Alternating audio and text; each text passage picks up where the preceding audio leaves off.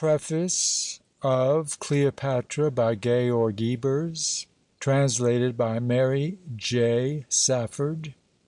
If the author should be told that the sentimental love of our day was unknown to the pagan world, he would not cite last the two lovers, Antony and Cleopatra, and the will of the powerful Roman general, in which he expressed the desire wherever he might die to be buried beside the woman whom he loved to his latest hour. His wish was fulfilled, and the love life of these two distinguished mortals, which belongs to history, has more than once afforded to art and poesy a welcome subject. In regard to Cleopatra especially, life was surrounded with an atmosphere of romance bordering on the fabulous. Even her bitterest foes admire her beauty and rare gifts of intellect. Her character, on the contrary, presents one of the most difficult problems of psychology. The servility of Roman poets and authors, who were unwilling frankly to acknowledge the light emanating so brilliantly from the foe of the state and the imperator, solved it to her disadvantage. Everything that bore the name of Egyptian was hateful or suspicious to the Roman, and it was hard to forgive this woman, born on the banks of the Nile, for having seen Julius Caesar at her feet and compelled Mark Antony to do her bidding. Other historians, Plutarch at their head, explain the enigma more justly, and in many respects in her favour. It was a delightful task to the author to scan more closely the personality of the hapless queen, and from the wealth of existing information shape for himself a creature in whom he could believe. Years elapsed ere he succeeded, but now that he views the completed picture, he thinks that many persons might be disposed to object to the brightness of his colours. Yet it would not be difficult for the writer to justify every shade which he has used. If, during his creative work, he learned to love his heroine, it was because the more distinctly he conjured before his mind the image of this wonderful woman, the more keenly he felt, and the more distinctly he perceived how fully she merited not only sympathy and admiration, but, in spite of all her sins and weaknesses, the self-sacrificing affection which she inspired in so many hearts. It was an author of no less importance than Horace who called Cleopatra non humilis mulier, a woman capable of no baseness, but the phrase gains its greatest importance from the fact that it adorns the hymn which the poet dedicated to Octavianus and his victory over Antony and Cleopatra. It was a bold act in such an ode to praise the victor's foe, yet he did it, and his words, which are equivalent to a deed, are among this greatly misjudged woman's fairest claims to renown. Unfortunately, it proved less potent than the opinion of Dio, who often distorted what Plutarch related, but probably followed most closely the farce or the popular tales which, in Rome, did not venture to show the Egyptian in a favourable light. The Greek Plutarch, who lived much nearer the period of our heroine than Dio, estimated her more justly than most of the Roman historians.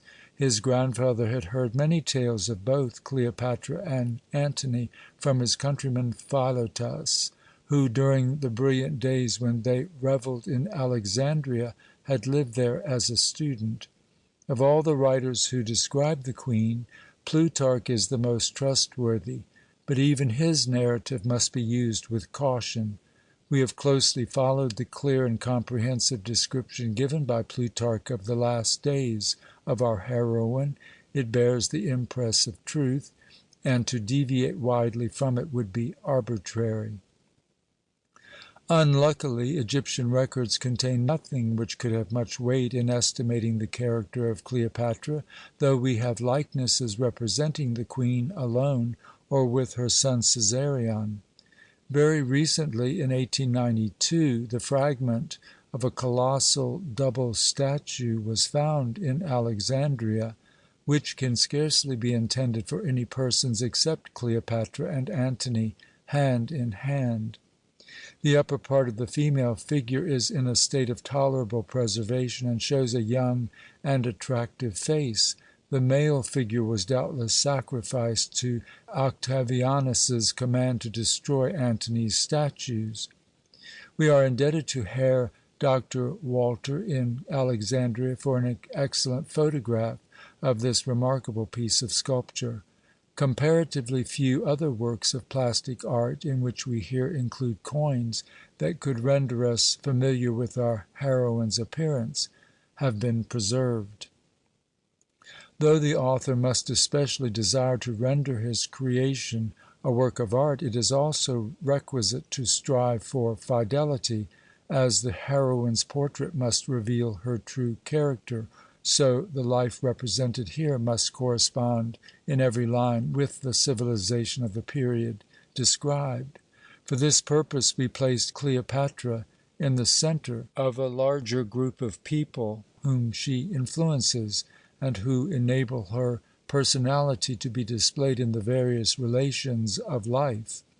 Should the author succeed in making the picture of the remarkable woman, who was so differently judged, as lifelike and vivid as it stamped itself upon his own imagination, he might remember with pleasure the hours which he devoted to this book.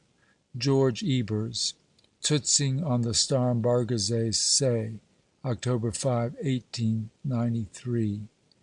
End of Preface. Chapter 1. Gorgias, the architect, had learned to bear the scorching sunbeams of the Egyptian noonday. Though not yet 30, he had directed, first as his late father's assistant and afterwards as his successor, the construction of the huge buildings erected by Cleopatra in Alexandria.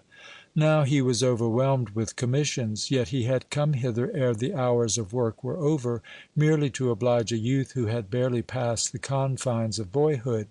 True, the person for whom he made this sacrifice was Caesarion, the son whom Cleopatra had given to Julius Caesar. Antony had honoured him with the proud title of King of Kings, yet he was permitted neither to rule nor even to issue orders, for his mother kept him aloof from affairs of state, and he himself had no desire to hold the sceptre. Gorgias had granted his wish the more readily because it was apparent that he wanted to speak to him in private, though he had not the least idea what Caesarion desired to confide, and under any circumstances he could give him only a brief interview. The fleet at whose head the Queen had set sail with Mark Antony for Greece must have already met Octavianus's galleys, and doubtless a battle wherein the destiny of the world was decided had also been fought upon the land. Gorgias believed that the victory would fall to Antony and the Queen, and wished the noble pair success with his whole heart. He was even obliged to act as if the battle had been already determined in their favour, for the architectural preparations for the reception of the conquerors were entrusted to his charge, and that very day must witness the decision of the location of the colossal statues which represented Antony hand in hand with his royal love. The epitrope Mardion, a eunuch who, as regent, represented Cleopatra, and Zeno, the keeper of the seal, who rarely opposed him, wished to have the piece of sculpture erected in a different place from the one he favoured. The principal objection to the choice made by the powerful head of the government was that it had fallen on land owned by a private individual. This might lead to difficulties, and Gorgias opposed it. As an artist, too, he did not approve Mardion's plan, for though on Didymus's land the statues would have faced the sea, which the regent and the keeper of the seal regarded as very important, no fitting background could have been obtained. At any rate, the architect could now avail himself of Caesarion's invitation to overlook, from the appointed place of meeting, the lofty steps of the Temple of Isis, the Bruchium, and seek the best site for the twin statues. He was anxious to select the most suitable one. The master who had created this work of art had been his friend, and had closed his eyes in death shortly after its completion. The sanctuary where Gorgias commenced his survey was in one of the fairest portions of the Bruchium, the Alexandrian quarter, where stood the royal palace with its extensive annexes, the finest temples, except the Serapeum, situated in another part of the city, and the largest theatres. The Forum invited the council of Macedonian citizens to its assemblies, and the museum afforded a resort for the scholars. The little square, closed in the east by the temple of Isis, was called the Corner of the Muses, on account of the two marble statues of women before the entrance of the house, which, with its large garden, facing the square northward and extending along the sea, belonged to Didymus, an old and highly respected scholar and member of the museum. The day had been hot, and the shade of the temple of Isis was very welcome to the architect. This sanctuary rested upon a lofty foundation, and a long flight of steps led to the cella. The spot afforded Gorgias a wide prospect. Most of the buildings within his vision belonged to the time of Alexander and his successors in the house of the Ptolemies, but some, and by no means the least stately, were the work of Gorgias himself or of his father. The artist's heart swelled with enthusiastic delight at the sight of this portion of his native city. He had been in Rome, and visited many other places numbered among the world's fairest and most populous cities, but not one contained so many superb works of art crowded together in so small a space. If one of the immortals themselves, he murmured, should strive to erect for the inhabitants of Olympus a quarter meet for their grandeur and beauty, it could scarcely be much more superb or better fitted to satisfy the artistic needs which we possess as their gift, and it would surely be placed on the shore of such a sea. While speaking, he shaded his keen eyes with his hand.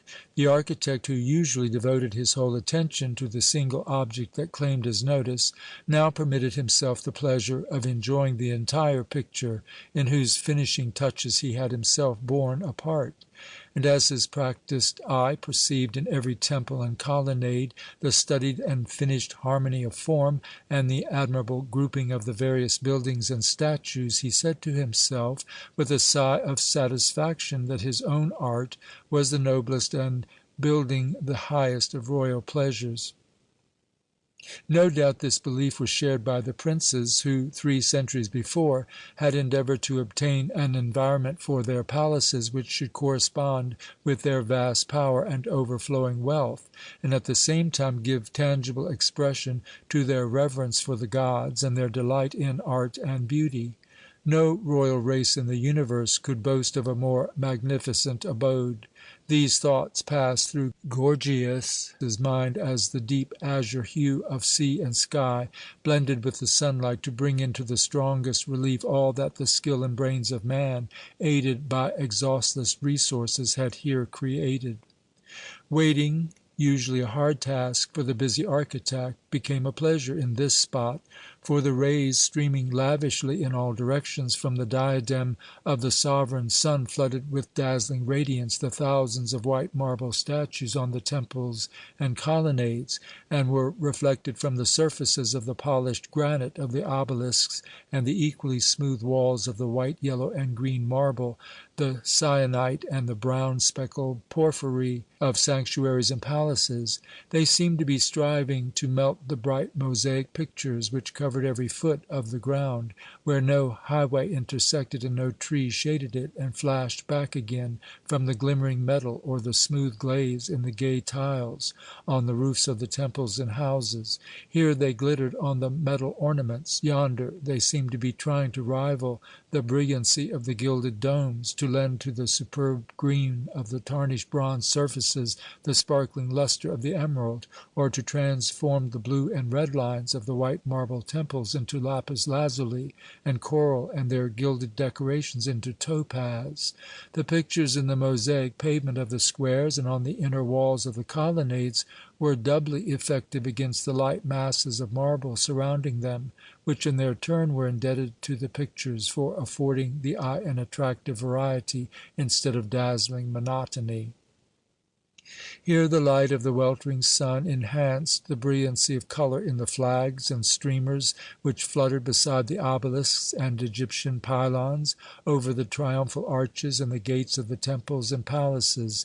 Yet even the exquisite purplish blue of the banner waving above the palace on the peninsula of Lochias, now occupied by Cleopatra's children, was surpassed by the hue of the sea, whose deep azure near the shore merged far away into bands of lighter and darker blue, blending with dull or whitish green.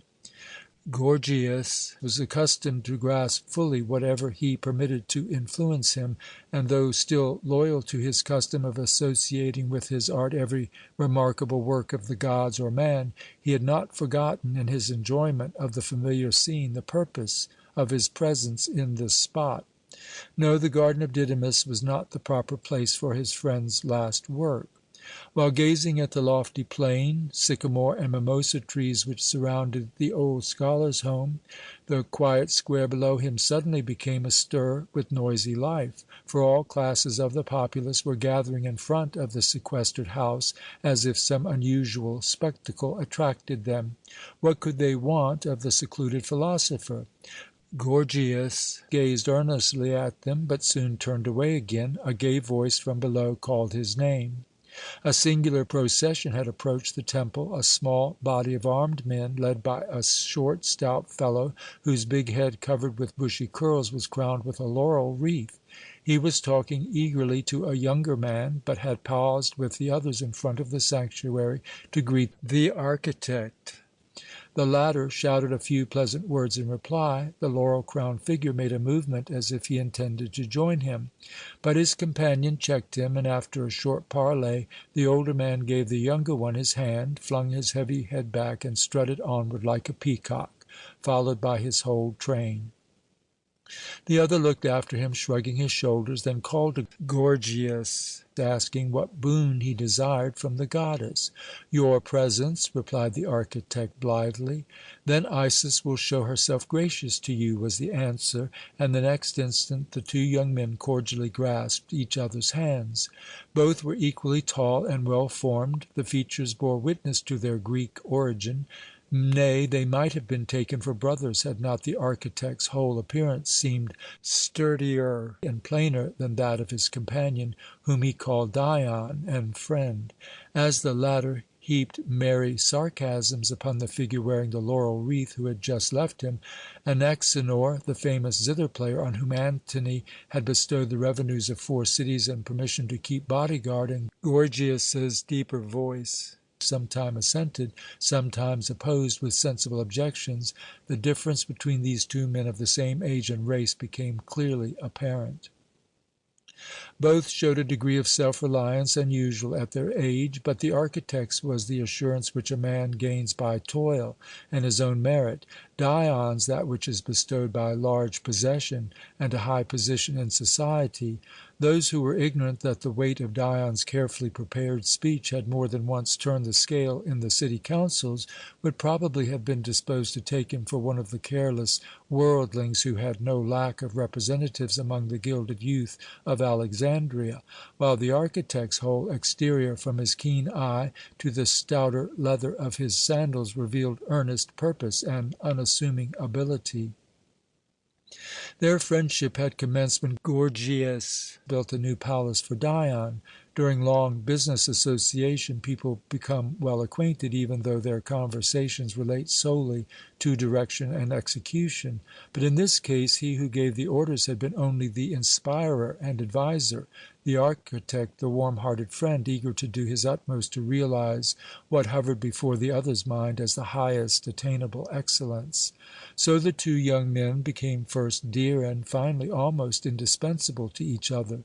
As the architect discovered in the wealthy man of the world many qualities whose existence he had not suspected, the latter was agreeably surprised to find in the artist, associated with his solidity of character, a jovial companion, who this first made him really beloved by his friend had no lack of weaknesses. When the palace was completed to Dion's satisfaction and became one of the most lauded ornaments of the city, the young men's friendship assumed a new form, and it would have been difficult to say which received the most benefit. Dion had just been stopped by the zither player to ask for confirmation of the tidings that the united forces of Antony and Cleopatra had gained a great victory on sea and land. In the eating-house at Canopus, where he had breakfasted, every one was full of the joyful news, and rivers of wine had been drunk to the health of the victors and the destruction of the malicious foe. "In these days," cried Dion, "not only weak-brained fellows like the zither-player believe me omniscient, but many sensible men also. And why? Because, forsooth, I am the nephew of Zeno, the keeper of the seal, who is on the brink of despair because he himself knows nothing, not even the veriest trifle." "Yet he stands nearest to the Regent," observed Gorgias, "and must learn, if any one does, how the fleet fares." "You too," sighed his friend. "Had I been standing so far above the ground as you, the architect, by the dog, I should not have failed to note the quarter whence the wind blew.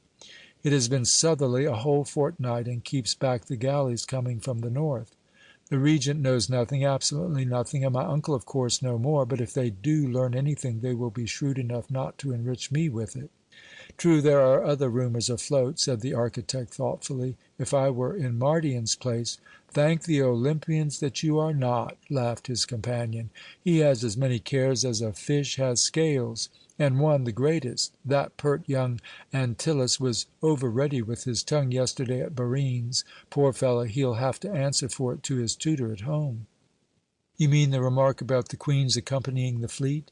"St!" said Dion, putting his finger on his lips, for many men and women were now ascending the temple steps.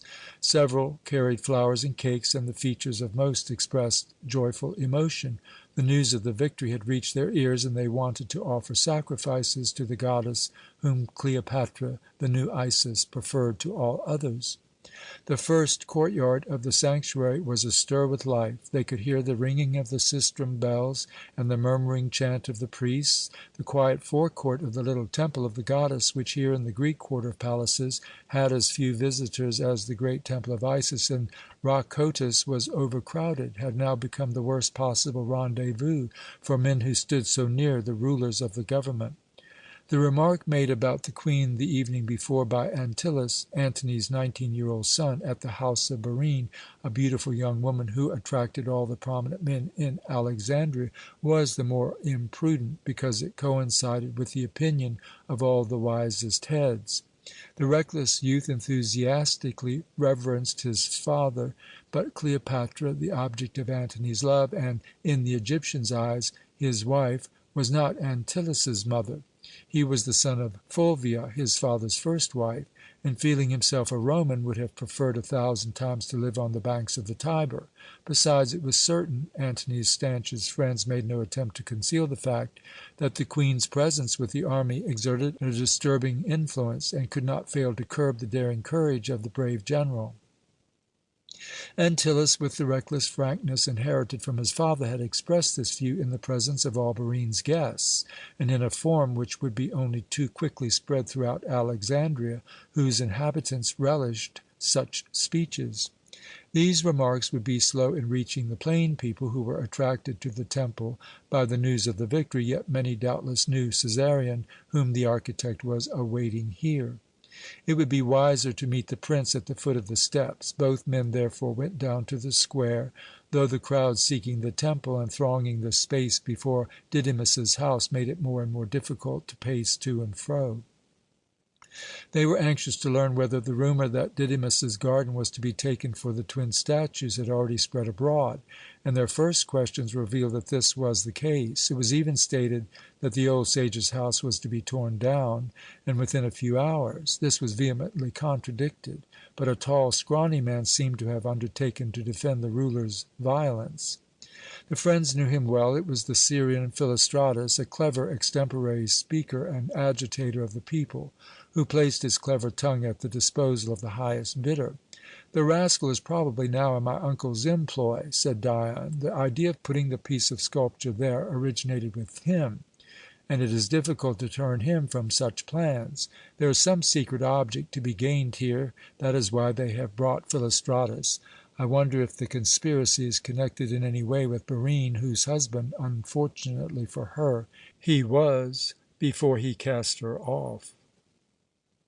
"Cast her off!" exclaimed Gorgias wrathfully. "How that sounds! True, he did it, but to persuade him the poor woman sacrificed half the fortune her father had earned by his brush.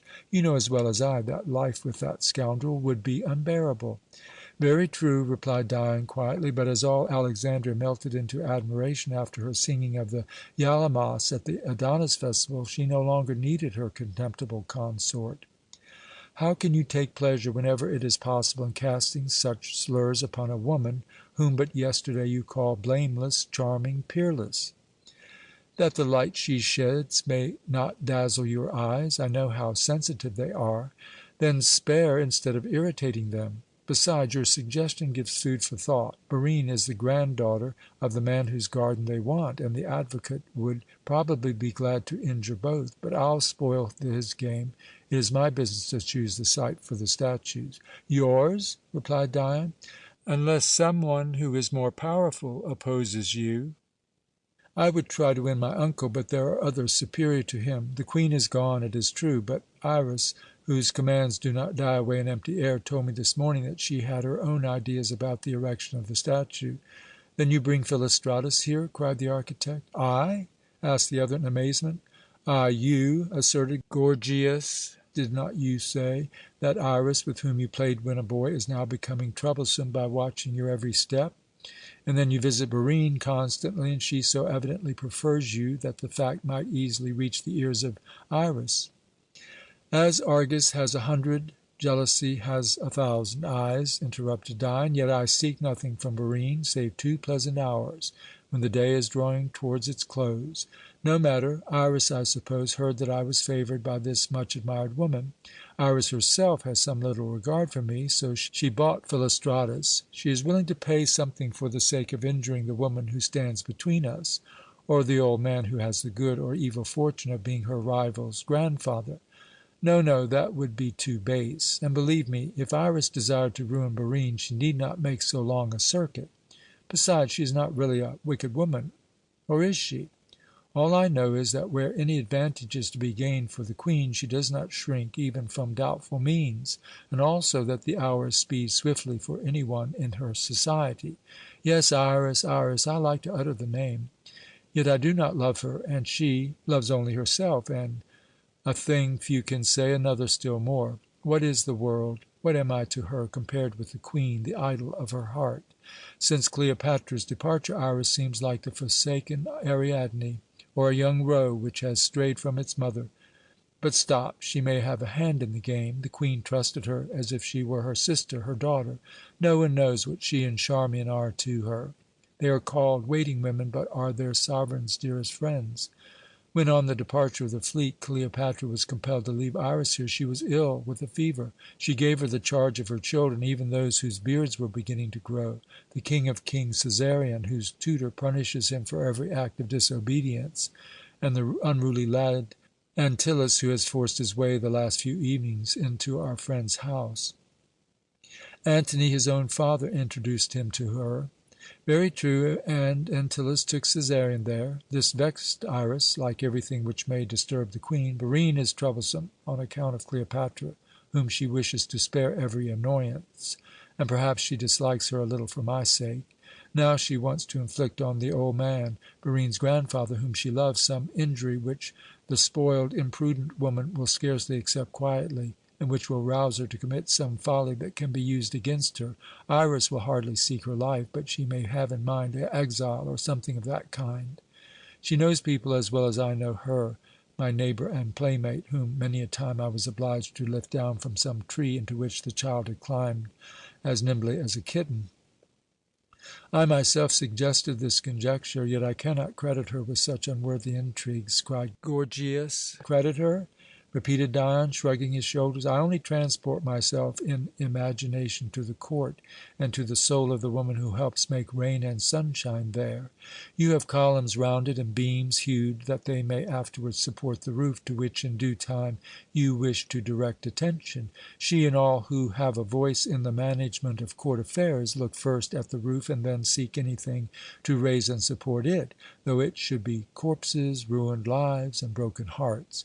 The point is that the roof shall stand until the architect, the Queen, sees and approves it. As to the rest, but there is the carriage. It doubtless brings. You were—" He paused, laid his hands on his friend's arm, and whispered hastily, "Iras is undoubtedly at the bottom of this, and it is not Antyllus, but yonder dreaming lad for whom she is moving. When she spoke of the statues just now, she asked in the same breath where I had seen him on the evening of the day before yesterday, and that was the very time he called on Barine. The plot was made by her, and Iras is doing all the work. The mouse is not caught while the trap is closed, and she is just raising her little hand to open it." "If only she does not use some man's hand," replied the architect wrathfully, and then turned towards the carriage and the elderly man who had just left it and was now approaching the two friends. Chapter 2. When Cæsarion's companion reached Dion and Gorgias, the former modestly made a movement to retire, but Archibius was acquainted with both and begged him to remain. There was an air of precision and clearness in the voice and quiet movements of this big, broad-shouldered man, with his robust frame and well-developed limbs. Though only a few years beyond 40, not merely his grey hair, but the calm, impressive dignity of his whole manner indicated a more advanced age. "The young king yonder," he began in a deep, musical voice, motioning towards the equipage, "wished to speak to you here in person, Gorgias, but by my advice he refrained from mingling with the crowd. I have brought him hither in a closed carriage. If the plan suits you, enter it and talk with him while I keep watch here. Strange things seem to be occurring. And yonder, or am I mistaken? Has the monster dragged along there any connection with the twin statues of the Queen and her friend? Was it you who selected that place for them?" "No," replied the architect. "The order was issued over my head and against my will." "I thought so," replied the other. "This is the very matter of which Cæsarion wishes to speak. If you can prevent the erection of the statues on Didymus's land, so much the better. I will do everything in my power to aid you, but in the Queen's absence that is little." "Then what can be said of my influence?" asked the architect. "Who in these days knows whether the sky will be blue or grey to morrow? I can guarantee one thing only. I will do my best to prevent this injury of an estimable citizen, interference with the laws of our city, and violation of good taste." "Say so to the young king, but express yourself cautiously," replied Archibius, as the architect turned towards the carriage. As soon as Dion and the older man were alone, the latter inquired the cause of the increasing uproar, and as, like every well-disposed Alexandrian, he esteemed Archibius and knew that he was intimately acquainted with the owner of the imperilled garden, and therefore with his granddaughter Barine, he confided his anxiety to him without reserve. "Iras is your niece, it is true," he said in his open-hearted manner, "but I know that you understand her character. It suits her now to fling a golden apple into the path of a person whom she dislikes and believes incautious, that she may pick it up and thus afford her an opportunity to bring a charge of theft." Noting the inquiring glance Archibius fixed upon him as he made this comparison, he changed his tone and continued more earnestly. "Zeus is great, but destiny is superior even to him. Zeus can accomplish much, but when Iras and your sister Charmian, who unfortunately is now with the Queen, wish to effect anything, he, like the regent Mardion, must give way. The more lovable Cleopatra is, the more surely everyone prizes a position near her person above aught else, especially such trifles as law and justice." These are harsh words, responded Archibius, and seem the more bitter in proportion to the germ of truth which they contain. Our court shares the fate of every other in the East, and those to whom Rome formerly set the example of holding law and justice sacred can now go there, interrupted Dion, to learn how rudely both are trampled under foot. The sovereigns here and there may smile at one another like the augurs. They are like brothers. But with the difference, Archibius broke in, that the head of our public affairs is the very embodiment of affability and grace, while in Rome, on the contrary, harsh severity and bloody arrogance, or even repulsive servility, guide the reins. Here Archibius interrupted himself to point to the shouting throng advancing towards them. "You are right," Dion answered. "Let us defer this discussion till we can pursue it in the house of the charming Barine. But I rarely meet you there, though by blood you are so nearly allied to her father. I am her friend. At my age that might easily mean her lover, but in our case the comparison would not suit. Yet perhaps you will believe me, for you have the right to call yourself the friend of the most bewitching of women." A sorrowful smile flitted over the grave, set features of the older man, who, raising his hand as if in protest, answered carelessly, "I grew up with Cleopatra, but a private citizen loves a queen only as a divinity. I believe in your friendship for Barine, though I deem it dangerous." "If you mean that it might injure the lovely woman," replied Dion, raising his head more proudly, as if to intimate that he required no warning even from him, "perhaps you are right. Only I beg you not to misunderstand me. I am not vain enough to suppose that I could win her heart. But unfortunately there are many who cannot forgive the power of attraction which she exerts over me as well as upon all. So many men gladly visit Barine's house that there are an equal number of women who would rejoice to close it. Among them, of course, is Iras. She dislikes my friend. Nay, I fear that what you witness yonder is the apple she flung in order, if not to ruin, at least to drive her from the city ere the Queen, may the gods grant her victory, ere Cleopatra returns. You know your niece Iras. Like your sister Charmian, she will shrink from nothing to remove an annoyance from her mistress's pathway, and it will hardly please Cleopatra when she learns that the two youths whose welfare lies nearest her heart, Antyllus and Cæsarion, seek Barine's house, no matter how stainless the latter's reputation may be." "I have just heard of it," replied Archibius, "and I, too, am anxious. Antony's son has inherited much of his father's insatiable love of pleasure. But Cæsarion, he has not yet ventured out of the dreamland which surrounds him into actual life. What others scarcely perceive deals him a serious blow. I fear Eros is sharpening arrows for him which will pierce deep into his heart. While talking with me he seemed strangely changed. His dreamy eyes glittered like a drunkard's when he spoke of Barine. I fear " "Impossible!" cried Dion in surprise, nay, almost terror. "If that is the case, Iras is not wholly wrong, and we must deal with the matter differently. But it is of the first importance to conceal the fact that Cæsarion has any interest in the affairs of the old house owner. To seek to maintain the old man's right to his own property is a matter of course, and I will undertake to do this and try to get yonder orator home. Just see how the braggart is swinging his arms in Iras's service. As for Barine, it will be well to induce her to leave of her own free will a city where it will be made unpleasant for her. Try to persuade her to pursue this course. If I went to her with such a suggestion, who yesterday no, besides, she might hear that Iras and she would imagine all sorts of absurdities. You know what jealousy means. To you, whom she esteems, she would surely listen, and she need not go far from the city. If the heart of this enthusiastic boy, who might some day desire to be king of kings, not only in name, should really be fired with love for Barine, what serious misfortune might follow?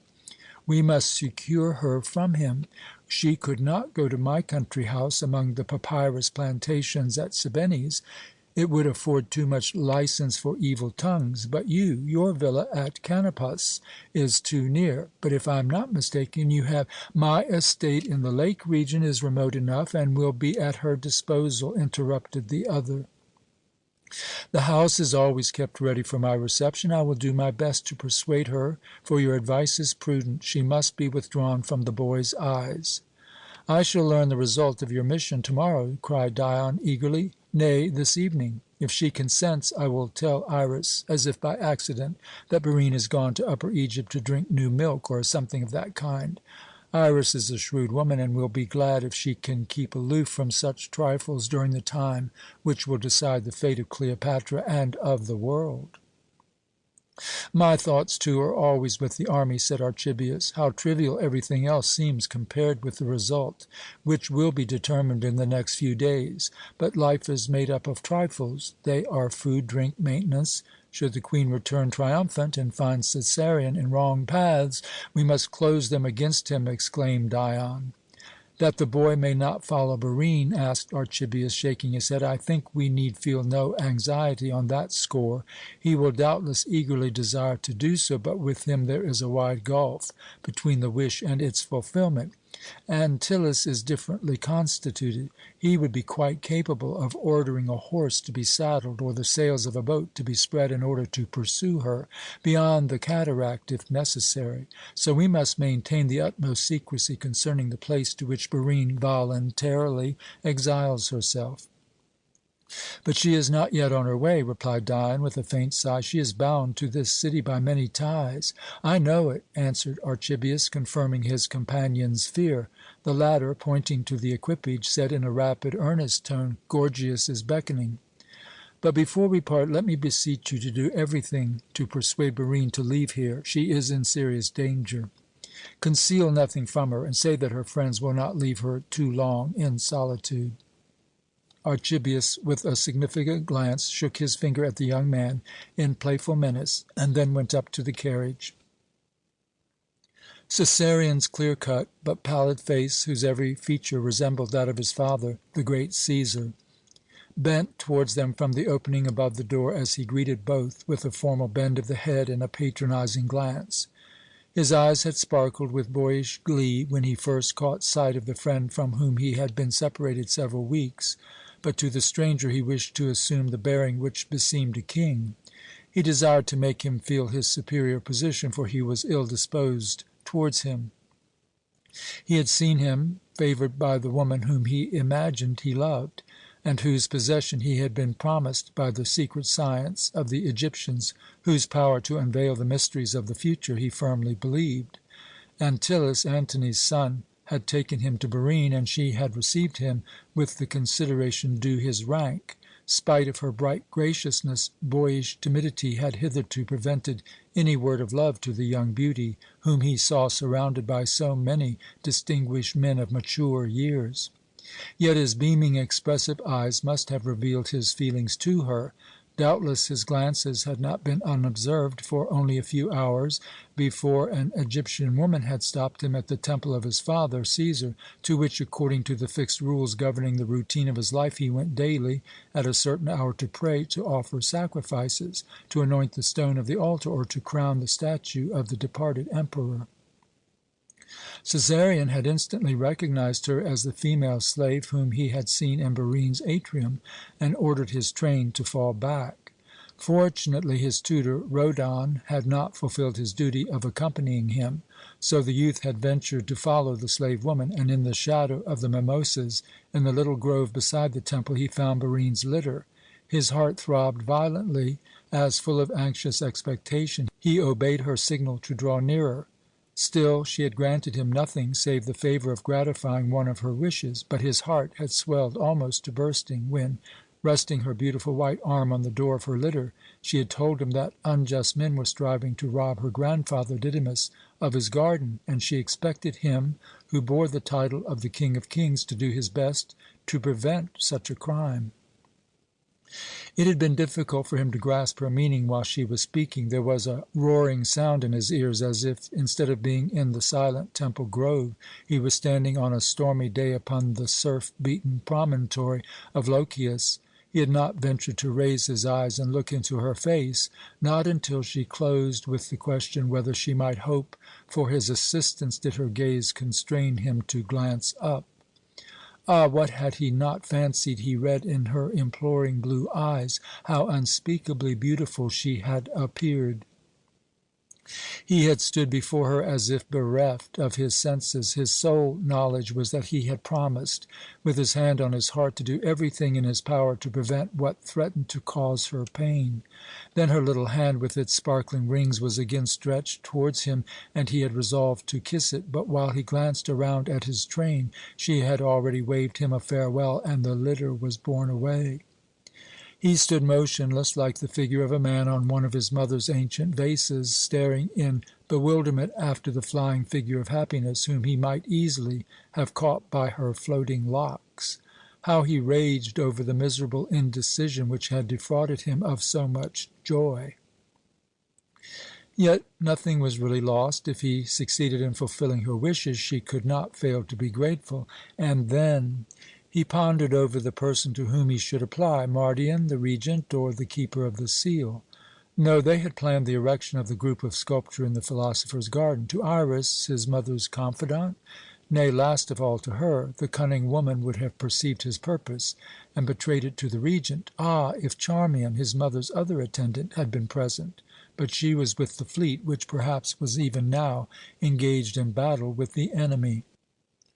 At this recollection his eyes again sought the ground. He had not been permitted to take the place in the army to which his birth entitled him, while his mother and Charmian.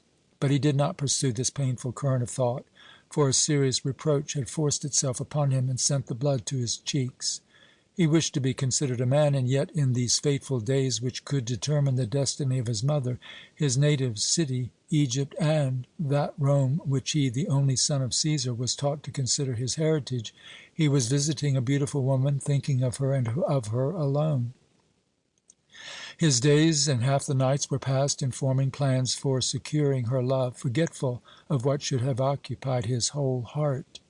Only yesterday Iras had sharply admonished him that in times like these it was the duty of every friend of Cleopatra and every foe of her foes to be with the army, at least in mind. He had remembered this, but instead of heeding the warning, the thought of her had merely recalled her uncle, Archibius, who possessed great influence, not merely on account of his wealth, but because every one also knew his high standing in the regard of the Queen. Besides, the clever, kindly man had always been friendly to him from childhood, and like a revelation came the idea of applying to him and to the architect Gorgias, who had a voice in the matter, and by whom he had been strongly attracted during the period while he was rebuilding the wing assigned to the prince in the palace at Lochias. So one of the attendants was instantly dispatched with a little tablet which invited Gorgias to the interview at the temple of Isis.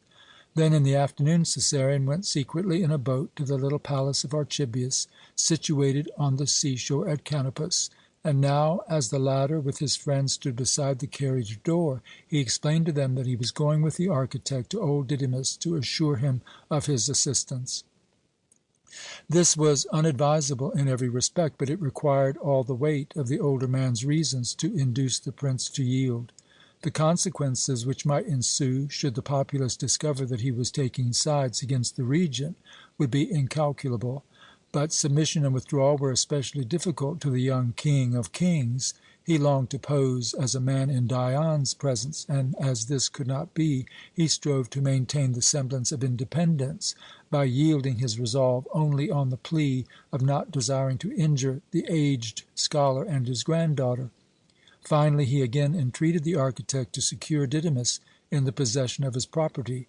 When at last he drove away with Archibius, twilight was already gathering, torches were lighted in front of the temple and the little mausoleum adjoining the cella, and pitch pans were blazing in the square.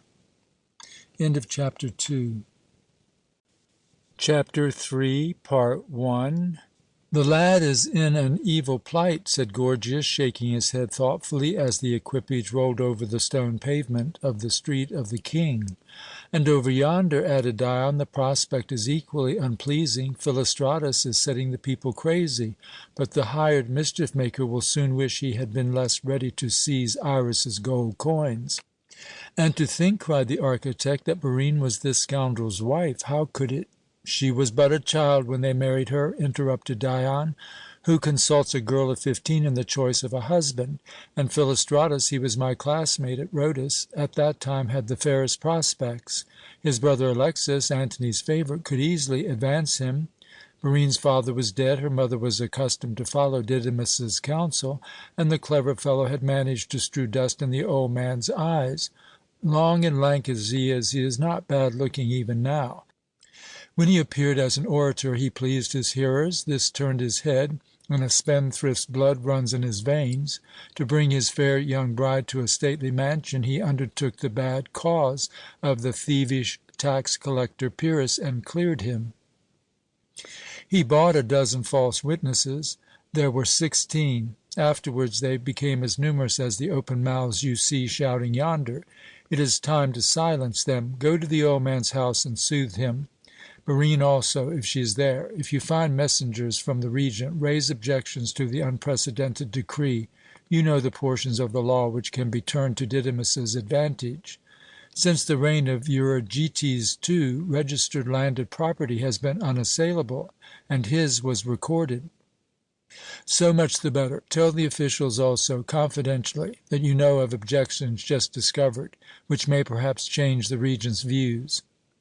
And above all, I shall insist upon my right to choose the place for the twin statues. The Queen herself directed the others to heed my opinion. That will cast the heaviest weight into the scale. We shall meet later. You will prefer to keep away from Barine to-night. If you see her, tell her that Archibius said he would visit her later. For an object I will explain afterwards. I shall probably go to Iras to bring her to reason.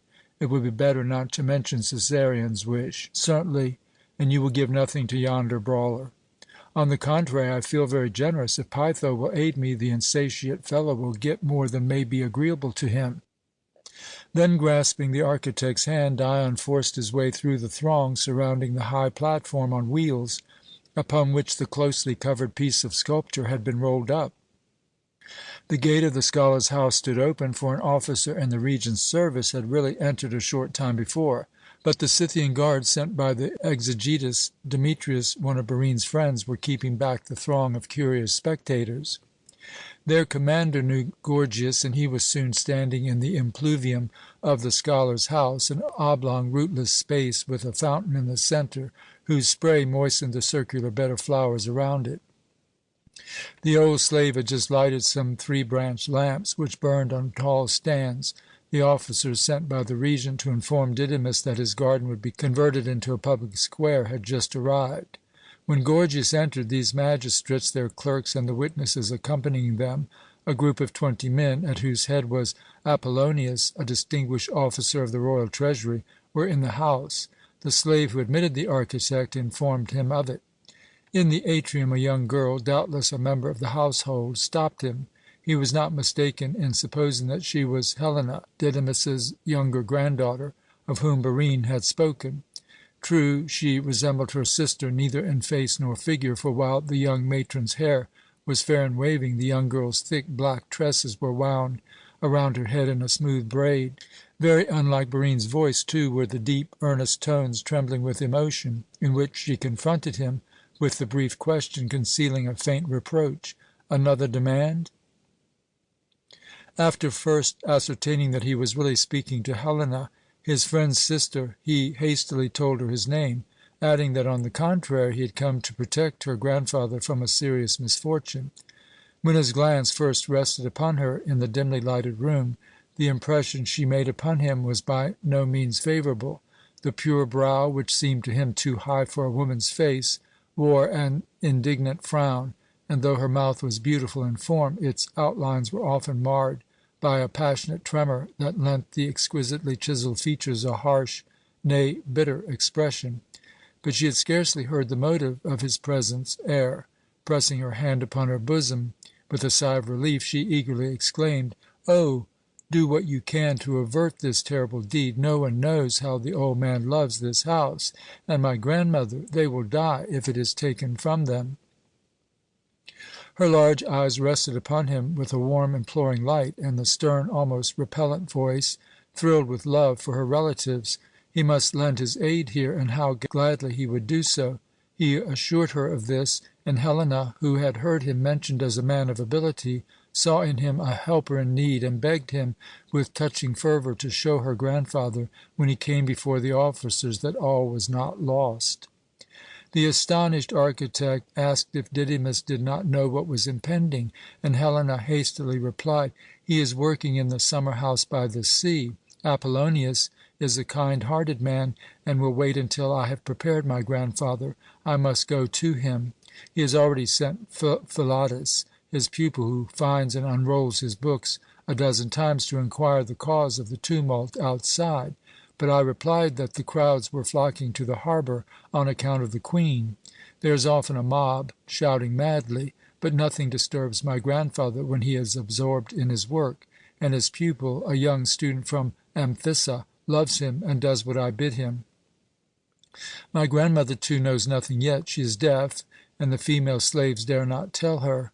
After her recent attack of giddiness, the doctor said that any sudden shock might injure her. If only I can find the right words, that my grandfather may not be too sorely hurt." "Shall I accompany you?" asked Gorgias kindly. "No," she answered hurriedly. "He needs time ere he will trust strangers. Only if Apollonius discloses the terrible truth, and his grief threatens to overpower him, comfort him and show him that we still have friends who are ready to protect us from such disaster." She waved her hand in token of gratitude and hurried through the little side gate into the garden. Gorgias looked after her with sparkling eyes and drew a long breath. How good this girl must be, how wisely she cared for her relatives, how energetically the young creature behaved. He had seen his new acquaintance only in the dim light, but she must be beautiful. Her eyes, lips, and hair certainly were. How his heart throbbed as he asked himself the question whether this young girl, who was endowed with every gift which constituted the true worth of womanhood, was not preferable to her more attractive sister Barine, when the thought darted through his mind that he had cause to be grateful to the beard which covered his chin and cheeks, for he felt that he, a sedate, mature man, must have blushed. And he knew why. Only half an hour before he had felt and admitted to Dion that he considered Barine the most desirable of women, and now another's image cast a deep shadow over hers and filled his heart with new, perhaps stronger emotions. He had had similar experiences only too often, and his friends, Dion at their head, had perceived his weakness and spoiled many an hour for him by their biting jests. The series of tall and short, fair and dark beauties who had fired his fancy was indeed of considerable length, and every one on whom he had bestowed his quickly enkindled affections had seemed to him the one woman he must make his own, if he would be a happy man. But ere he had reached the point of offering his hand, the question had arisen in his mind whether he might not love another still more ardently.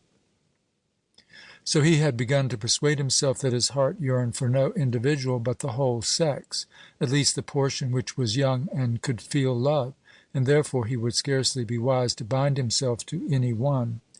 True, he knew that he was capable of fidelity, for he clung to his friends with changeless loyalty, and was ready to make any sacrifice in their behalf. With women, however, he dealt differently. Was Helena's image, which now floated before him so bewitchingly, destined to fade as swiftly? The contrary would have been remarkable.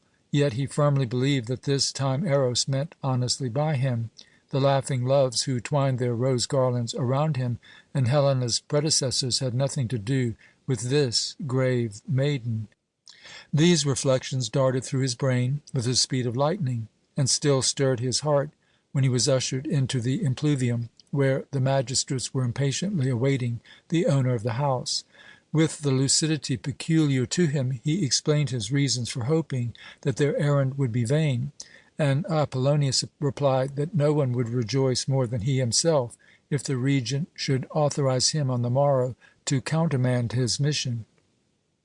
He would gladly wait there longer to afford the old man's granddaughter an opportunity to soften the tidings of the impending misfortune. The kind-hearted man's patience, however, was not tested too long, for when Helena entered the summer house, Didymus had already been informed of the disaster which threatened him and his family. The philosopher Euphranor, an elderly member of the museum, had reached him through the garden gate, and, spite of Philotas's warning sign, told him what was occurring. But Didymus knew the old philosopher, who, a recluse from the world like himself, was devoting the remainder of his life and strength to the pursuit of science. So he only shook his head incredulously, pushed back the thin locks of grey hair which hung down on his cheeks over the barest part of his skull, and exclaimed reproachfully, though as if the matter under discussion was of the most trivial importance, "What have you been hearing? We'll see about it." He had risen as he spoke, and too abruptly surprised by the news to remember the sandals on the mat and the upper robe which lay on a chest of drawers at the end of the room, he was in the act of quitting it when his friend, who had silently watched his movements, stopped him, and Helena entered. The grey-haired sage turned to her, and, vexed by his friend's doubts, begged her to convince her grandfather that even matters which do not please us may nevertheless be of some importance. She did so as considerately as possible, thinking meanwhile of the architect and his hopes.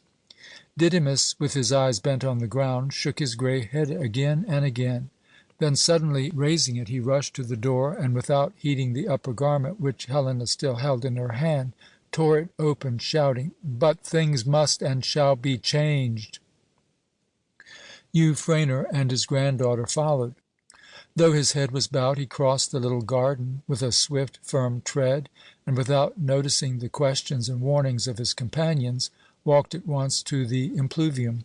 The bright light dazzled his weakened eyes, and his habit of gazing into vacancy or on the ground compelled him to glance from side to side for some time ere he could accustom himself to it. Apollonius approached, greeted him respectfully, and assured him that he deeply regretted having interrupted him in the work for which the whole world was waiting, but he had come on important business. I know," the old scholar answered with a smile of superiority. "What is all this ado about?" As he spoke, he looked around the group of spectators, among whom he knew no one except Apollonius, who had charge of the museum accounts, and the architect, for whom he had composed the inscription on the odium which he had recently built. But when his eyes met only unfamiliar faces, the confidence which hitherto had sustained him began to waver.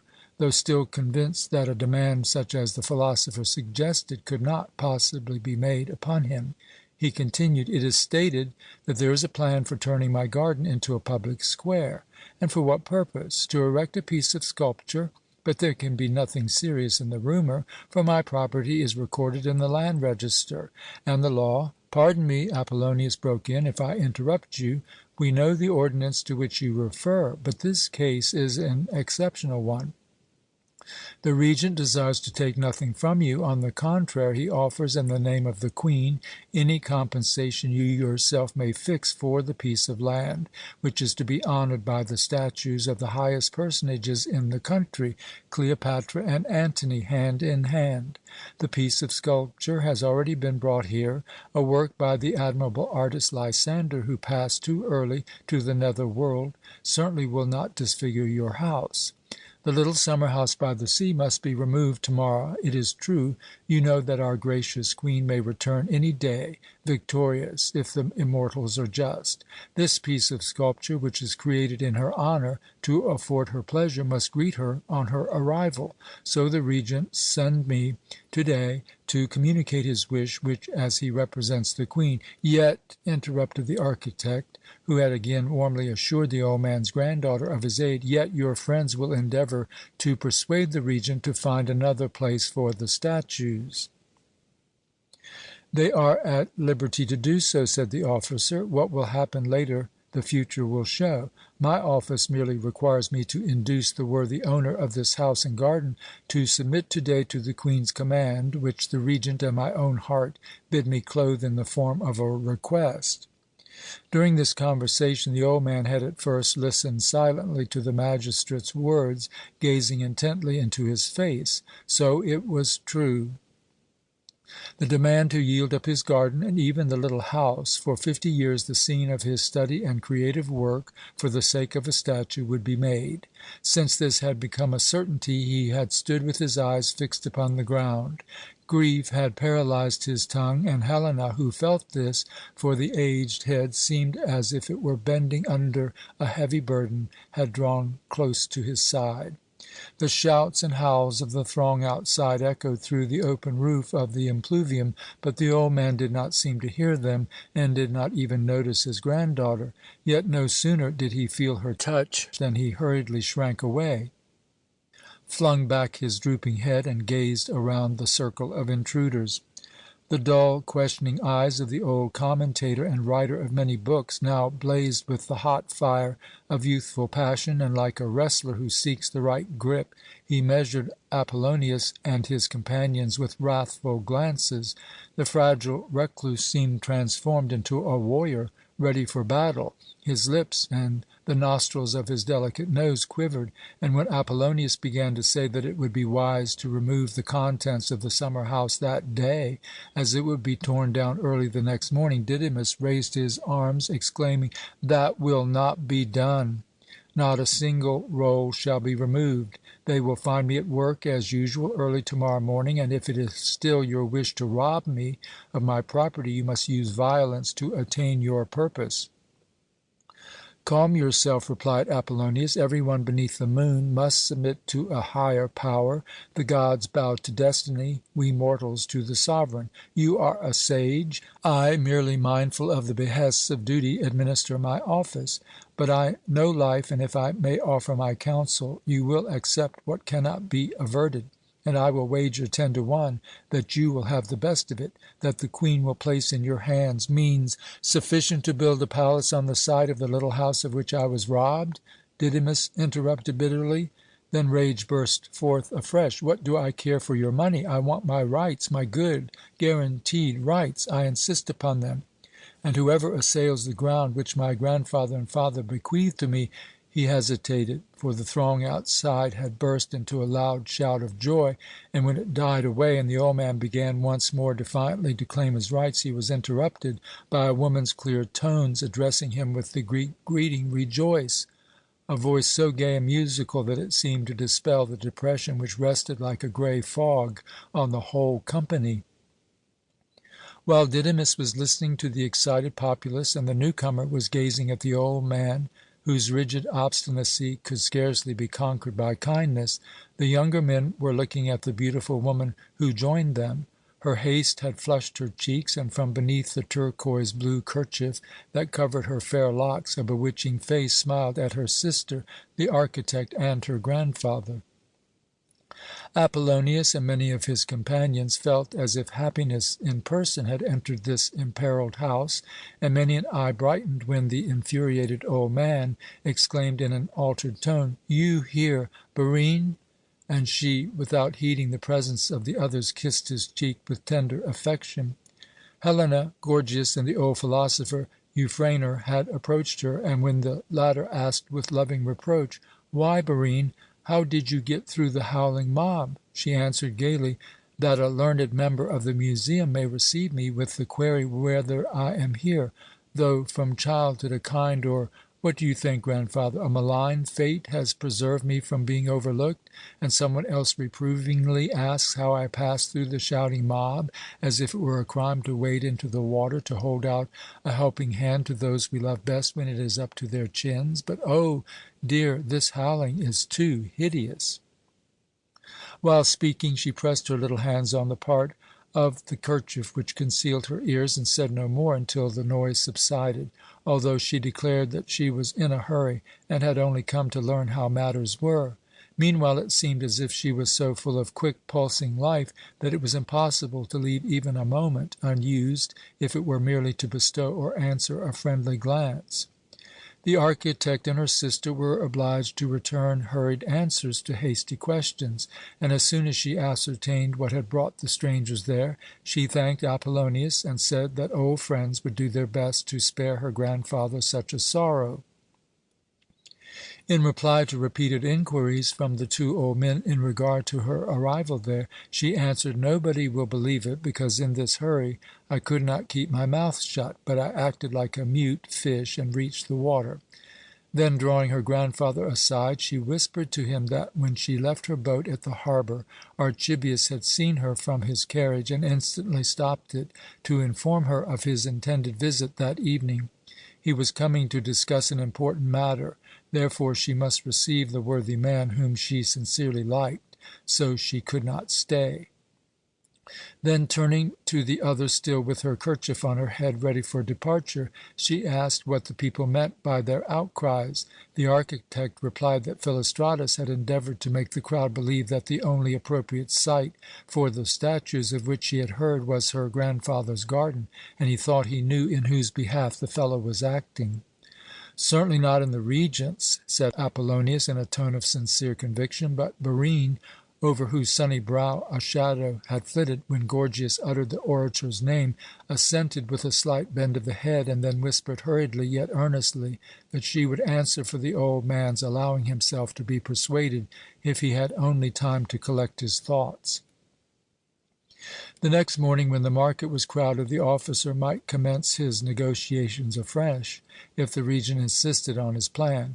Meanwhile, she would do her best to persuade her grandfather to yield, though he was not exactly one of the class who are easily guided.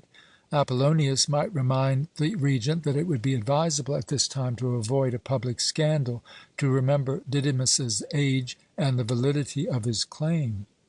While Apollonius was talking with his companions, Barine beckoned to the architect and hastily took leave of the others, protesting that she was in no danger, since she would slip away again like a fish, only this time she would use her tongue, and hoped by its means to win to the support of Didymus's just cause a man who would already have ended all the trouble had the Queen only been in Alexandria. Until now the eyes and ears of the whole company had been fixed upon Barine. No one had desired anything better than to gaze at and listen to her. Not until she had quitted the room with Gorgias did the officials discuss the matter together, and soon after Apollonius went away with his companions to hold another conference with the Regent about this unpleasant business. This time the architect had followed the young beauty with very mingled feelings. Only an hour before he would have rejoiced to be permitted to accompany and protect Barine. Now he would have gladly remained with her sister, who had returned his farewell greeting so gratefully and yet with such maidenly modesty. But even the most vacillating man cannot change one fancy for another, as he would replace a black piece on the draught board with a white one, and he still found it delightful to be so near Barine. Only the thought that Helena might believe that he stood on very intimate terms with her sister had darted with a disquieting influence through his brain when the latter invited him to accompany her. In the garden, Barine begged him, before they went to the landing place where the boat was moored, to help her ascend the narrow flight of steps leading to the flat roof of the gatekeeper's little house. Here they could watch unseen the tumult in the square below, for it was surrounded by dense laurel bushes. Bright flames were blazing in the pitch pans before the two temples at the side of the Corner of the Muses, and their light was increased by the torches held in the hands of Scythians. Yet no individuals could be distinguished in the throng. The marble walls of the temples shimmered, the statues of Didymus's gate and the Hermae along the Street of the King, which passed the threatened house and connected the north of the Corner of the Muses with the seashore, loomed from the darkness in the brilliancy of the reflected light, but the smoke of the torches darkened the sky and dimmed the starlight. The only persons distinctly visible were Dion, who had stationed himself on the lofty framework of the platform on which the muffled statues had been drawn hither, and the attorney Philostratus, who stood on the pedestal of one of the dolphins which surrounded the fountain between the Temple of Isis and the street.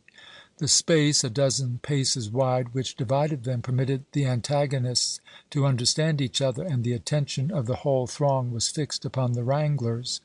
These verbal battles were one of the greatest pleasures of the Alexandrians, and they greeted every clever turn of speech with shouts of applause, every word which displeased them with groans, hisses, and catcalls. Barine could see and hear what was passing below. She had pushed aside the foliage of the laurel bushes which concealed her, and with her hand raised to her ear stood listening to the two disputants. When the scoundrel whom she had called husband, and for whom her contempt had become too deep for hate, sneeringly assailed her family as having been fed from generation to generation from the corn-bin of the museum, she bit her lips. But they soon curled, as if what she heard aroused her disgust, for the speaker now turned to Dion, and accused him of preventing the kindly disposed regent from increasing the renown of the great Queen and affording her noble heart a pleasure. "My tongue," he cried, "is the tool which supports me. Why am I using it here till it is weary and almost paralyzed? In honour of Cleopatra, our illustrious Queen, and her generous friend, to whom we all owe a debt of gratitude, let all who love her, and the divine Antony, the new Heracles, and Dionysus, both, will soon make their entry among us, crowned with the laurels of victory, join the Regent and every well-disposed person in seizing yonder bit of land, so meanly withheld by base avarice and a sentiment, do you hear, which I do not name more plainly, simply because wickedness is repulsive to me, and I do not stand here as an accuser. Whoever upholds the word-monger who spouts forth books as the dolphin at my side does water may do so. I shall not envy him. But first look at Didymus's ally and panegyrist. There he stands opposite to me. It would have been better for him had the dolphin at his feet taught him silence. Then he might have remained in the obscurity which befits him. But whether willing or not, I must drag him forth, and I will show you, Dion, fellow citizens, though I would far rather have you see things which arouse less ire. The dim light prevents your distinguishing the colour of his robe, but I know it, for I saw it in the glare of day. It is hyacinthine purple. You know what that costs. It would support the wives and children of many among you for 10 long years. How heavy must be the purse which can expose such a treasure to sun and rain, is the thought of every one who sees him strutting about as proudly as a peacock, and his purse is loaded with many talents. Only it is a pity that day after day most of you must give your children a little less bread, and deprive yourselves of many a draught of wine to deck him out so bravely. His father Eumenes was a tax collector, and what the leech extorted from you and your children the son now uses to drive, clad in hyacinthine purple, a 4-horse chariot which splashes the mire from the street into your faces as it rolls onward. By the dog, the gentleman does not weigh so very much, yet he needs 4 horses to drag him. And, fellow citizens, do you know why? I'll tell you. He's afraid of sticking fast everywhere, even in his speech." Here Philostratus lowered his voice, for the phrase "sticking fast" had drawn a laugh from some of his hearers. But Dion, whose father had really amassed in the high position of a receiver of taxes the handsome fortune which his son possessed, did not delay his reply. "Yes, yes," he retorted scornfully, "yonder Syrian babbler hit the mark this time. He stands before me, and who does not easily stick fast when marsh and mire are so near? As for the hyacinthine purple cloak, I wear it because I like it. His crocus yellow one is less to my taste, though he certainly looks fine enough in it in the sunlight. It shines like a buttercup in the grass. You know the plant. When it fades, and I ask whether you think Philostratus looks like a bud, when it fades, it leaves a hollow spiral ball which a child's breath could blow away. Suppose in future we should call the round buttercup seed vessels, Philostratus' heads. You like the suggestion? I am glad, fellow citizens, and I thank you. It proves your good taste. Then we will stick to the comparison. Every head contains a tongue, and Philostratus says that his is the tool which supports him." "Here, the money bag, the despiser of the people," interrupted Philostratus furiously. "The honest toil by which a citizen earns a livelihood is a disgrace in his eyes." "Honest toil, my good friend," replied Dion, "is scarcely in question here. I spoke only of your tongue. You understand me, fellow citizens? Or if any of you are not yet acquainted with this worthy man, I will show him to you, for I know him well. He is my foe, yet I can sincerely recommend him to many of you. If any one has a very bad, shamefully corrupt cause to bring before the courts, I most earnestly counsel him to apply to the buttercup man, perched on yonder fountain. He will thank me for it. Believe me, Didymus's cause is just, precisely because this advocate so eagerly assails it. I told you just now the matter under discussion. Which of you who owns a garden can say in future, 'It is mine,' if during the absence of the Queen it is allowable to take it away to be used for any other purpose? But this is what threatens Didymus. If this is to be the custom here, let every one beware of sowing a radish or planting a bush or a tree, for should the wife of some great noble desire to dry her linen there, he may be deprived of it ere the former can ripen or the latter give shade."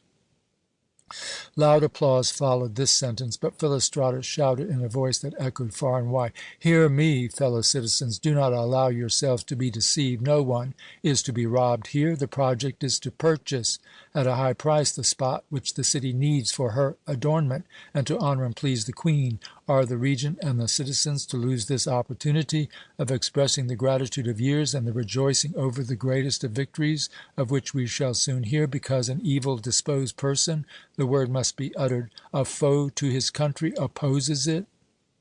"Now the mire is coming too near me," Dion angrily responded, "and I might really stick fast, as I was warned, for I do not envy the ready presence of mind of any person whose tongue would not falter when the basest slander scattered its venom over him. You all know, fellow citizens, through how many generations the Didymus family has lived to the honour of this city, doing praiseworthy work in yonder house. You know that the good old man who dwells there was one of the teachers of the royal children."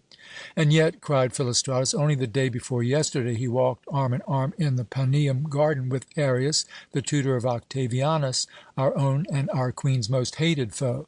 In my presence, and before I know not how many others, Didymus distinguished this Arius as his most beloved pupil." "To give you that title," retorted Dion, "would certainly fill any teacher with shame and anger, no matter how far you had surpassed him in wisdom and knowledge. Nay, had you been committed to the care of the herring dealers instead of the rhetoricians, every honest man among them would disown you, for they sell only good wares for good money, while you give the poorest in exchange for glittering gold. This time you trample under foot the fair name of an honourable man. But I will not suffer it, and you hear, fellow citizens, I now challenge this Syrian to prove that Didymus ever betrayed his native land, or I will brand him in your presence a base slanderer, an infamous venal destroyer of character." "An insult from such lips is easily borne," replied Philostratus in a tone of scornful superiority, but there was a pause ere he again turned to the listening throng, and with all the warmth he could throw into his voice continued, "What do I desire, then, fellow citizens? What is the sole object of my words? I stand here with clean hands, impelled solely by the impulse of my heart, to plead for the Queen. In order to secure the only suitable site for the statues to be erected to Cleopatra's honour and fame, I enter into judgment with her foes, expose myself to the insult with which boastful insolence is permitted to vent its wrath upon me. But I am not dismayed, though in pursuing this course I am acting against the law of nature, for the infamous man against whom I raise my voice was my teacher too, and ere he turned from the path of right and virtue, under influences which I will not mention here, he numbered me also in the presence of many witnesses among his best pupils. I was certainly one of the most grateful. I chose his granddaughter, the truth must be spoken, for my wife. The possession—" "Possession!" interrupted Dion in a loud, excited tone. "The corpse cast ashore by the waves might as well boast possession of the sea." The dim torchlight was sufficient to reveal Philostratus's pallor to the bystanders. For a moment the orator seemed to lose his self-control, but he quickly recovered himself and shouted, "Fellow citizens, dear friends, I was about to make you witnesses of the misery which a woman, whose wickedness is even greater than her beauty, brought upon an inexperienced—" But he went no further. For his hearers, many of whom knew the brilliant, generous Dion, and Barine, the fair singer at the last Adonis festival, gave the orator tokens of their indignation, which were all the more pitiless because of the pleasure they felt in seeing an expert vanquished by an untrained foe.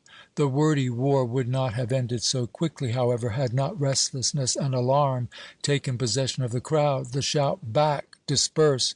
ran through the multitude, and directly after the trampling of hoofs and the commands of the leader of a troop of Libyan cavalry were heard. The matter at stake was not sufficiently important to induce the populace to offer an armed force resistance, which might have entailed serious danger. Besides, the blustering war of tongues had reached a merry close, and loud laughter blended with the shouts of fear and warning, for the surging throng had swept with unexpected speed towards the fountain and plunged Philostratus into the basin. Whether this was due to the wrath of some enemy or to mere accident could not be learned. The vain efforts of the luckless man to crawl out of the water up the smooth marble were so comical, and his gestures after helping hands had dragged him dripping upon the pavement of the square were so irresistibly funny that more laughing than angry voices were heard, especially when some one cried, "His hands were soiled by blackening Didymus, so the washing will do him good."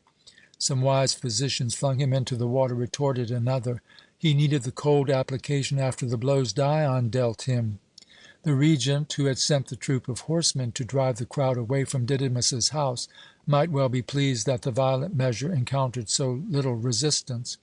The throng quickly scattered and was speedily attracted by something new at the theatre of Dionysus.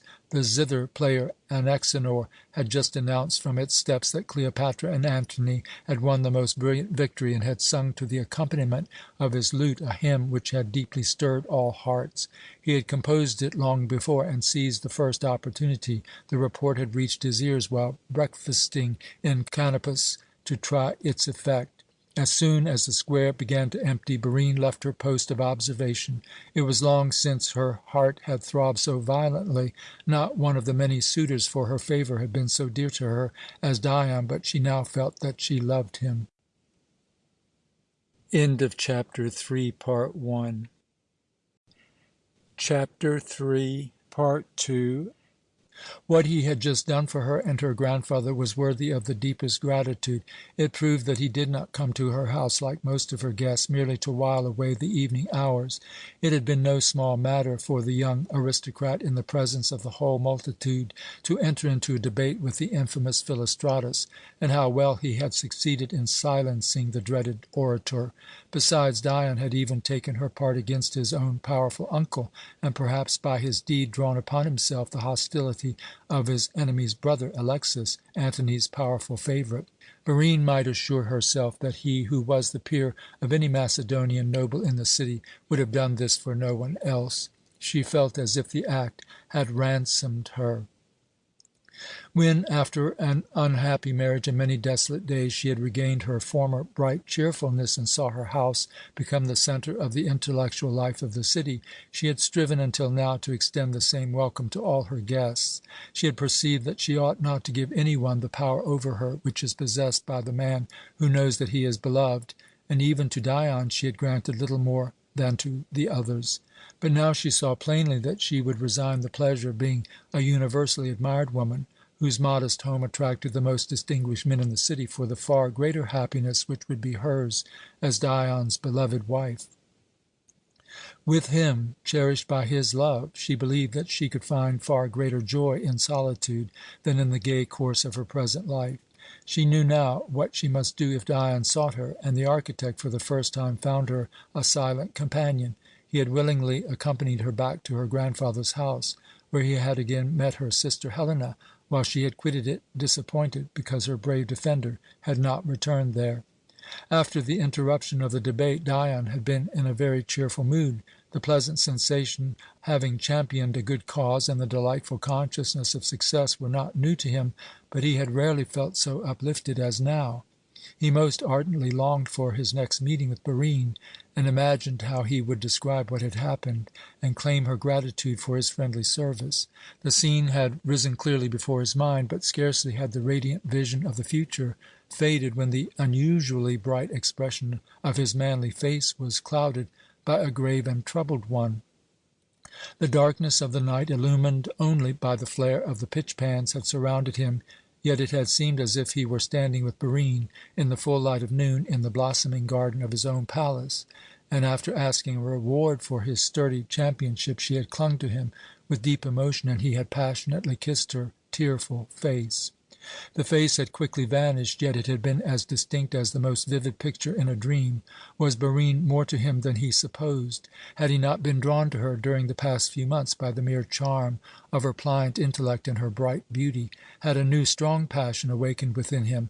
Was he in danger of seeing the will which urged him to preserve his freedom conquered?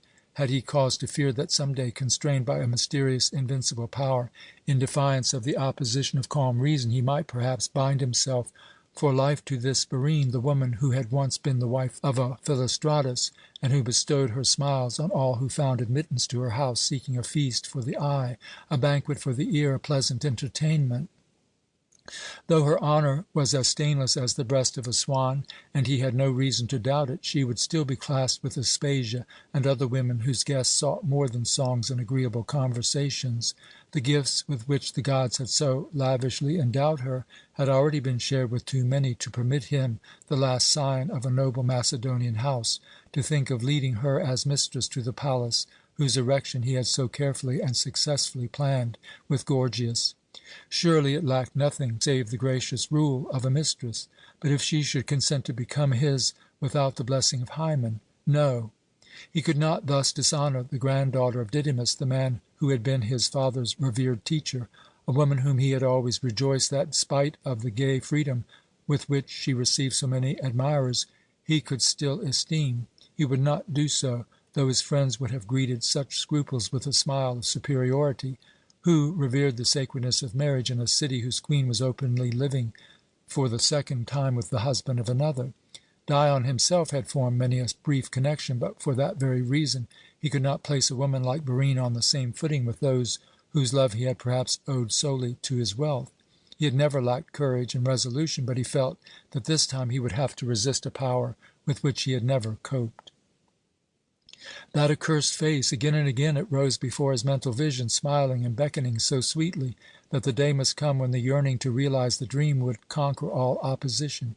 If he remained near her, he would inevitably do what he might afterwards regret, and therefore he would fain have offered a sacrifice to Pytho to induce her to enhance Archibius's powers of persuasion and induce Barine to leave Alexandria. It would be hard for him to part from her, yet much would be gained if she went into the country. Between the present and the distant period of a second meeting lay respite from peril, and perhaps the possibility of victory.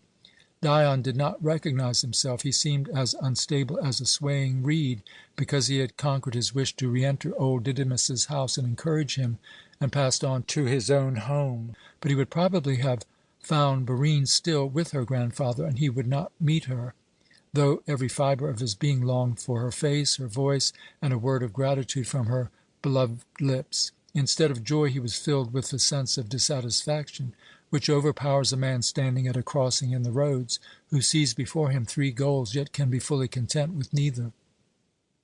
The street of the king, along which he suffered himself to be carried by the excited throng, ran between the sea and the theatre of Dionysus. The thought darted through his mind that his friend the architect desired to erect the luckless statues of the royal lovers in front of this stately building. He would divert his thoughts by examining the site which Gorgias had chosen.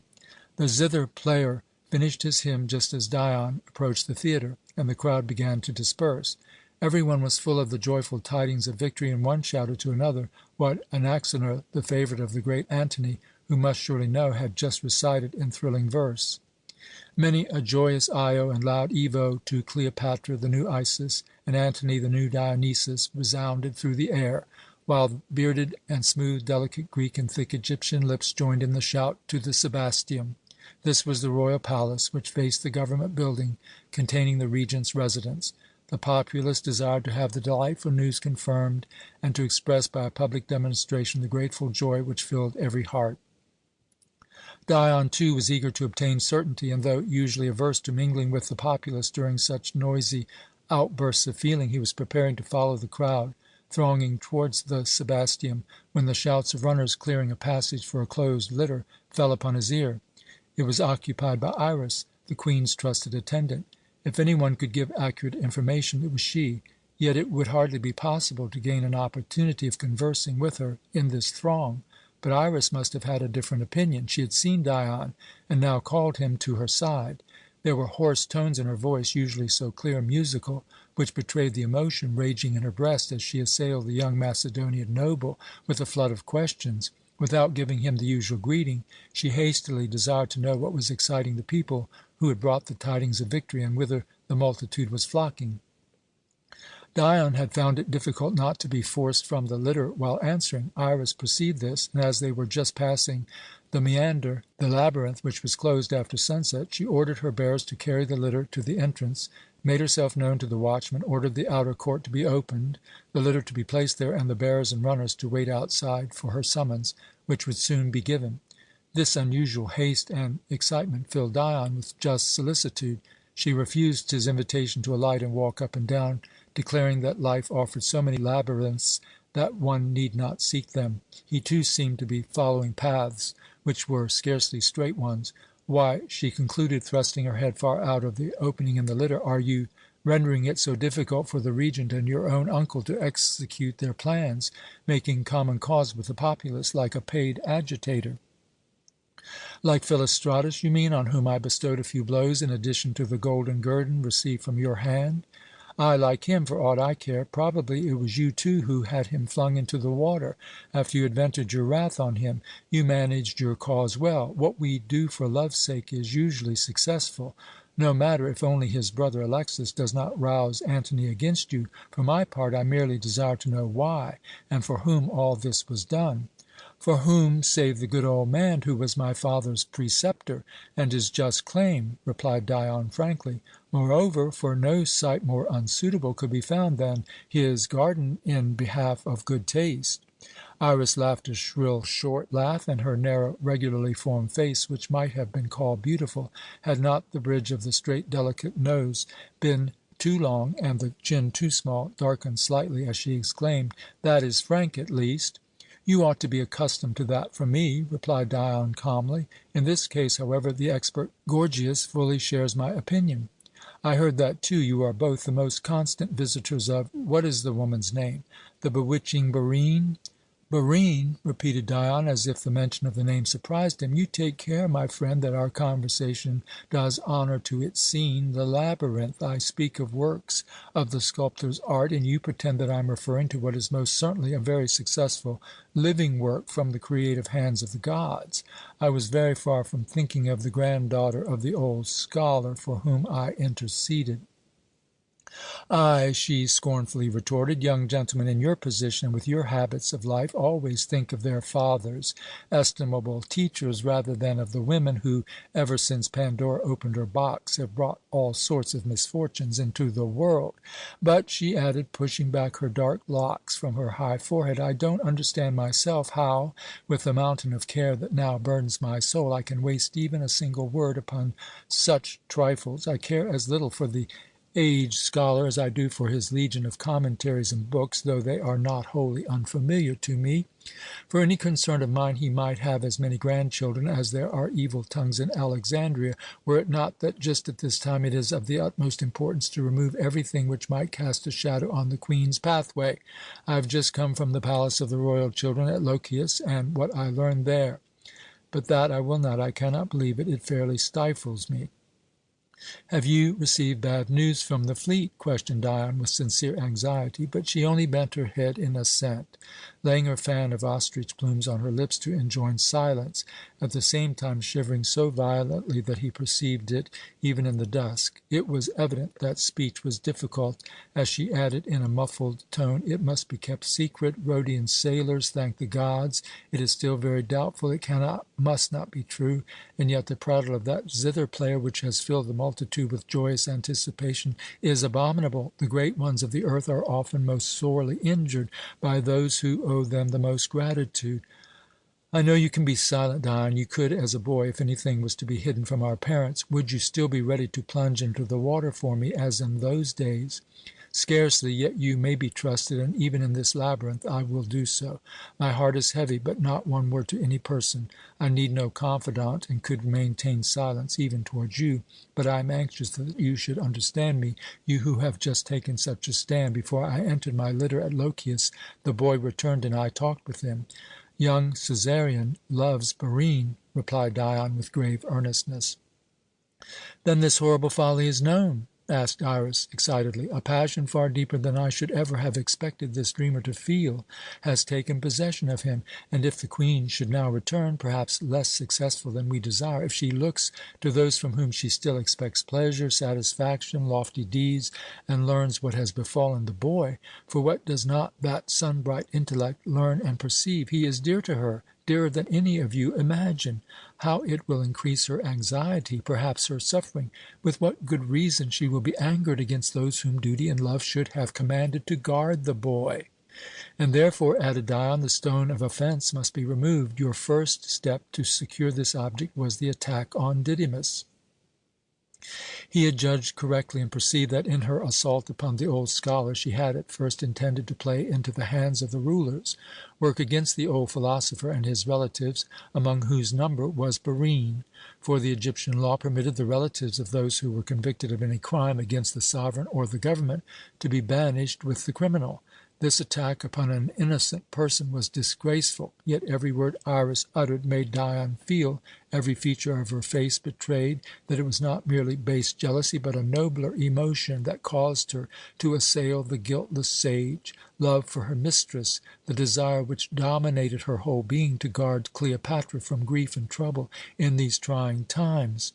He knew Iras's iron will and the want of consideration with which she had learned to pursue her purpose at the court.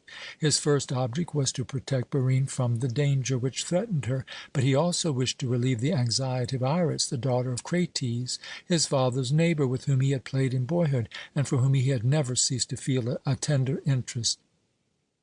His remark surprised her. She saw that her plot was detected by the man whose esteem she most valued, and a loving woman is glad to recognize the superiority of her lover.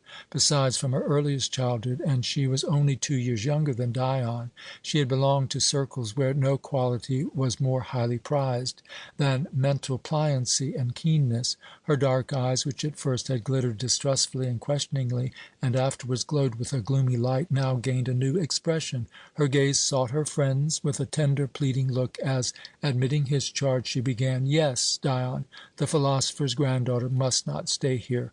Or do you see any other way to protect the unhappy boy from incalculable misfortune? You know me well enough to be aware that, like you, I am reluctant to infringe another's rights, that, except in case of necessity, I am not cruel. I value your esteem. No one is more truthful. And yesterday you averred that Eros had no part in your visits to the much-admired young woman, that you joined her guests merely because the society you found at her house afforded a pleasant stimulus to the mind. I have ceased to believe in many things, but not in you and your words, and if hearing that you had taken sides with the grandfather, I fancied that you were secretly seeking the thanks and gratitude of the granddaughter. Why, surely the atrocious maxim that Zeus does not hear the vows of lovers comes from you men. Why?" Suspicion again reared its head. "Now you seem to share my opinion." "Like you," Dion interrupted, "I believe that Barine ought to be withdrawn from the boy's pursuit, which cannot be more unpleasant to you than to her. A Caesarean neither can nor ought to leave Alexandria while affairs are so threatening. Nothing is left except to remove the young woman, but of course in all kindness." "In a golden chariot, garlanded with roses, if you so desire," cried Iras eagerly. "That might attract attention," answered Dion, smiling and raising his hand as if to enjoin moderation. "Your mode of action does not please me, even now that I know its purpose, but I will gladly aid you to attain your object. Your crooked paths also lead to the goal, and perhaps one is less likely to stumble in them. But straight ways suit me better, and I think I have already found the right one. A friend will invite Barine to an estate far away from here, perhaps in the lake regions." "You?" cried Iras, her narrow eyebrows suddenly contracting. "Do you imagine that she would go with me?" he asked, in a faintly reproachful tone. "No. Fortunately, we have older friends, and at their head is one who happens to be your uncle, and at the same time is wax in the hands of the Queen." "Archibius!" exclaimed Iras. "Ah, if he could persuade her to do so!" "He will try. He, too, is anxious about the lad. While we are talking here, he is inviting Barine to his estate. The country air will benefit her. May she bloom there like a young shepherdess! You are right to wish her the best fortune, for if the Queen does not return victorious, the irritability of our Alexandrians will be doubled. When you laid hands on Didymus's garden, you were so busily engaged in building the triumphal arch that you forgot "Who would have doubted the successful issue of this war?" cried Iras. "And they will conquer. The Rhodians said that the fleet was scattered. The disaster happened on the Acarnanian coast." How positive it sounded, but he had it only at second and third hand. And what are mere rumours? The source of the false tidings is discovered later. Besides, even if the naval battle were really lost, the powerful army, which is far superior to Octavianus's forces, still remains. Which of the enemy's generals could cope with Antony on the land? How he will fight when all is at stake: fame, honour, sovereignty, hate, and love. Away with this fear based on mere rumour. After Dyrrhachium, Caesar's cause was deemed lost, and how soon Pharsalus made him master of the world. Is it worthy of a sensible person to suffer courage, to be depressed by a sailor's gossip? And yet, it began while I was ill. And then the swallows on the Antonias, the admiral's ship. We have already spoken of it. Mardiu and your uncle Zeno saw with their own eyes the strange swallows drive away those which had built their nest on the helm of the Antonias, and kill the young ones with their cruel beaks, an evil omen. I cannot forget it, and my dream while I lay ill with fever far away from my mistress. But I have already lingered here too long. No, Dion, no, I am grateful for the rest here. I can now feel at ease about Cæsarion. Place the monument where you choose. The people shall see and hear that we respect their opposition, that we are just and friendly. Help me to turn this matter to the advantage of the Queen. And if Archibius succeeds in getting Barine away and keeping her in the country, then, if I had aught that seemed to you desirable, it should be yours. But what does the petted Dion care for his fading playfellow?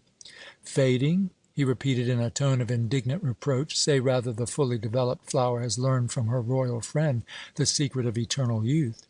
With a swift impulse of gratitude, Iras bent her face towards him in the dusk, extending the slender white hand, next to Cleopatra's, famed as the most beautiful at court, for him to kiss. But when he merely pressed his lips lightly on it, with no shadow of tenderness, she hastily withdrew it, exclaiming, as if overwhelmed by sudden repentance, "This idle, hollow dalliance at such a time, with such a burden of anxiety oppressing the heart. It is unworthy, shameful. If Barine goes with Archibius, her time will scarcely hang heavy on his estates. I think I know some one who will speedily follow to bear her company. Here, Sacis, the bearers, to the tower of Nilus, before the gate of the sun."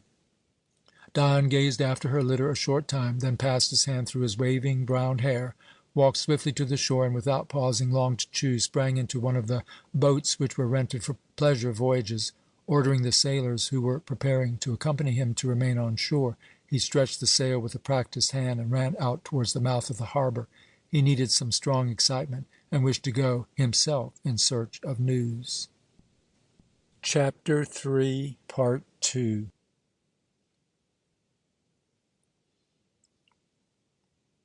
Chapter 4. The house facing the garden of the Paneum where Barine lived was the property of her mother, who had inherited it from her parents. The artist Leonax, the young beauty's father, son of the old philosopher Didymus, had died long before. After Barine's unhappy marriage with Philostratus was dissolved, she had returned to her mother, who managed the affairs of the household. She, too, belonged to a family of scholars, and had a brother who had won high repute as a philosopher, and had directed the studies of the young Octavianus. This had occurred long before the commencement of the hostility which separated the heirs of Cæsar and Mark Antony, but even after the latter had deserted Octavia, the sister of Octavianus, to return to Cleopatra, the object of his love, and there was an open breach between the two rivals for the sovereignty of the world, Antony had been friendly to Arius, and borne him no grudge for his close relations to his rival. The generous Roman had even given his enemy's former tutor a fine house, to show him that he was glad to have him in Alexandria and near his person. The widow Berenike, Barine's mother, was warmly attached to her only brother, who often joined her daughter's guests. She was a quiet, modest woman, whose happiest days had been passed in superintending the education of her children, Barine, the fiery Hippias, and the quiet Helena, who for several years had lived with her grandparents, and with faithful devotion assumed the duty of caring for them.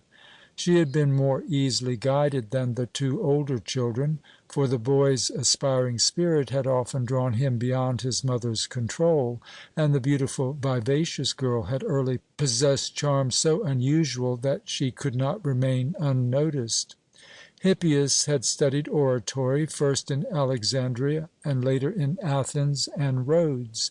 3 years before, his uncle Arius had sent him with excellent letters of introduction to Rome to become acquainted with the life of the capital, and try whether, in spite of his origin, his brilliant gifts of eloquence would forward his fortunes there. 2 miserable years with an infamous, unloved husband had changed the wild spirits of Barine's childhood into the sunny cheerfulness now one of her special charms. Her mother was conscious of having desired only her best good in uniting the girl of 16 to Philostratus, whom the grandfather Didymus then considered a very promising young man, and whose advancement, in addition to his own talents, his brother Alexas, Antony's favourite, promised to aid. She had believed that this step would afford the gay, beautiful girl the best protection from the perils of the corrupt capital. But the worthless husband had caused both mother and daughter much care and sorrow, while his brother Alexas, who constantly pursued his young sister-in-law with insulting attentions, was the source of almost equal trouble. Berenike often gazed in silent astonishment at the child, who, spite of such sore grief and humiliation, had preserved the innocent light-heartedness which made her seem as if life had offered her only thornless roses. Her father, Leonax, had been one of the most distinguished artists of the day, and Barine had inherited from him the elastic artist temperament which speedily rebounds from the heaviest pressure. To him also she owed the rare gift of song, which had been carefully cultivated and had already secured her the first position in the woman's chorus at the festival of the great goddesses of the city. Every one was full of her praises, and after she had sung the Yalamos in the palace over the waxen image of the favourite of the gods, slain by the boar, her name was eagerly applauded. To have heard her was esteemed a privilege, for she sang only in her own house or at religious ceremonials for the honour of the gods. The Queen, too, had heard her, and after the Adonis festival her uncle Arius had presented her to Antony, who expressed his admiration with all the fervour of his frank nature, and afterwards came to her house a second time, accompanied by his son Antyllus. Doubtless he would have called on her frequently, and tested upon her heart his peculiar power over women, had he not been compelled to leave the city on the day after his last visit. Berenike had reproved her brother for bringing the Queen's lover to Barine, for her anxiety was increased by the repeated visits of Antony's son, and still more aroused by that of Cæsarion, who was presented by Antyllus. These youths were not numbered among the guests whose presence she welcomed and whose conversation afforded her pleasure. It was flattering that they should honour her simple home by their visits, but she knew that Cæsarion came without his tutor's knowledge, and perceived by the expression of his eyes what drew him to her daughter. Besides, Berenike, in rearing the two children who had been the source of so much anxiety, had lost the joyous confidence which had characterized her own youth. Whenever life presented any new phase, she saw the dark side first. If a burning candle stood before her, the shadow of the candlestick caught her eye before the light. Her whole mental existence became a chain of fears, but the kind-hearted woman loved her children too tenderly to permit them to see it. Only it was a relief to her heart, when some of her evil forebodings were realized, to say that she had foreseen it all. No trace of this was legible in her face, a countenance still pretty and pleasing in its unruffled placidity. She talked very little, but what she did say was sensible, and proved how attentively she understood how to listen. So she was welcome among Barine's guests. Even the most distinguished received something from her, because he felt that the quiet woman understood him. Before Barine had returned that evening, something had occurred which made her mother doubly regret the accident to her brother Arius the day before. On his way home from his sister's, he had been run over by a chariot darting recklessly along the street of the king, and was carried severely injured to his home, where he now lay helpless and fevered. Nor did it lessen his sufferings to hear his two sons threaten to take vengeance on the reckless fellow who had wrought their father this mischief, for he had reason to believe Antyllus the perpetrator of the deed, and a collision between the youths and the son of Antony could only result in fresh disaster to him and his, especially as the young Roman seemed to have inherited little of his father's magnanimous generosity. Yet Arius could not be vexed with his sons for stigmatizing, in the harshest terms, the conduct of the man who had gone on without heeding the accident. He had cautioned his sister against the utterly unbridled youth, whose father he had himself brought to her house. With what good reason he had raised his voice in warning was now evident. At sunset that very day several guests had arrived as usual, followed by Antyllus, a youth of 19. When the doorkeeper refused to admit him, he had rudely demanded to see Barine, thrust aside the prudent old porter, who endeavoured to detain him, and, in spite of his protestations, forced his way into his dead master's workroom, where the ladies usually received their visitors. Not until he found it empty would he retire, and then he first fastened a bouquet of flowers he had brought to a statue of Eros in burnt clay, which stood there. Both the porter and Barine's waiting maid declared that he was drunk. They saw it when he staggered away with the companions who had waited for him in the garden outside.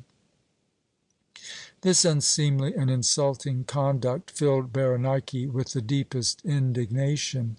It must not remain unpunished, and while waiting for her daughter, she imagined what evil consequences might ensue if Antyllus were forbidden the house and accused to his tutor, and how unbearable, on the other hand, he might become if they omitted to do so. She was full of sad presentiments, and as, with such good reason, she feared the worst, she cherished a faint hope that her daughter might perhaps bring home some pleasant tidings, for she had had the experience that events which had filled her with the utmost anxiety sometimes resulted in good fortune. At last Barine appeared, and it was indeed long since she had clasped her mother in her arms with such joyous cheerfulness. The widow's troubled heart grew lighter. Her daughter must have met with something unusually gratifying. She looked so happy, although she had surely heard what had happened here, for her cloak was laid aside and her hair newly arranged. So she must have been to her chamber, where she was dressed by her loquacious Cyprian slave, who certainly could not keep to herself anything that was worth mentioning. The nimble maid had shown her skill that day. Any stranger would take her for 19, thought her mother. How becoming the white robe and blue-bordered peplum are to her! How softly the azure bombyx ribbon is wound around the thick waves of her hair! Who would believe that no curling irons had touched the little golden locks that rest so gracefully on her brow, that no paint-brush had any share in producing the rose and white hues on her cheek, or the alabaster glimmer of her arms? Such beauty easily becomes a Danae dower, but it is a magnificent gift of the gods. Yet why did she put on the bracelet which Antony gave her after his last visit? Scarcely on my account. She can hardly expect Dion at so late an hour. Even while I am rejoicing in the sight of her beauty, some new misfortune may be impending. So ran the current of her thoughts, while her daughter was gaily describing what she had witnessed at her grandfather's. Meanwhile, she had nestled comfortably among the cushions of a lounge, and when she mentioned Antyllus's unseemly conduct, she spoke of it with a carelessness that startled Berenike, as a vexatious piece of rudeness which must not occur again. "But who is to prevent it?" asked the mother anxiously. "Who, save ourselves?" replied Barine. "He will not be admitted." "And if he forced his way in?" Barine's big blue eyes flashed angrily, and there was no lack of decision in her voice as she exclaimed, "Let him try it." "But what power have we to restrain the son of Antony?" asked Berenike. "I do not know." "I do," replied her daughter. "I will be brief, for a visitor is coming." "So late?" asked the mother anxiously. "Archibius wishes to discuss an important matter with us." The lines on the brow of the older woman smoothed, but it contracted again as she exclaimed inquiringly, "Important business at so unusual an hour? Ah, I have expected nothing good since early morning. On my way to my brother's, a raven flew up before me and fluttered towards the left into the garden." "But I," replied Barine, after receiving, in reply to her inquiry, a favourable report concerning her uncle's health, "I met 7. There were neither more nor less, for 7 is the best of numbers, 7 snow-white doves, which all flew swiftly towards the right. The fairest of all came first, bearing in its beak a little basket, which contained the power that will keep Antony's son away from us. Don't look at me in such amazement, you dear receptacle of every terror." "But, child, you said that Archibius was coming so late to discuss an important matter," rejoined the mother. "He must be here soon." "Then cease this talking in riddles. I do not guess them quickly." "You will solve this one," returned Barine, "but we really have no time to lose. So my beautiful dove was a good, wise thought, and what it carried in its basket you shall hear presently. You see, mother, many will blame us, though here and there some one may pity. But this state of things must not continue. I feel it more and more plainly with each passing day, and several years must yet elapse ere this scruple becomes wholly needless. I am too young to welcome as a guest every one whom this or that man presents to me. True, our reception hall was my father's work-room, and you, my own estimable, blameless mother, are the hostess here. But though superior to me in every respect, you are so modest that you shield yourself behind your daughter until the guests think of you only when you are absent. So those who seek us both merely say, 'I am going to visit Barine,' and there are too many who say this. I can no longer choose, and this thought—" "Child, child," interrupted her mother joyfully, "what god met you as you went out this morning?" "Surely you know," she answered gaily. "It was 7 doves, and when I took the little basket from the bill of the first and prettiest one, it told me a story. Do you want to hear it?" "Yes, yes, but be quick, or we shall be interrupted." Then Barine leaned farther back among the cushions, lowered her long lashes, and began. Once upon a time there was a woman who had a garden in the most aristocratic quarter of the city, here near the Paneum, if you please. In the autumn, when the fruit was ripening, she left the gate open, though all her neighbours did the opposite. To keep away unbidden lovers of her nice figs and dates, she fastened on the gate a tablet bearing the inscription, "All may enter and enjoy the sight of the garden, but the dogs will bite any one who breaks a flower, treads upon the grass, or steals the fruit." The woman had nothing but a lap dog, and that did not always obey her. But the tablet fulfilled its purpose, for at first none came except her neighbours in the aristocratic quarter. They read the threat, and probably without it would have respected the property of the woman who so kindly opened the door to them.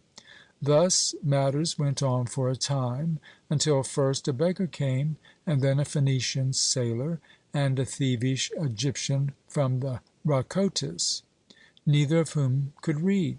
So the tablet told them nothing, and as, moreover, they distinguished less carefully between mine and thine, one trampled the turf, and another snatched from the boughs a flower or fruit, More and more of the rabble came, and you can imagine what followed. No one punished them for the crime, for they did not fear the barking of the lap-dog, and this gave even those who could read courage not to heed the warning. So the woman's pretty garden soon lost its peculiar charm, and the fruit, too, was stolen. When the rain at last washed the inscription from the tablet, and saucy boys scrawled on it, there was no harm done, for the garden no longer offered any attractions, and no one who looked into it cared to enter. Then the owner closed her gate like the neighbours, and the next year she again enjoyed the green grass and the bright hues of the flowers. She ate her fruit herself, and the lap-dog no longer disturbed her by its barking. "That is," said her mother, "if everybody was as courteous and as well-bred as Gorgias, Lysias, and the others, we would gladly continue to receive them. But since there are rude fellows like Antyllus—" "You have understood the story correctly," Barine interrupted. "We are certainly at liberty to invite to our house those who have learned to read our inscription. To-morrow visitors will be informed that we can no longer receive them as before." "Antyllus's conduct affords an excellent pretext," her mother added. "Every fair-minded person must understand—" "Certainly," said Barine, "and if you, shrewdest of women, will do your part, then for the first time we can act as we please in our own home. Believe me, child, if you only do that—" "No ifs, not this time!" cried the young beauty, raising her hand beseechingly. "It gives me such delight to think of the new life. And if matters come to pass, as I hope and wish, then— Do not you also believe, mother, that the gods owe me reparation?" "For what?" asked the deep voice of Archibius, who had entered unannounced and was now first noticed by the widow and her daughter. Barine hastily rose and held out both hands to her old friend, exclaiming, "Since they bring you to us, they are already beginning the payment." Chapter 5. An artist, especially a great artist, finds it easy to give his house an attractive appearance. He desires comfort in it, and only the beautiful is comfortable to him. Whatever would disturb harmony offends his eye, and to secure the noblest ornament of his house he need not invite any stranger to cross its threshold. The Muse, the best of assistants, joins him unbidden. Leonax, Barine's father, had been thus aided to transform the interior of his house into a very charming residence. He had painted on the walls of his own workroom incidents in the life of Alexander the Great, the founder of his native city, and on the frieze a procession of dancing Cupids. Here Barine now received her guests, and the renown of these paintings was not one of the smallest inducements which had led Antony to visit the young beauty, and to take his son, in whom he wished to awaken at least a fleeting pleasure in art. He also knew how to prize her beauty and her singing, but the ardent passion which had taken possession of him in his mature years was for Cleopatra alone. He whose easily won heart and susceptible fancy had urged him from one commonplace love to another had been bound by the Queen with chains of indestructible and supernatural power. By her side a Barine seemed to him merely a work of art endowed with life and a voice that charmed the ear. Yet he owed her some pleasant hours, and he could not help bestowing gifts upon any one to whom he was indebted for anything pleasant. He liked to be considered the most generous spendthrift on earth, and the polished bracelet, set with a gem on which was carved Apollo playing on his lyre, surrounded by the listening Muses, looked very simple, but was really an ornament of priceless value, for the artist who made it was deemed the best stone-cutter in Alexandria in the time of Philadelphus, and each one of the tiny figures sculptured on the bit of onyx, scarcely 3 fingers wide, was a carefully executed masterpiece of the most exquisite beauty. Antony had chosen it because he deemed it a fitting gift for the woman whose song had pleased him. He had not thought of asking its value. Indeed, only a connoisseur would have perceived it, and as the circlet was not showy and well became her beautiful arm, Barine liked to wear it. Had not the war taken him away, Antony's second visit would certainly not have been his last. Besides the singing which enthralled him, the conversation had been gay and brilliant, and in addition to Leonax's paintings, he had seen other beautiful works of art, which the former had obtained by exchanging with many distinguished companions.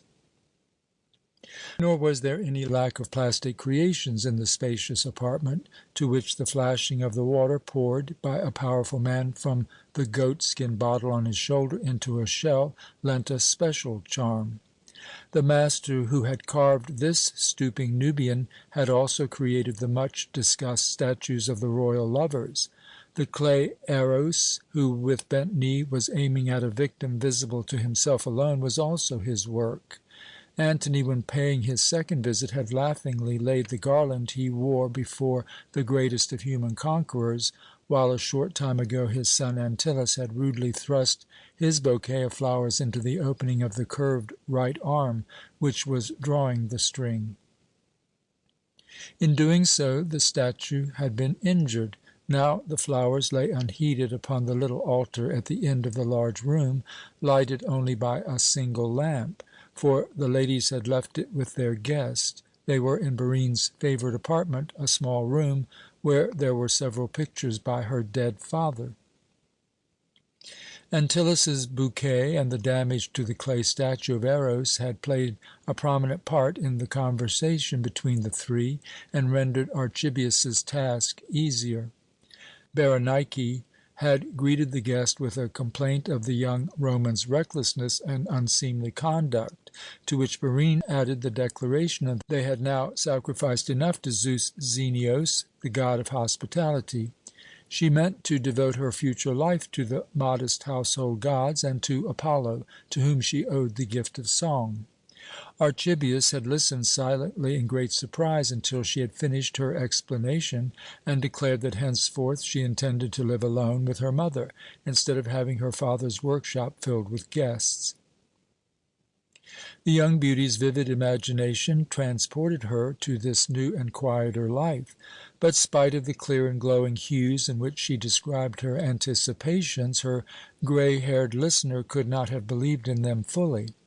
A subtle smile sometimes flitted over his grave, somewhat melancholy face, that of a man who has ceased to wrestle in the arena of life, and after severe conflict now preferred to stand among the spectators and watch others win or lose the prize of victory.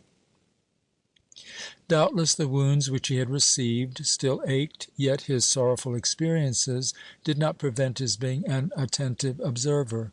The expression of his clear eyes showed that he mentally shared whatever aroused his sympathy. Whoever understood how to listen thus, and moreover the prominence of the brow above the nose showed it, was also a trained thinker, could not fail to be a good counsellor, and as such he was regarded by many, and first of all by the Queen. The wise deliberation, which was one of his characteristic traits, showed itself on this occasion, for though he had come to persuade Barine try a country residence, he refrained from doing until she had exhausted the story of her own affairs and inquired the important cause of his visit. In the principal matter his request was granted ere he made it, so he could begin with the query whether the mother and daughter did not think that the transition to the new mode of life could be effected more easily if they were absent from the city a short time. It would awaken comment they should close their house against guests on the morrow, and as the true reason could not be given, many would be offended. If, on the contrary, they could resolve to quit the capital for a few weeks, many, it is true, would lament their decision, but what was allotted to all alike could be resented by no one.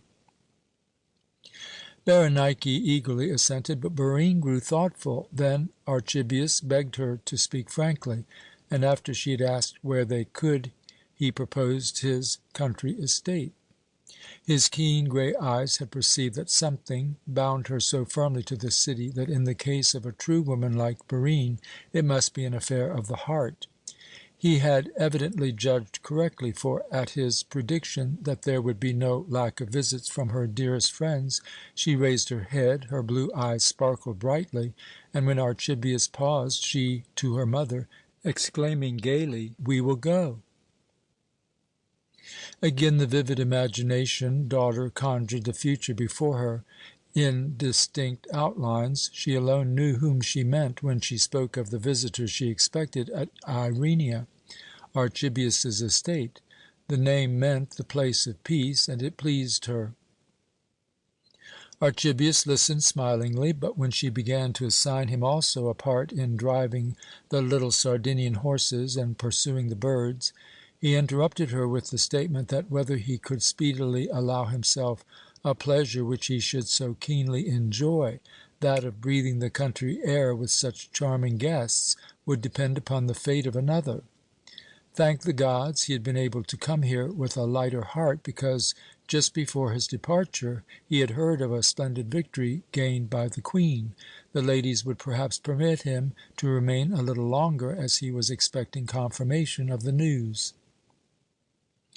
It was evident that he awaited it in great suspense, and that his heart was by no means free from anxiety.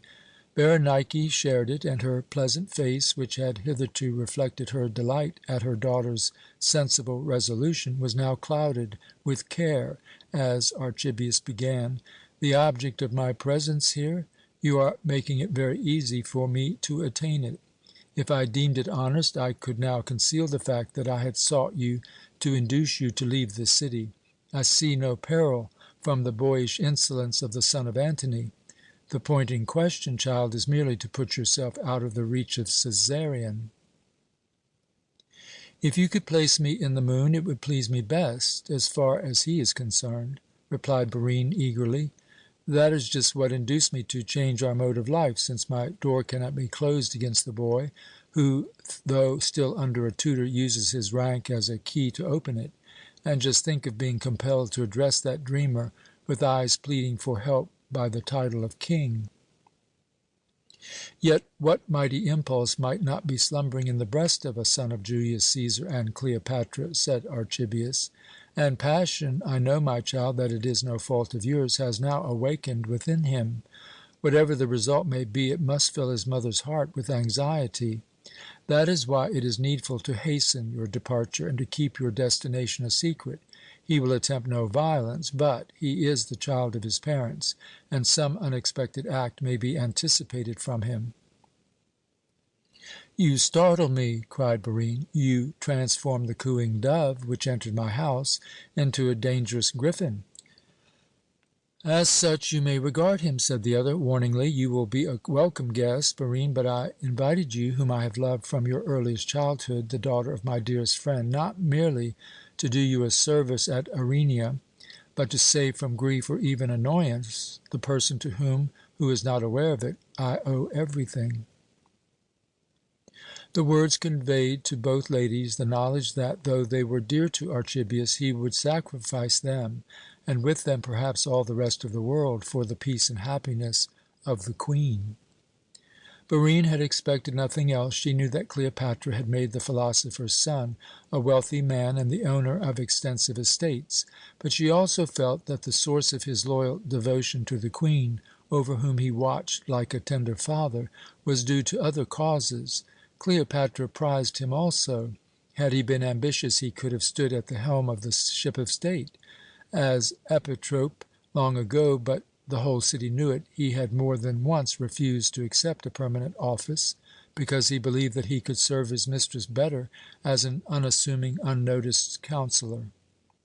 Berenike had told Barine that the relations between Cleopatra and Archibius dated back to their childhood, but she had learned no particulars.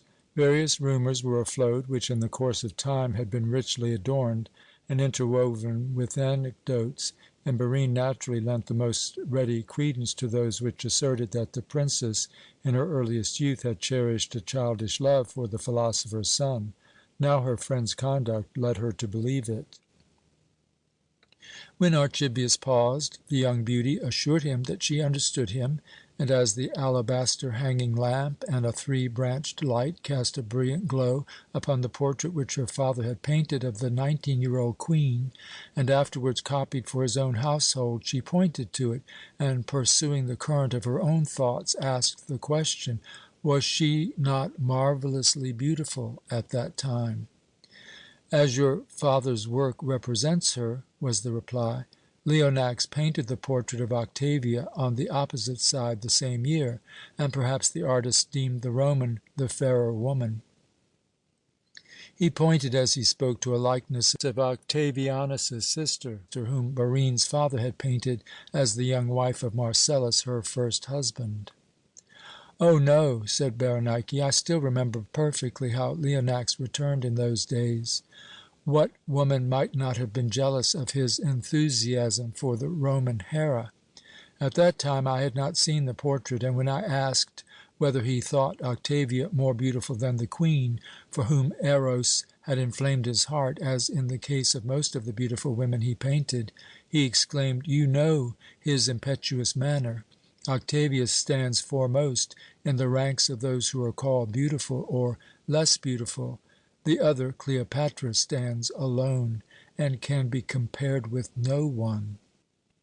Archibius bent his head in assent, then said firmly, "But, as a child, when I first saw her, she would have been the fairest even in the dance of the young gods of love." "How old was she then?" asked Barine eagerly. 8 years," he answered. "How far in the past it is, yet I have not forgotten a single hour." Barine now earnestly entreated him to tell them the story of those days, but Archibius gazed thoughtfully at the floor for some time ere he raised his head and answered, "Perhaps it will be well if you learn more of the woman for whose sake I ask a sacrifice at your hands. Arius is your brother and uncle. He stands near to Octavianus, for he was his intellectual guide, and I know that he reveres the Roman's sister, Octavia, as a goddess. Antony is now struggling with Octavianus for the sovereignty of the world. Octavia succumbed in the conflict against the woman of whom you desire to hear. It is not my place to judge her, but I may instruct and warn. Roman nations burn incense to Octavia, and when Cleopatra's name is uttered, they veil their faces indignantly. Here in Alexandria many imitate them. Whoever upholds shining purity may hope to win a share of the radiance emanating from it. They call Octavia the lawful wife, and Cleopatra the criminal who robbed her of her husband's heart." "Not I!" exclaimed Barine eagerly. "How often I have heard my uncle say that Antony and Cleopatra were fired with the most ardent love for each other. Never did the arrows of Eros pierce two hearts more deeply. Then it became necessary to save the state from civil war and bloodshed. Antony consented to form an alliance with his rival, and as security for the sincerity of the reconciliation, he gave his hand in marriage to Octavia, whose first husband, Marcellus, had just died. His hand, I say, only his hand, for his heart was captive to the Queen of Egypt. And if Antony was faithless to the wife to whom statecraft had bound him, he kept his pledge to the other, who had an earlier, better title. If Cleopatra did not give up the man to whom she had sworn fidelity forever, she was right, 1,000 times right. In my eyes, no matter how often my mother rebukes me, Cleopatra, in the eyes of the immortals, is and always will be Antony's real wife.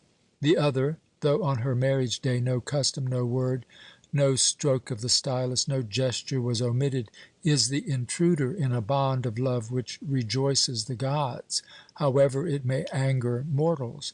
And forgive me, mother, virtuous matrons." Berenike had listened with blushing cheeks to her vivacious daughter. Now, with timid earnestness, she interrupted, "I know that those are the views of the new times, that Antony, in the eyes of the Egyptians, and probably also according to their customs, is the rightful husband of the Queen. I know, too, that you are both against me. Yet Cleopatra is in reality a Greek, and therefore, eternal gods, I can sincerely pity her. But the marriage has been solemnized, and I cannot blame Octavia. She rears and cherishes, as if they were her own, the children of her faithless husband and Fulvia, his first wife, who have no claim upon her. It is more than human to take the stones from the path of the man who became her foe, as she does. No woman in Alexandria can pray more fervently than I that Cleopatra and her friend may conquer Octavianus. His cold nature, highly as my brother esteems him, is repellent to me. But when I gaze at Octavia's beautiful, chaste, queenly, noble countenance, the mirror of true womanly purity— You can rejoice," Archibius added, completing the sentence, and laying his right hand soothingly on the arm of the excited woman, "only it would be advisable at this time to put the portrait elsewhere, and rest satisfied with confiding your opinion of Octavia to your brother and a friend as reliable as myself. If we conquer, such things may pass; if not, the messenger tarries long." Here Barine again entreated him to use the time. She had only once had the happiness of being noticed by the Queen, just after her song at the Adonis festival. Then Cleopatra had advanced to thank her. She said only a few kind words, but in a voice which seemed to penetrate the inmost depths of her heart and bind her with invisible threads. Meanwhile Barine's eyes met those of her sovereign, and at first they roused an ardent desire to press her lips even on the hem of her robe, but afterwards she felt as if a venomous serpent had crawled out of the most beautiful flower. Here Archibius interrupted her with the remark that he remembered perfectly how, after the song, Antony had addressed her at the same time as the Queen, and Cleopatra lacked no feminine weakness.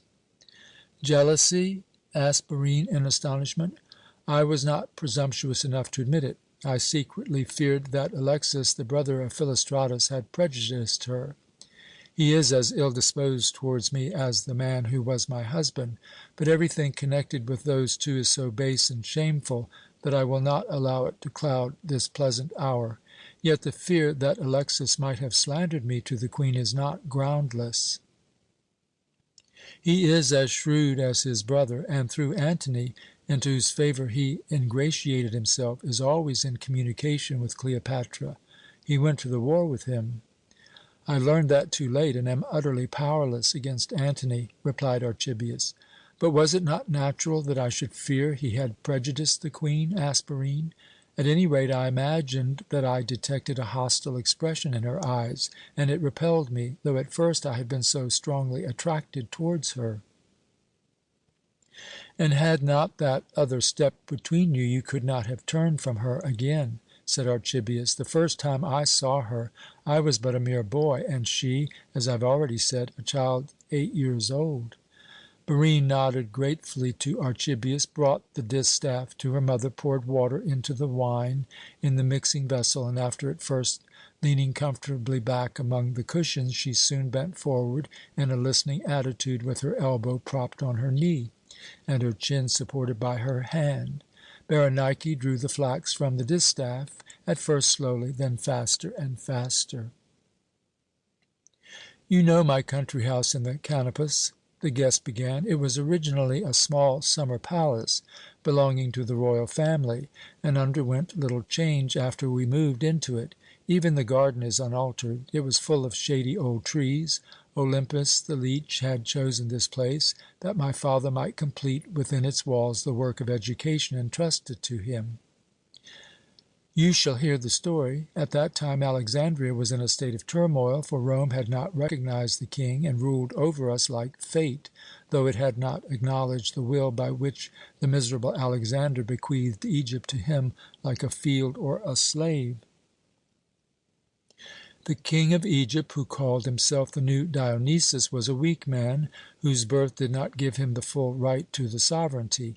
You know that the people called him the flute player. He really had no greater pleasure than to hear music and listen to his own performances. He played by no means badly on more than one instrument, and, moreover, as a reveller, did honour to the other name. Whoever kept sober at the festival of Dionysus, whose incarnate second self he regarded himself, incurred his deepest displeasure. The flute player's wife, Queen Tryphina, and her oldest daughter (she bore your name), Berenike, ruined his life. Compared with them, the king was worthy and virtuous. What had become of the heroes and the high-minded princes of the house of Ptolemy? Every passion and crime had found a home in their palaces. The flute player, Cleopatra's father, was by no means the worst. He was a slave to his own caprices. No one had taught him to bridle his passions. Where it served his purpose, even death was summoned to his aid. But this was a custom of the last sovereigns of his race. In one respect he was certainly superior to most of them. He still possessed a capacity to feel a loathing for the height of crime, to believe in virtue and loftiness of soul, and the possibility of implanting them in youthful hearts. When a boy, he had been under the influence of an excellent teacher, whose precepts had lingered in his memory, and led him to determine to withdraw his favourite children, 2 girls, from their mother's sway, at least as far as possible. I learned afterwards that it had been his desire to confide the princesses wholly to my parents' care, but an invincible power opposed this. Though Greeks might be permitted to instruct the royal children in knowledge, the Egyptians would not yield the right to their religious education.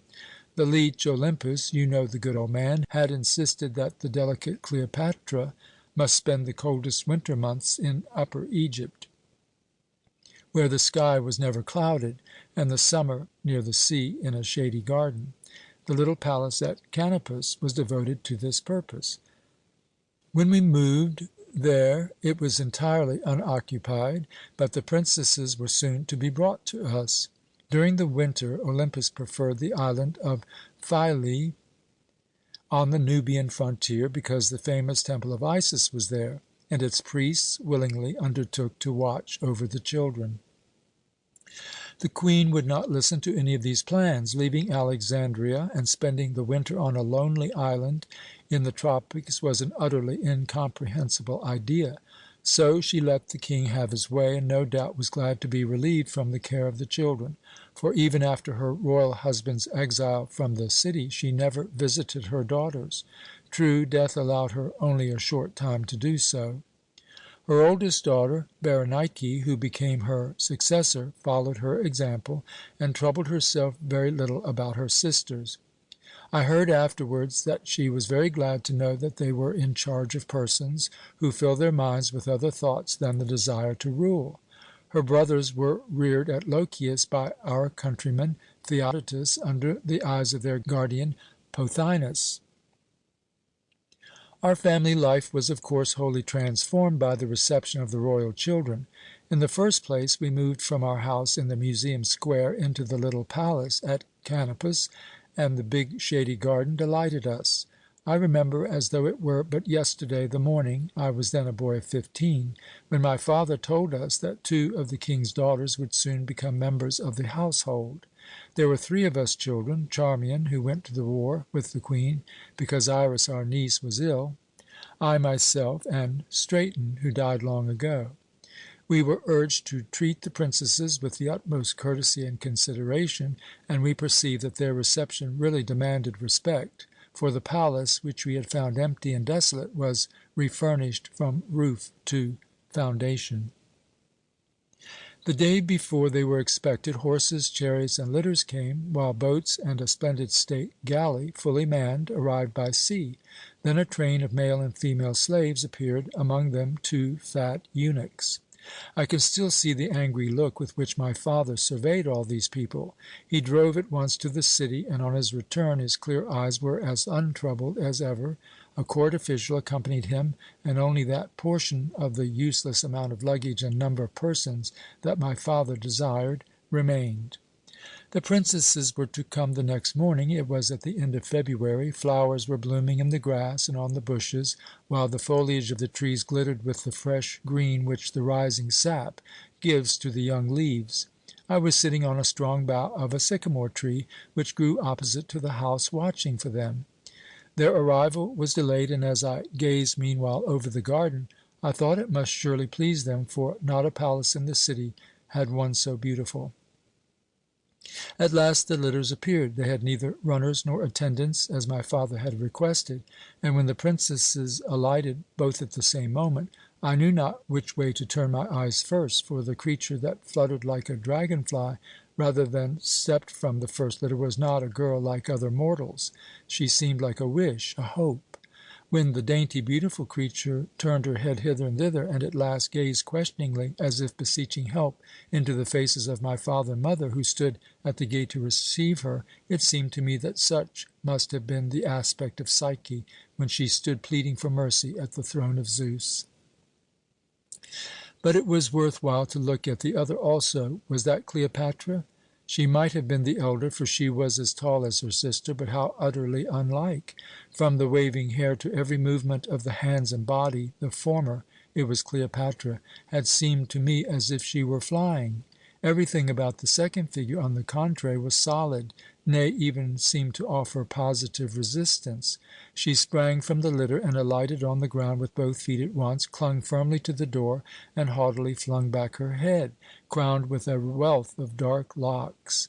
Her complexion was pink and white, and her blue eyes sparkled brightly enough, but the expression with which she gazed at my parents was defiant rather than questioning, and as she glanced around her red lips curled scornfully, as though she deemed her surroundings despicable and unworthy of her royal birth.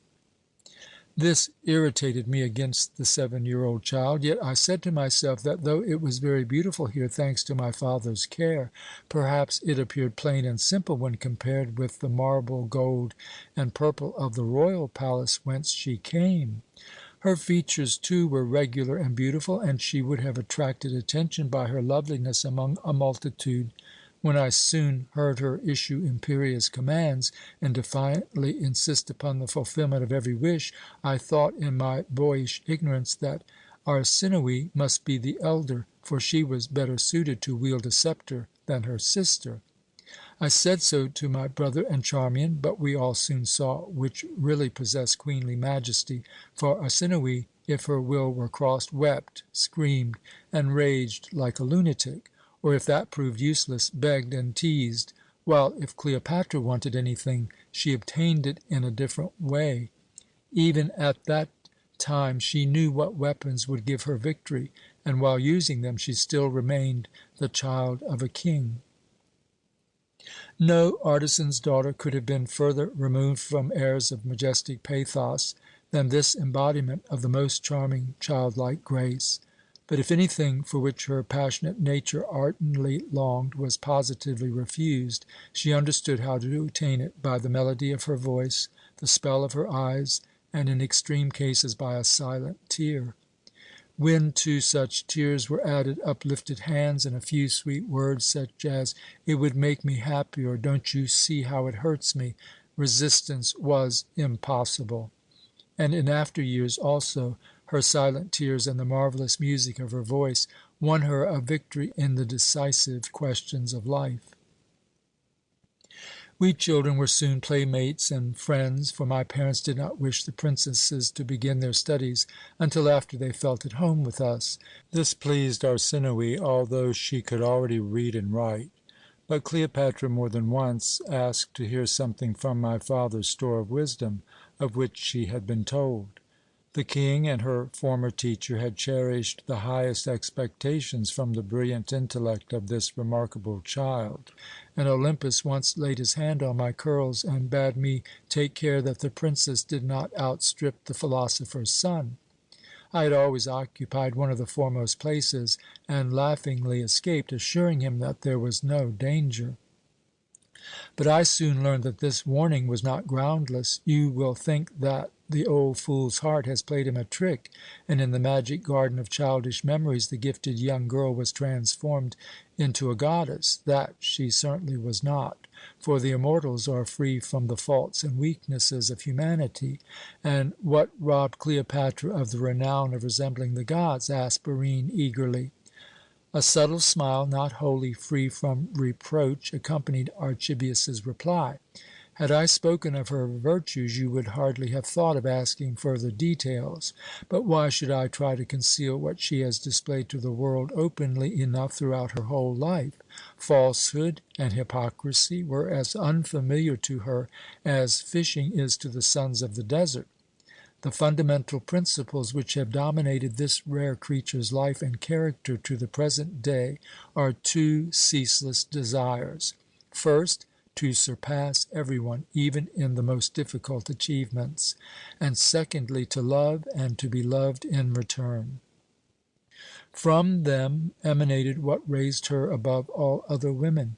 Ambition and love will also sustain her like two mighty wings on the proud height to which they have borne her, so long as they dwell harmoniously in her fiery soul.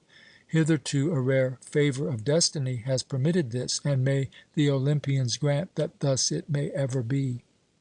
Here Archibius paused, wiped the perspiration from his brow, asked if the messenger had arrived, and ordered him to be admitted as soon as he appeared. Then he went on as calmly as before. The princesses were members of our household, and in the course of time they seemed like sisters. During the first winter the king allowed them to spend only the most inclement months at Philae, for he was unwilling to live without them. True, he saw them rarely enough. Weeks often elapsed without a visit. But on the other hand, he often came day after day to our garden, clad in plain garments, and borne in an unpretending litter, for these visits were kept secret from every one save the leech Olympus. I often saw the tall, strong man with red, bloated face playing with his children like a mechanic who had just returned from work, but he usually remained only a short time, seeming to be satisfied with having seen them again. Perhaps he merely wished to assure himself that they were comfortable with us. At any rate, no one was permitted to go near the group of plane trees where he talked with them. But it is easy to hide amid the dense foliage of these trees, so my knowledge that he questioned them is not solely hearsay. Cleopatra was happy with us from the beginning. Arsinoe needed a longer time, but the king valued only the opinion of his older child, his darling, on whom he feasted his eyes and ears like a lover. He often shook his heavy head at the sight of her, and when she gave him one of her apt replies, he laughed so loudly that the sound of his deep, resonant voice was heard as far as the house. Once I saw tear after tear course down his flushed cheeks, and yet his visit was shorter than usual. The closed harmamaxa in which he came bore him from our house directly to the vessel which was to convey him to Cyprus and Rome. The Alexandrians, headed by the Queen, had forced him to leave the city and the country. He was indeed unworthy of the crown, but he loved his little daughter like a true father.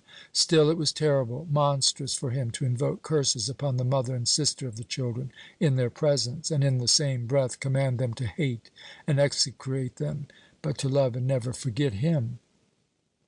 I was then 17 and Cleopatra 10 years old. I, who loved my parents better than my life, felt an icy chill run through my veins, and then a touch upon my heart like balsam, as I heard little Arsinoe, after her father had gone, whisper to her sister, "We will hate them. May the gods destroy them." And when Cleopatra answered with tearful eyes, "Let us rather be better than they.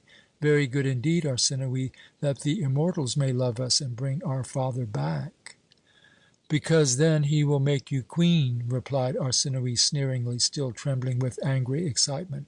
Cleopatra gazed at her with a troubled look. Her tense features showed that she was weighing the meaning of the words, and I can still see her as she suddenly drew up her small figure and said proudly, "Yes, I will be queen." Then her manner changed, and in the sweetest tones of her soft voice she said beseechingly, "You won't say such naughty things again, will you?" This was at the time that my father's instruction began to take possession of her mind. The prediction of Olympus was fulfilled. True, I attended the school of oratory, but when my father set the royal maiden a lesson, I was permitted to repeat mine on the same subject, and frequently I could not help admitting that Cleopatra had succeeded better than I. Soon there were difficult problems to master, for the intellect of this wonderful child demanded stronger food, and she was introduced into philosophy. My father himself belonged to the school of Epicurus, and succeeded far beyond his expectations in rousing Cleopatra's interest in his master's teachings. She had been made acquainted with the other great philosophers also, but always returned to Epicurus, and induced the rest of us to live with her as a true disciple of the noble Samian. Your father and brother have doubtless made you familiar with the precepts of the Stoa, yet you have certainly heard that Epicurus spent the latter part of his life with his friends and pupils in quiet meditation and instructive conversation in his garden at Athens. We too, according to Cleopatra's wish, were to live thus and call ourselves disciples of Epicurus. With the exception of Arsinoe, who preferred gayer pastimes, and to which she drew my brother Straton, at that time a giant in strength, we all liked the plan. I was chosen master, but I perceived that Cleopatra desired the position, so she took my place. During our next leisure afternoon we paced up and down the garden, and the conversation about the chief good was so eager, Cleopatra directed it with so much skill, and decided doubtful questions so happily, that we reluctantly obeyed the brazen gong which summoned us to the house, and spent the whole evening in anticipating the next afternoon. End of Chapter 5, Part 1. Chapter 5, Part 2. The following morning my father saw several country people assembled before the secluded garden, but he did not have time to inquire what they wanted, for Timagenes, who shared the instruction in history, you know he was afterwards taken to Rome as a prisoner of war, rushed up to him, holding out a tablet which bore the inscription Epicurus had written on the gate of his garden: "Stranger, here you will be happy. Here is the chief good, pleasure." Cleopatra had written this notice in large letters on the top of a small table before sunrise, and a slave had secretly fastened it on the gate for her. This prank might have easily proved fatal to our beautiful companionship, but it had been done merely to make our game exactly like the model. My father did not forbid our continuing this pastime, but strictly prohibited our calling ourselves Epicureans outside of the garden, for this noble name had since gained among the people a significance wholly alien. Epicurus says that true pleasure is to be found only in peace of mind and absence of pain. But every one, interrupted Barine, believes that people like the wealthy Isidorus, whose object in life is to take every pleasure which his wealth can procure, are the real Epicureans. My mother would not have confided me long to a teacher by whose associates pleasure was deemed the chief good. The daughter of a philosopher, replied Archibius, gently shaking his head, ought to understand what pleasure means in the sense of Epicurus, and no doubt you do. True, those who are further removed from these things cannot know that the master forbids yearning for individual pleasure. Have you an idea of his teachings? No definite one? Then permit me a few words of explanation. It happens only too often that Epicurus is confounded with Aristippus, who places sensual pleasure above intellectual enjoyment, as he holds that bodily pain is harder to endure than mental anguish. Epicurus, on the contrary, considers intellectual pleasure to be the higher one, for sensual enjoyment, which he believes free to every one, can be experienced only in the present, while intellectual delight extends to both the past and the future. To the Epicureans, the goal of life, as has already been mentioned, is to attain the chief blessings, peace of mind and freedom from pain. He is to practise virtue only because it brings him pleasure, for who could remain virtuous without being wise, noble, and just? And whoever is all these cannot have his peace of mind disturbed, and must be really happy in the exact meaning of the master. I perceived long since the peril lurking in this system of instruction, which takes no account of moral excellence, but at that time it seemed to me also the chief good. How all this charmed the mind of the thoughtful child, still untouched by passion, It was difficult to supply her wonderfully vigorous intellect with sufficient sustenance, and she really felt that to enrich it was the highest pleasure. And to her, who could scarcely endure to have a rude hand touch her, though a small grief or trivial disappointment could not be averted, the freedom from pain which the master had named as the first condition for the existence of every pleasure, and termed the chief good, seemed indeed the first condition of a happy life. Yet this child, whom my father once compared to a thinking flower, bore without complaint her sad destiny, her father's banishment, her mother's death, her sister Berenike's profligacy. Even to me, in whom she found a second brother and fully trusted, she spoke of these sorrowful things only in guarded allusions. I know that she understood what was passing fully and perfectly, and how deeply she felt it. But pain placed itself between her and the chief good, and she mastered it. And when she sat at work, with what tenacious power the delicate creature struggled until she had conquered the hardest task and outstripped Charmian and even me. In those days I understood why, among the gods, a maiden rules over learning, and why she is armed with the weapons of war. You have heard how many languages Cleopatra speaks. A remark of Timagenes had fallen into her soul like a seed. With every language you learn, he had said, you will gain a nation. But there were many peoples in her father's kingdom, and when she was queen, they must all love her. True, she began with the tongue of the conquerors, not the conquered. So it happened that we first learned Lucretius, who reproduces in verse the doctrines of Epicurus. My father was our teacher, and the second year she read Lucretius as if it were a Greek book. She had only half known Egyptian. Now she speedily acquired it. During our stay at Philae, she found a troglodyte who was induced to teach her his language. There were Jews enough here in Alexandria to instruct her in theirs, and she also learned its kindred tongue, Arabic.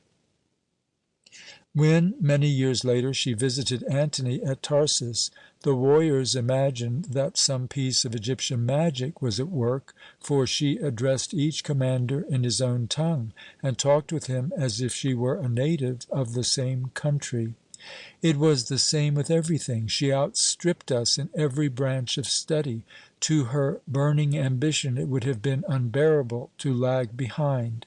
The Roman Lucretius became her favourite poet, although she was no more friendly to his nation than I. But the self-conscious power of the foe pleased her, and once I heard her exclaim, "Ah, if the Egyptians were Romans, I would give up our garden for Berenike's throne."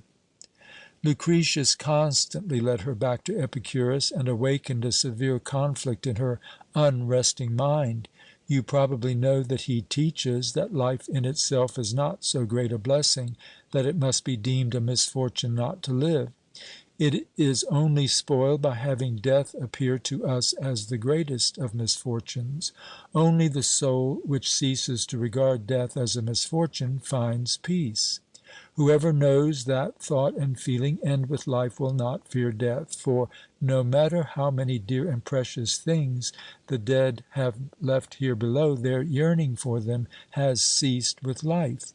He declares that providing for the body is the greatest folly, while the Egyptian religion, in which Anubis strove to strengthen her faith, maintained precisely the opposite. To a certain degree he succeeded, for his personality exerted a powerful influence over her, and besides, she naturally took great pleasure in mystical, supernatural things, as my brother Straton did in physical strength, and you, Barine, enjoyed the gift of song. You know Anubis by sight. What Alexandrian has not seen this remarkable man? And whoever has once met his eyes does not easily forget him. He does indeed rule over mysterious powers, and he used them in his intercourse with the young princess. It is his work if she cleaves to the religious belief of her people, if she who is a Hellene to the last drop of blood loves Egypt and is ready to make any sacrifice for her independence and grandeur. She is called the new Isis, but Isis presides over the magic arts of the Egyptians, and Anubis initiated Cleopatra into this secret science, and even persuaded her to enter the observatory and the laboratory. But all these things had their origin in our garden of Epicurus, and my father did not venture to forbid it, for the king had sent a message from Rome to say that he was glad to have Cleopatra find pleasure in her own people and their secret knowledge. The flute player, during his stay on the Tiber, had given his gold to the right men or bound them as creditors to his interest. After Pompey, Caesar, and Crassus had concluded their alliance, they consented at Lucca to the restoration of the Ptolemy. Millions upon millions would not have seemed to him too large a price for this object. Pompey would rather have gone to Egypt himself, but the jealousy of the others would not permit it.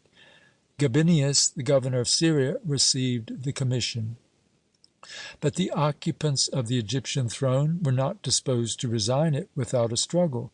You know that meanwhile Queen Berenike, Cleopatra's sister, had been twice married. She had her miserable first husband strangled.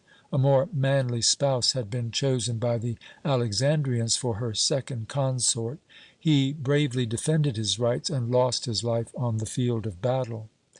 The Senate learned speedily enough that Gabinius had brought the Ptolemy back to his country. The news reached us more slowly. We watched for every rumor with the same passionate anxiety as now. At that time Cleopatra was 14 and had developed magnificently. Yonder portrait shows the perfect flower, but the bud possessed, if possible, even more exquisite charm. How clear and earnest was the gaze of her bright eyes! When she was gay, they could shine like stars. And then her little red mouth had an indescribably mischievous expression, and in each cheek came one of the tiny dimples which still delight every one. Her nose was more delicate than it is now, and the slight curve which appears in the portrait, and which is far too prominent in the coins, was not visible. Her hair did not grow dark until later in life. My sister Charmian had no greater pleasure than to arrange its wavy abundance. It was like silk, she often said, and she was right. I know this, for when at the festival of Isis, Cleopatra, holding the sistrum, followed the image of the goddess, she was obliged to wear it unconfined. On her return home she often shook her head merrily, and her hair fell about her like a cataract, veiling her face and figure. Then, as now, she was not above middle height, but her form possessed the most exquisite symmetry, only it was still more delicate and pliant. She had understood how to win all hearts, yet, though she seemed to esteem our father higher, trust me more fully, look up to Anubis with greater reverence, and prefer to argue with the keen-witted Timagenes, she still appeared to hold all who surrounded her in equal favour, while Arsinoe left me in the lurch if Straton were present, and whenever the handsome Melnodor, one of my father's pupils, came to us, she fairly devoured him with her glowing eyes. As soon as it was rumoured that the Romans were bringing the king back, Queen Berenike came to us to take the young girls to the city. When Cleopatra entreated her to leave her in our parents' care and not interrupt her studies, a scornful smile flitted over Berenike's face, and turning to her husband Archelaus, she said scornfully, "I think books will prove to be the smallest danger."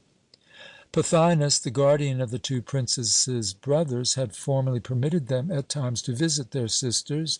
Now they were no longer allowed to leave Lochias, but neither Cleopatra nor Arsinoe made many inquiries about them. The little boys always retreated from their caresses, and the Egyptian locks on their temples, which marked the age of childhood, and the Egyptian garments which Pothinus made them wear, lent them an unfamiliar aspect. When it was reported that the Romans were advancing from Gaza, both girls were overpowered by passionate excitement. Arsinoe's glittered in every glance. Cleopatra understood how to conceal hers, but her colour often varied, and her face, which was not pink and white like her sister's, but how shall I express it? "I know what you mean," Barine interrupted. "When I saw her, nothing seemed to me more charming than that pallid hue through which the crimson of her cheeks shines like the flame through yonder alabaster lamp, the tint of the peach through the down. I have seen it often in convalescence. Aphrodite breathes this hue on the faces and figures of her favourites only, as the god of time imparts the green tinge to the bronze. Nothing is more beautiful than when such women blush. "Your sight is keen," replied Archibius, smiling. It seemed indeed as if not Eos, but her faint reflection in the western horizon was tinting the sky, when joy or shame sent the colour to her cheeks. But when wrath took possession of her, and ere the king's return this often happened, she could look as if she were lifeless, like a marble statue, with lips as colourless as those of a corpse. My father said that the blood of Phaescon and other degenerate ancestors who had not learned to control their passions was asserting itself in her also. But I must continue my story, or the messenger will interrupt me too soon. Gabinius was bringing back the king, but from the time of his approach with the Roman army and the auxiliary troops of the ethnarch of Judea, nothing more was learned of him or of Antipater, who commanded the forces of Hyrcanus. Every one talked constantly of the Roman general Antony. He had led the troops successfully through the deserts between Syria and the Egyptian Delta, without losing a single man on the dangerous road by the Serbonian Sea and Barathra, where many an army had met destruction. Not to Antipater, but to him had the Jewish garrison of Pelusium surrendered their city without striking a blow. He had conquered in 2 battles, and the second, where, as you know, Berenike's husband fell after a brave resistance, had decided the destiny of the country. From the time his name was first mentioned, neither of the girls could hear enough about him. It was said that he was the most aristocratic of aristocratic Romans, the most reckless of the daring, the wildest of the riotous, and the handsomest of the handsome. The waiting maid from Mantua, with whom Cleopatra practised speaking the Roman language, had often seen him, and had heard of him still more frequently, for his mode of life was the theme of gossip among all classes of Roman men and women. His house was said to have descended in a direct line from Hercules, and his figure and magnificent black beard recalled his ancestor. You know him, and know that the things reported of him are those which a young girl cannot hear with indifference, and at that time he was nearly 5 lustra younger than he is to-day. How eagerly Arsinoe listened when his name was uttered! How Cleopatra flushed and paled when Timagenes condemned him as an unprincipled libertine! True, Antony was opening her father's path to his home. The flute player had not forgotten his daughters. He had remained aloof from the battle, but as soon as the victory was decided, he pressed on into the city. The road led past our garden. The king had barely time to send a runner to his daughters 15 minutes before his arrival, to say that he desired to greet them. They were hurriedly attired in festal garments, and both presented an appearance that might well gladden a father's heart. Cleopatra was not yet as tall as Arsinoe, but, though only 14, she looked like a full-grown maiden, while her sister's face and figure showed that in years she was still a child.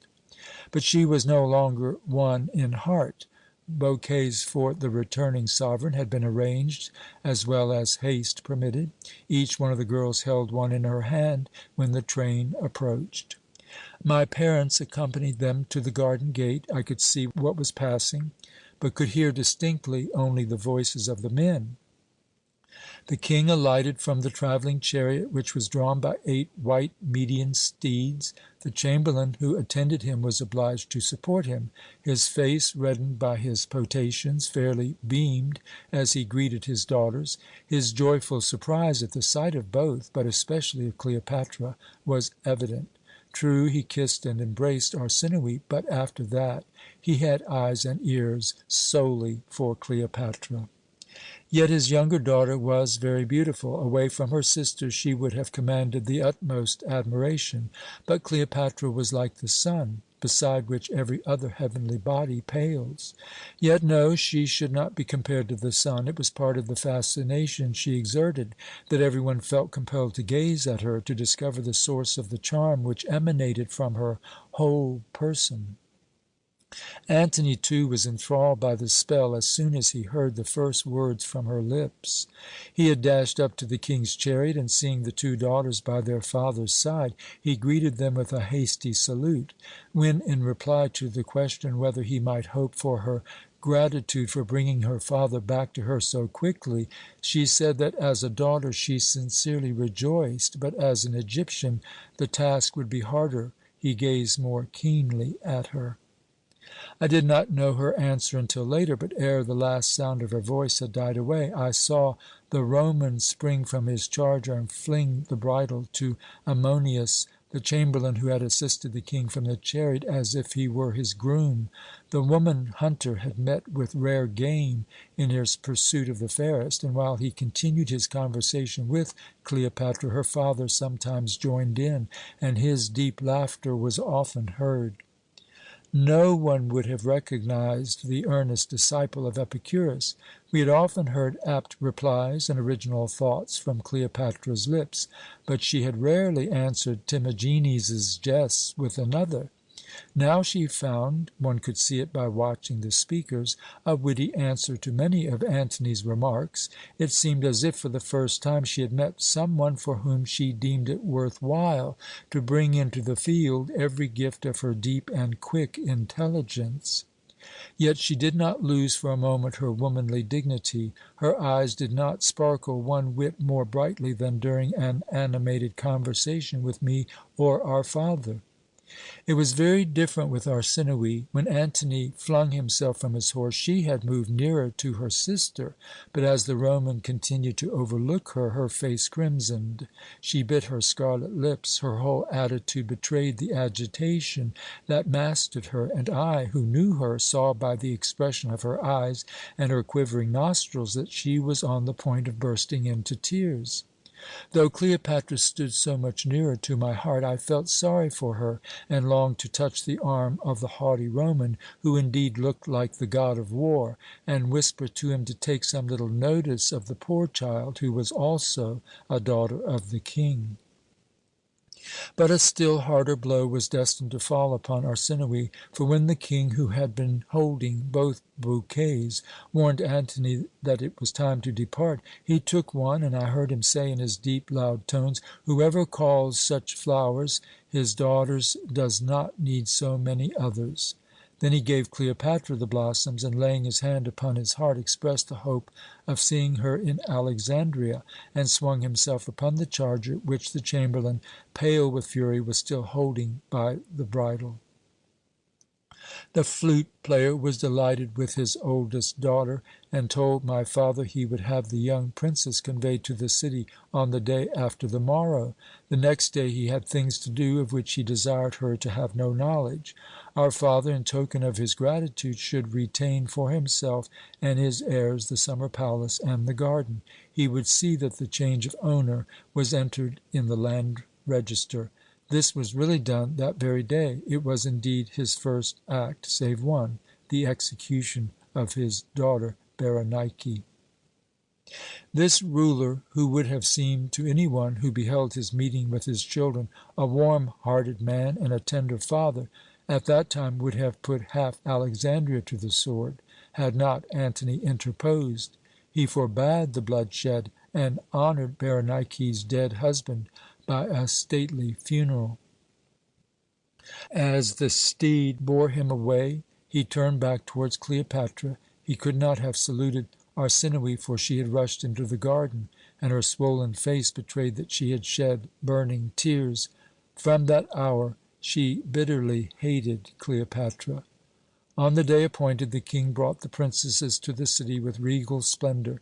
The Alexandrians joyously greeted the royal sisters as, seated on a golden throne over which waved ostrich feathers, they were borne in state down the street of the king, surrounded by dignitaries, army commanders, the bodyguard, and the senate of the city. Cleopatra received the adulation of the populace with gracious majesty, as if she were already queen.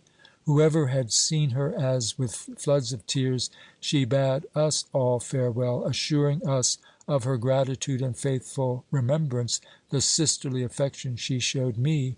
I had just been elected commander of the Ephebi. Here Archibius was interrupted by a slave who announced the arrival of the messenger, and rising hurriedly, he went to Leonax's workshop, to which the man had been conducted, that he might speak to him alone. End of chapter 5, part 2. Chapter 6.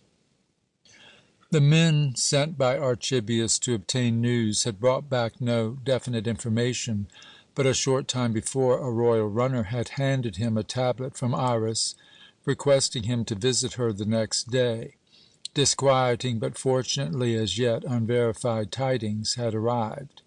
The regent was doing everything in his power to ascertain the truth, but he, Archibius, was aware of the distrust of the government and everything connected with it, felt by the sailors and all the seafaring folk at the harbour. An independent person like himself could often learn more than the chief of the harbour police with all his ships and men. The little tablet was accompanied by a second, which in the regent's name authorized the bearer to have the harbour chains raised anywhere, to go out into the open sea and return without interference. The messenger, the overseer of Archibius's galley slaves, was an experienced man. He undertook to have the Epicurus, a swift vessel which Cleopatra had given to her friend, ready for a voyage to the open sea within 2 hours. The carriage should be sent for his master, that no time might be lost. When Archibius had returned to the ladies and asked whether it would be an abuse of their hospitality if, it was now nearly midnight, he should still delay his departure for a time, they expressed sincere pleasure and begged him to continue his narrative. "I must hasten," he hurriedly began, after eating the lunch which Berenike had ordered while he was talking with the messenger. "But the events of the next few years are hardly worth mentioning. Besides, my time was wholly occupied by my studies in the museum. As for Cleopatra and Arsinoe, they stood like queens at the head of all the magnificence of the court. The day on which they left our house was the last of their childhood. Who would venture to determine whether her father's restoration or the meeting with Antony had wrought the great change which took place at that time in Cleopatra? Just before she left us, my mother had lamented that she must give her to a father like the flute player, instead of to a worthy mother, for the best could not help regarding herself happy in the possession of such a daughter.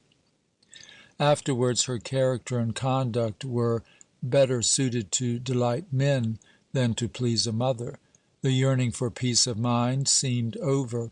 Only the noisy festivals, the singing and music, of which there was never any cessation in the palace of the royal virtuoso, seemed to weary her, and at such times she appeared at our house and spent several days beneath its roof. Arsinoe never accompanied her. Her heart was sometimes won by a golden-haired officer in the ranks of the German horsemen, whom Gabinius had left among the garrison of Alexandria, sometimes by a Macedonian noble among the youths who at that time performed the service of guarding the palace. Cleopatra lived apart from her, and Arsinoe openly showed her hostility from the time that she entreated her to put an end to the scandal caused by her love affairs. Cleopatra held aloof from such things. Though she had devoted much time to the magic arts of the Egyptians, her clear intellect had rendered her so familiar with the philosophy of the Hellenes that it was a pleasure to hear her converse or argue in the museum, as she often did, with the leaders of the various schools. Her self-confidence had become very strong, though, while with us, she said that she longed to return to the days of the peaceful garden of Epicurus, she devoted herself eagerly enough to the events occurring in the world and to statecraft. She was familiar with everything in Rome, the desires and struggles of the contending parties, as well as the characters of the men who were directing affairs, their qualities, views, and aims. She followed Antony's career with the interest of love, for she had bestowed on him the first affection of her young heart. She had expected the greatest achievements, but his subsequent course seemed to belie these lofty hopes. A tinge of scorn colored her remarks concerning him at that time, but here also her heart had its share. Pompey, to whom her father owed his restoration to the throne, she considered a lucky man rather than a great and wise one. Of Julius Caesar, on the contrary, long before she met him, she spoke with ardent enthusiasm, though she knew that he would gladly have made Egypt a Roman province. The greatest deed which she expected from the energetic Julius was that he would abolish the republic which she hated, and soar upward to tyrannize over the arrogant rulers of the world. Only she would fain have seen Antony in his place. How often in those days she used magic art to assure herself of his future! Her father was interested in these things, especially as through them and the power of the mighty Isis he expected to obtain relief from his many and severe sufferings. Cleopatra's brothers were still mere boys, completely dependent upon their guardian, Pothinus, to whom the king left the care of the government, and their tutor, Theodotus, a clever but unprincipled rhetorician. These two men and Achillas, the commander of the troops, would gladly have aided Dionysus, the king's oldest male heir, to obtain the control of the state, in order afterwards to rule him, but the flute-player baffled their plans. You know that in his last will he made Cleopatra, his favourite child, his successor, but her brother Dionysus was to share the throne as her husband. This caused much scandal in Rome, though it was an old custom of the house of Ptolemy, and suited the Egyptians. The flute-player died, Cleopatra became queen, and at the same time the wife of a husband 10 years old, for whom she did not even possess the natural gift of sisterly tenderness. But with the obstinate child, who had been told by his counsellors that the right to rule should be his alone, she also married the former governors of the country. Then began a period of sore suffering. Her life was a perpetual battle against notorious intrigues, the worst of which owed their origin to her sister. Arsinoe had surrounded herself with a court of her own, managed by the eunuch Ganymedes, an experienced commander, and at the same time a shrewd adviser, wholly devoted to her interest. He understood how to bring her into close relations with Pothinus and other rulers of the state, and thus at last united all who possessed any power in the royal palace in an endeavour to thrust Cleopatra from the throne. Pothinus, Theodotus, and Achillas hated her because she saw their failings, and made them feel the superiority of her intellect. Their combined efforts might have succeeded in overthrowing her before, had not the Alexandrians, headed by the Ephebi, over whom I still had some influence, stood by her so steadfastly.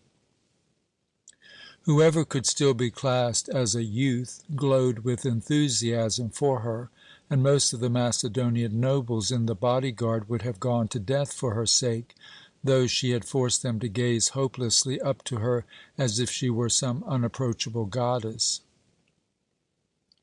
When her father died, she was 17, but she knew how to resist oppressors and foes as if she were a man.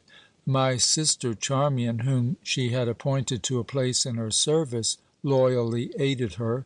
At that time she was a beautiful and lovable girl, but the spell exerted by the queen fettered her like chains and bonds. She voluntarily resigned the love of a nobleman. He afterwards became your husband, Berenike. in order not to leave her royal friend at a time when she so urgently needed her. Since then my sister has shut her heart against love. It belonged to Cleopatra. She lives, thinks, cares for her alone. She is fond of you, Barine, because your father was so dear to her. Iris, whose name is so often associated with hers, is the daughter of my oldest sister, who was already married when the king entrusted the princesses to our father's care. She is 13 years younger than Cleopatra, but her mistress holds the first place in her heart also. Her father, the wealthy Crates, made every effort to keep her from entering the service of the queen, but in vain. A single conversation with this marvelous woman had bound her forever. But I must be brief. You have doubtless heard how completely Cleopatra bewitched Pompey's son during his visit to Alexandria. She had not been so gracious to any man since her meeting with Antony, and it was not from affection, but to maintain the independence of her beloved native land. At that time the father of Gnaeus was the man who possessed the most power, and statecraft commanded her to win him through his son. The young Roman also took his leave full of her, as the Egyptians say. This pleased her, but the visit greatly aided her foes. There was no slander which was not disseminated against her. The commanders of the bodyguard, whom she had always treated as a haughty queen, had seen her associate with Pompey's son in the theatre as if he were a friend of equal rank, and on many other occasions the Alexandrians saw her repay his courtesies in the same coin.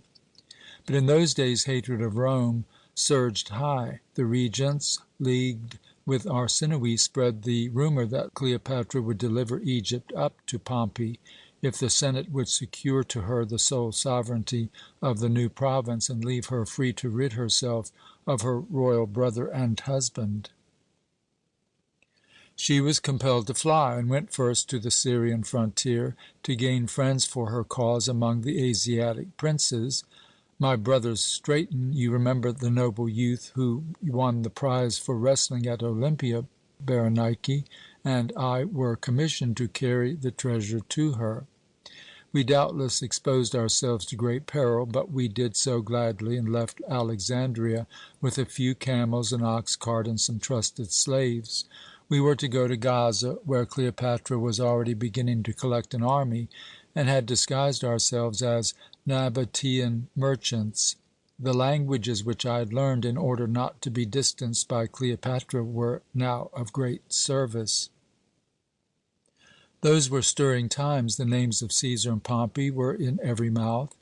After the defeat at Dyrrhachium, the cause of Julius seemed lost, but the Pharsalian battle again placed him uppermost, unless the East rose in behalf of Pompey. Both seemed to be favourites of fortune. The question now was to which the goddess would prove most faithful. My sister Charmian was with the Queen, but through one of Arsinoe's maids, who was devoted to her, we had learned from the palace that Pompey's fate was decided. He had come a fugitive from the defeat of Pharsalus, and begged the king of Egypt, that is, the men who were acting in his name, for a hospitable reception. Pothinus and his associates had rarely confronted a greater embarrassment. The troops and ships of the victorious Caesar were close at hand. Many of Gabinius' men were serving in the Egyptian army. To receive the vanquished Pompey kindly was to make the victorious Caesar a foe. I was to witness the terrible solution of this dilemma. The infamous words of Theodotus, "Dead dogs no longer bite," had turned the scale. My brother and I reached Mount Casius with our precious freight, and pitched our tents to await a messenger, when a large body of armed men approached from the city. At first we feared that we were pursued, but a spy reported that the king himself was among the soldiery, and at the same time a large Roman galley drew near the coast. It must be Pompey's. So they had changed their views, and the king was coming in person to receive their guest. The troops encamped on the flat shore on which stood the temple of the Cassian Ammon. The September sun shone brightly and was reflected from the weapons. From the high bank of the dry bed of the river where we had pitched our tent, we saw something scarlet move to and fro. It was the king's mantle. The waves, stirred by the autumn breeze, rippled lightly, blue as cornflowers, over the yellow sand of the dunes. But the king stood still, shading his eyes with his hand as he gazed at the galley. Meanwhile, Achillas, the commander of the troops, and Septimius, the tribune, who belonged to the Roman garrison in Alexandria, and who, I knew, had served under Pompey and owed him many favours, had entered a boat and put off to the vessel, which could not come nearer the land on account of the shallow water. The conference now began, and Achillas's offer of hospitality must have been very warm and well calculated to inspire confidence, for a tall lady, it was Cornelia, the wife of the Imperator, waved her hand to him in token of gratitude. Here the speaker paused, drew a long breath, and pressing his hand to his brow, continued, "What follows, alas, that it was my fate to witness the dreadful scene. How often a garbled account has been given, and yet the whole was so terribly simple.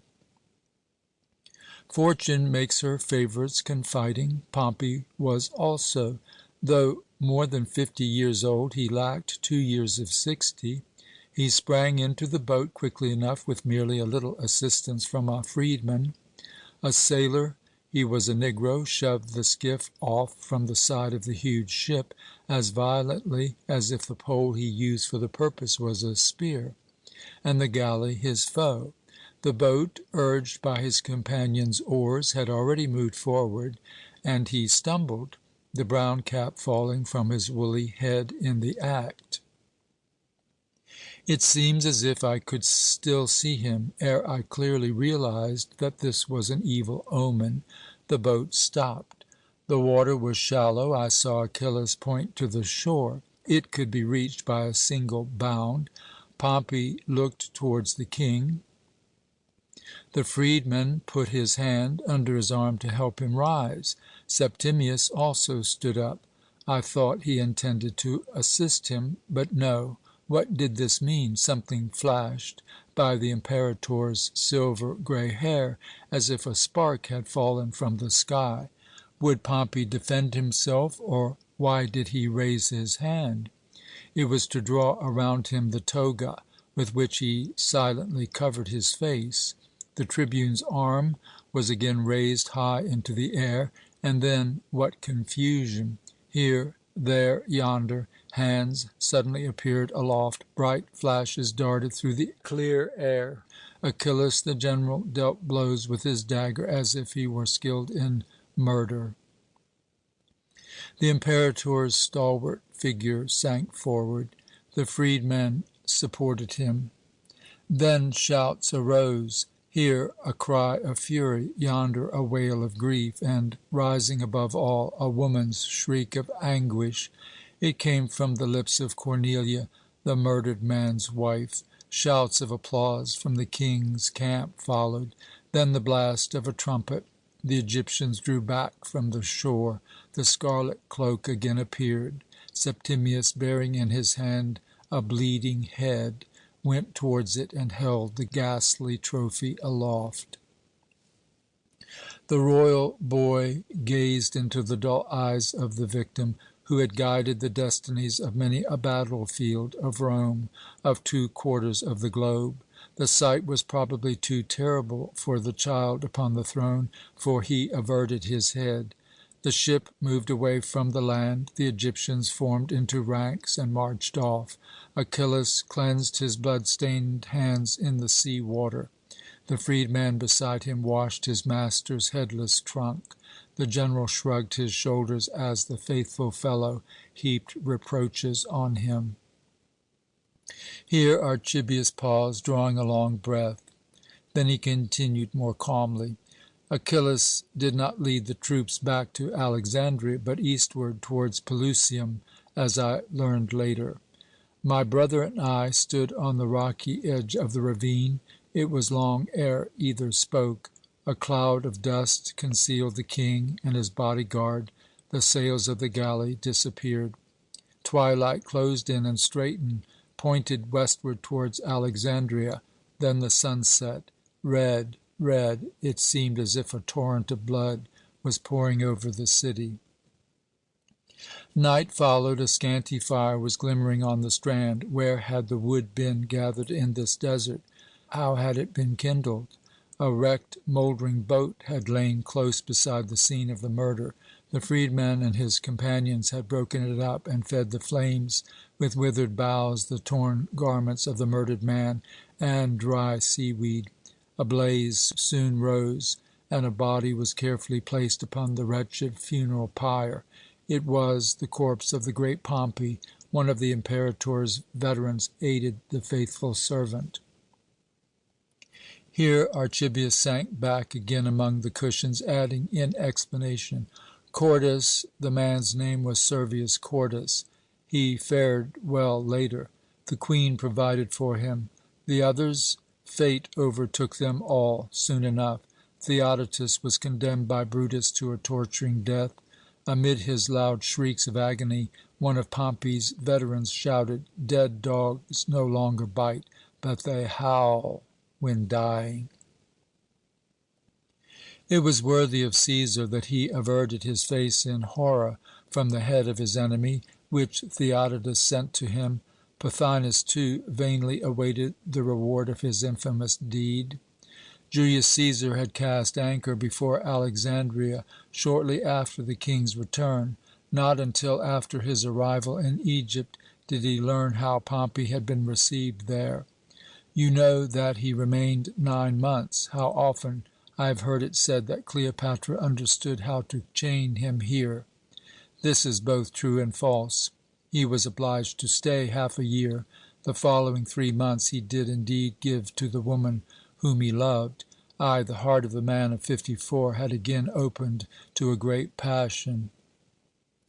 Like all wounds, those inflicted by the arrows of Eros heal more slowly when youth lies behind the stricken one. It was not only the eyes and the senses which attracted a couple so widely separated by years, but far more the mental characteristics of both. Two winged intellects had met. The genius of one had recognized that of the other. The highest type of manhood had met perfect womanhood. They could not fail to attract each other. I expected it, for Cleopatra had long watched breathlessly the flight of this eagle who soared so far above the others, and she was strong enough to keep at his side. We succeeded in joining Cleopatra, and heard that, spite of the hostility of our citizens, Caesar had occupied the palace of the Ptolemies and was engaged in restoring order. We knew in what way Pothinus, Achillas, and Arsinoe would seek to influence him. Cleopatra had reason to fear that her foes might deliver Egypt unconditionally to Rome if Caesar should leave the reins of government in their hands and shut her out. She had cause to dread this, but she also had the courage to act in person in her own behalf. The point now was to bring her into the city, the palace, nay, into direct communication with the dictator. Children tell the tale of the strong man who bore Cleopatra in a sack through the palace portals. It was not a sack which concealed her, but a Syrian carpet. The strong man was my brother Straton. I went first to secure a free passage. Julius Caesar and she saw and found each other. Fate merely drew the conclusion which must result from such premises. Never have I seen Cleopatra happier, more exalted in mind and heart, yet she was menaced on all sides by serious perils. It required all the military genius of Caesar to conquer the fierce hostility which he encountered here. It was this, not the thrall of Cleopatra, I repeat, which first bound him to Egypt. What would have prevented him, as he did later, from taking the object of his love to Rome, had it been possible at that time? But this was not the case. The Alexandrians provided for that. He had recognized the flute player's will, nay, had granted more to the royal house than could have been given to the former. Cleopatra and her brother husband Dionysus were to share the government, and he also bestowed on Arsinoe and her youngest brother the island of Cyprus, which had been wrested from their uncle Ptolemy by the Republic. Rome was, of course, to remain the guardian of the brothers and sisters. This arrangement was unendurable to Pothinus and the former rulers of the state, Cleopatra as queen, and Rome, that is, Caesar, the dictator, her friend, as guardian, meant their removal from power, their destruction, and they resisted violently. The Egyptians and even the Alexandrians supported them. The young king hated nothing more than the yoke of the unloved sister who was so greatly his superior. Caesar had come with a force by no means equal to theirs, and it might be possible to draw the mighty general into a snare. They fought with all the power at their command, with such passionate eagerness that the dictator had never been nearer succumbing to peril. But Cleopatra certainly did not paralyze his strength and cautious deliberation. No, he had never been greater, never proved the power of his genius so magnificently. And against what superior power, what hatred he contended! I myself saw the young king, when he heard that Cleopatra had succeeded in entering the palace and meeting Caesar, rush into the street, fairly crazed by rage, tear the diadem from his head, hurl it on the pavement, and shriek to the passers-by that he was betrayed, until Caesar's soldiers forced him back into the palace and dispersed the mob. Arsinoe had received more than she could venture to expect, but she was again most deeply angered. After Caesar's entry into the palace, she had received him as queen and hoped everything from his favour. Then her hated sister had come, and, as so often happened, she was forgotten for Cleopatra's sake. This was too much, and with the eunuch Ganymedes, her confidant, and, as I have already said, an able warrior, she left the palace and joined the dictator's foes. There were severe battles on land and sea, in the streets of the city, for the drinkable water excavated by the foe, and against the conflagration which destroyed part of the Bruchium and the library of the museum. Yet, half dead with thirst, barely escaped from drowning, threatened on all sides by fierce hatred, he stood firm, and remained victor also in the open field, after the young king had placed himself at the head of the Egyptians and collected an army. You know that the boy was drowned in the flight. In battle and mortal peril, amid blood and the clank of arms, Caesar and Cleopatra spent half a year ere they were permitted to pluck the fruit of their common labour. The dictator now made her queen of Egypt, and gave her as co-regent her youngest brother, a boy not half her own age. To Arsinoe he granted the life she had forfeited, but sent her to Italy. Peace followed the victory. Now, it is true, grave duties must have summoned the statesman back to Rome, but he tarried 3 full months longer. Whoever knows the life of the ambitious Julius, and is aware what this delay might have cost him, may well strike his brow with his hand and ask, is it true and possible that he used this precious time to take a trip with the woman he loved up the Nile, to the island of Isis, which is so dear to the Queen, to the extreme southern frontier of the country? Yet it was so, and I myself went in the second ship, and not only saw them together, but more than once shared their banquets and their conversation. It was giving and taking, forcing down and elevating, a succession of discords, not unpleasant to hear, because experience taught that they would finally terminate in the most beautiful harmony. It was a festal day for all the senses. I imagine the whole Nile journey, interrupted Barine, to be like the fairy voyage when the purple silk sails of Cleopatra's galley bore Antony along the Cydnus. No, no, replied Archibius. She first learned from Antony the art of filling this earthly existence with fleeting pleasures. Caesar demanded more. Her intellect offered him the highest enjoyment. Here he hesitated. True, the skill with which to please Antony she daily offered him for years fresh charms for every sense was not a matter of accident. And this, cried Barine, this was undertaken by the woman who had recognized the chief good in peace of mind. Ay, replied Archibius thoughtfully, yet this was the inevitable result.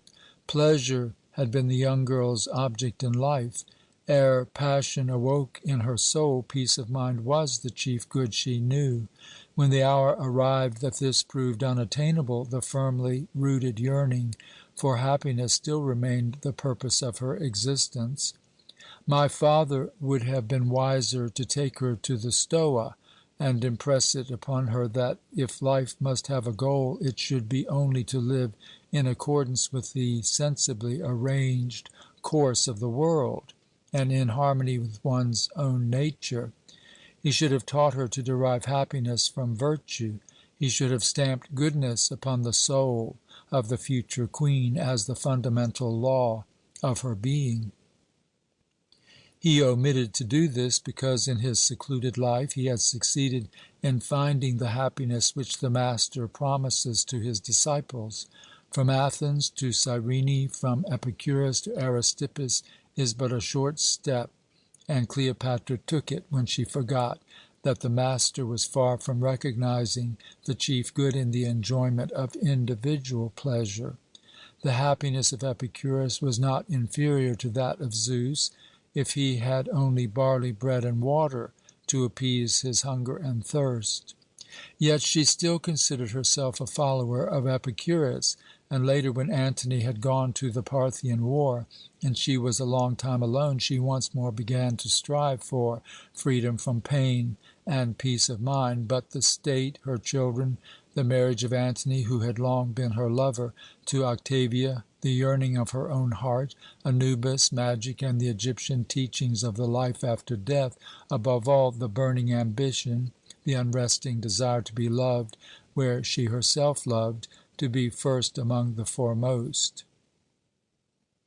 Here he was interrupted by the messenger who informed him that the ship was ready. End of chapter 6. Chapter 7. Archibius had buried himself so deeply in the past that it was several minutes ere he could bring himself back to the present. When he did so, he hastily discussed with the two ladies the date of their departure. It was hard for Berenike to leave her injured brother, and Barine longed to see Dion once more before the journey. Both were reluctant to quit Alexandria ere decisive news had arrived from the army and the fleet.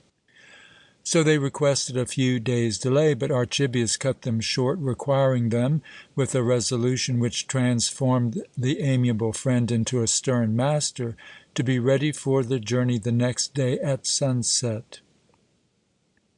His Nile boat would await them at the Agathodæmon harbour on Lake Mareotis, and his travelling chariot would convey them thither, with as much luggage and as many female slaves as they desired to take with them. Then, softening his tone, he briefly reminded the ladies of the great annoyances to which a longer stay would expose them, excused his rigour on the plea of haste, pressed the hands of the mother and daughter, and retired without heeding Barine, who called after him, yet could desire nothing save to plead for a longer delay. The carriage bore him swiftly to the great harbour. The waxing moon was mirrored like a silver column, now wavering and tremulous, now rent by the waves tossing under a strong southeast wind, and illumined the warm autumn night. The sea outside was evidently running high. This was apparent by the motion of the vessels lying at anchor in the angle which the shore in front of the superb temple of Poseidon formed with the Choma. This was a tongue of land stretched like a finger into the sea, on whose point stood a little palace, which Cleopatra, incited by a chance remark of Antony, had had built there to surprise him. Another, of white marble, glimmered in the moonlight from the island of Antirrhodus, and farther still a blazing fire illumined the darkness. Its flames flared from the top of the famous lighthouse on the island of Pharos, at the entrance of the harbour, and swayed to and fro by the wind, steeped the horizon and the outer edge of the dark water in the harbour with moving masses of light, which irradiated the gloomy distance, sometimes faintly, anon more brilliantly. Spite of the late hour, the harbour was full of bustle, though the wind often blew the men's cloaks over their heads, and the women were obliged to gather their garments closely around them. True, at this hour commerce had ceased, but many had gone to the port in search of news, or even to greet before others the first ship returning from the victorious fleet. For that Antony had defeated Octavianus in a great battle was deemed certain. Guards were watching the harbour, and a band of Syrian horsemen had just passed from the barracks in the southern part of the Lochias to the temple of Poseidon. Here the galleys lay at anchor, not in the harbour of Eunostus, which was separated from the other by the broad bridge-like dam of the Heptastadium that united the city and the island of Pharos. Near it were the royal palaces and the arsenal, and any tidings must first reach this spot. The other harbour was devoted to commerce, but in order to prevent the spread of false reports, newly arrived ships were forbidden to enter. True, even at the great harbour news could scarcely be expected, for a chain stretching from the end of the Pharos to a cliff directly opposite in the Alveus Steganus closed the narrow opening, but it could be raised if a state galley arrived with an important message, and this was expected by the throng on the shore. Doubtless many came from banquets, cookshops, taverns, or the nocturnal meeting-places of the sects that practised the magic arts, yet the weight of anxious expectation seemed to check the joyous activity, and wherever Archibius glanced he beheld eager, troubled faces. The wind forced many to bow their heads, and wherever they turned their eyes, flags and clouds of dust were fluttering in the air, increasing the confusion. As the galley put off from the shore and the flutes summoned the oarsmen to their toil, its owner felt so disheartened that he did not even venture to hope that he was going in quest of good tidings. Long-vanished days had, as it were, been called from the grave, and many a scene from the past rose before him as he lay among the cushions on the poop, gazing at the sky, across which dark, swiftly sailing clouds sometimes veiled the stars and again revealed them. "How much we can conceal by words without being guilty of falsehood," he murmured while recalling what he had told the women. Ay, he had been Cleopatra's confidant in his early youth, but how he had loved her! How, even as a boy, he had been subject to her, body and soul! He had allowed her to see it displayed, confessed it, and she had accepted it as her rightful due. She had repelled with angry pride his only attempt to clasp her, in his overflowing affection, in his arms. But to show his love for her is a crime for which the loftiest woman pardons the humblest suitor, and a few hours later Cleopatra had met him with the old affectionate familiarity. Again he recalled the torments which he had endured when compelled to witness how completely she yielded to the passion which drew her to Antony.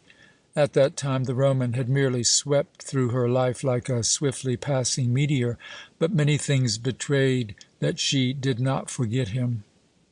And while Archibius had seen without pain her love for the great Caesar bud and grow, the torturing feeling of jealousy again stirred in his heart, though youth was past, when at Tarsus on the river Cydnus she renewed the bond which still united her to Antony.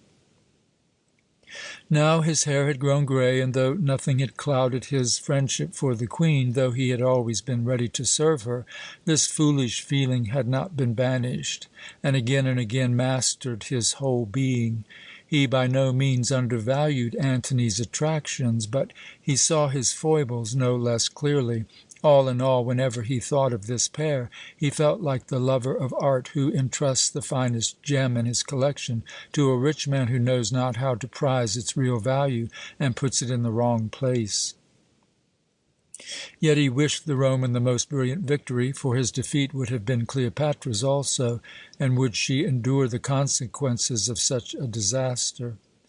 The galley was approaching the flickering circle of light at the foot of the Pharos, and Archibius was just producing the token which was to secure the lifting of the chain, when his name echoed through the stillness of the night. It was Dion, hailing him from a boat tossing near the mouth of the harbour, on the waves surging in from the turbulent sea. He had recognized Archibius's swift galley from the bust of Epicurus, which was illumined by the light of the lantern in the prow. Cleopatra had had it placed upon the ship which by her orders had been built for her friend.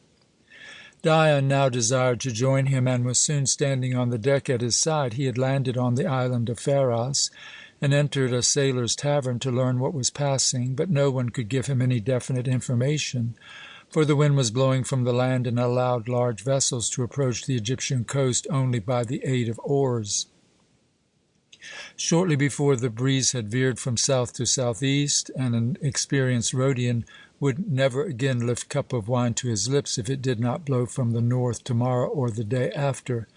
Then ships bearing news might reach Alexandria by the dozen. That is, the greybeard added with a defiant glance at the daintily clad city gentlemen, if they were allowed to pass the Pharos or go through the Poseidon basin into the Eunostus. He had fancied that he saw sails on the horizon at sunset, but the swiftest galley became a hedgehog when the wind blew against its prow and even checked the oars. Others, too, had fancied that they had seen sails, and Dion would gladly have gone out to sea to investigate, but he was entirely alone in a frail hired boat, and this would not have been permitted to pass beyond the harbour. The expectation that every road would be open to Archibius had not deceived him, and the harbour chain was drawn aside for the Epicurus. With swelling sails urged by the strong wind blowing from the southeast, its keel cut the rolling waves. Soon a faint, tremulous light appeared in the north. It must be a ship, and though the helmsman in the tavern at Pharos, who looked as though he had not always steered peaceful trading vessels, had spoken of some which did not let the ships they caught pass unscathed, the men on the well-equipped, stately Epicurus did not fear pirates, especially as morning was close at hand, and it had just shot by 2 clumsy men of war, which had been sent out by the Regent. The strong wind filled every sail. Rowing would have been useless labour, and the light in front seemed to be coming nearer. A wan glimmer was already beginning to brighten the distant east when the Epicurus approached the vessel with the light, but it seemed to wish to avoid the Alexandrian and turned suddenly towards the northeast.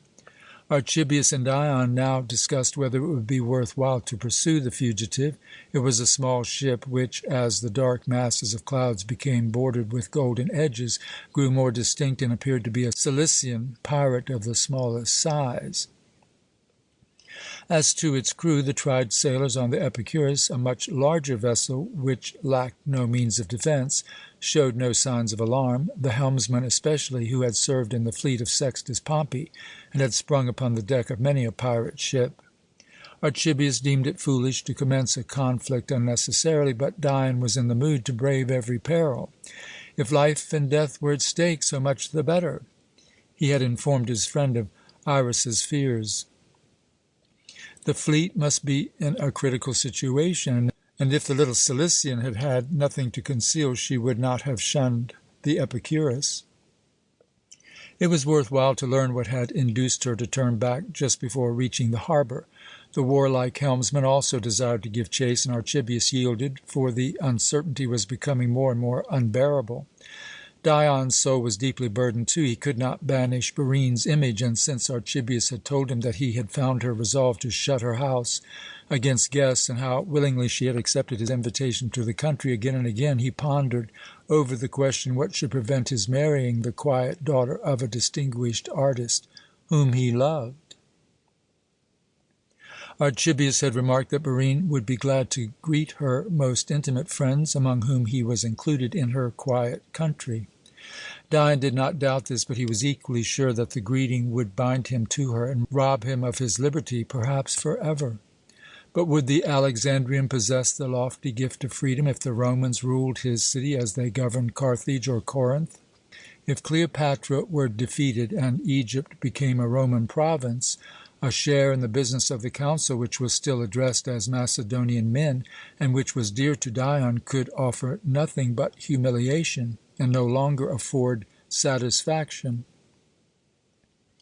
If a pirate's spear put an end to bondage under the Roman yoke, and to this unworthy yearning and wavering, so much the better. On this autumn morning, under this grey sky, from which sank a damp light fog, with these hopes and fears in his heart, he beheld in both the present and future naught save shadows. The Epicurus overtook and captured the fugitive. The slight resistance the vessel might have offered was relinquished when Archibius's helmsman shouted that the Epicurus did not belong to the royal navy and had come in search of news. The Cilician took in his oars. Archibius and Dion entered the vessel and questioned the commander. He was an old, weather-beaten seaman who would give no information until after he had learned what his pursuers really desired. At first he protested that he had witnessed on the Peloponnesian coast a great victory gained by the Egyptian galleys over those commanded by Octavianus, but the queries of the two friends involved him in contradictions, and he then pretended to know nothing, and to have spoken of a victory merely to please the Alexandrian gentlemen. Dion, accompanied by a few men from the crew of the Epicurus, searched the ship and found in the little cabin a man bound and gagged, guarded by one of the pirates. It was a sailor from the Pontus, who spoke only his native language. Nothing intelligible could be obtained from him, but there were important suggestions in a letter found in a chest in the cabin among clothing, jewels, and other stolen articles. The letter, Dion could scarcely believe his own eyes, was addressed to his friend, the architect Gorgias. The pirate, being ignorant of writing, had not opened it, but Dion tore the wax from the cord without delay. Aristocrates, the Greek rhetorician who had accompanied Antony to the war, had written from Tænarum in the south of the Peloponnesus, requesting the architect in the general's name to set the little palace at the end of the Choma in order and surround it on the land side with a high wall. No door would be necessary. Communication with the dwelling could be had by water. He must do his utmost to complete the work speedily. The friends gazed at each other in astonishment as they read this commission. What could induce Antony to give so strange an order? How did it fall into the hands of the pirates? This must be understood. When Archibius, whose gentle nature, so well adapted to inspire confidence, quickly won friends, burst into passionate excitement, the unexpected transition rarely failed to produce its effect, especially as his tall, strong figure and marked features made a still more threatening impression. Even the captain gazed at him with fear when the Alexandrian threatened to recall all his promises of consideration and mercy if the pirate withheld even the smallest trifle connected with this letter. The man speedily perceived that it would be useless to make false statements, for the captive from Pontus, though unable to speak Greek, understood the language, and either confirmed every remark of the other with vehement gestures or branded it in the same manner as false. Thus it was discovered that the pirate craft, in company with a much larger vessel, owned by a companion, had lurked behind the promontory of Crete for a prize. They had neither seen nor heard aught concerning the two fleets, when a dainty galley, the finest and fleetest that ever sailed in the sea, it was probably the Swallow, Antony's dispatch boat, had run into the snare.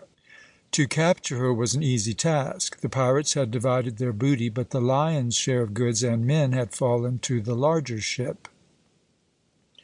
A pouch containing letters and money had been taken from a gentleman of aristocratic appearance, probably Antony's messenger, who had received a severe wound, died, and had been flung into the sea.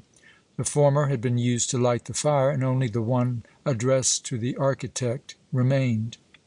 The captured sailors had said that the fleet of Octavianus had defeated Cleopatra's, and the queen had fled, but that the land forces were still untouched, and might yet decide the conflict in Antony's favour.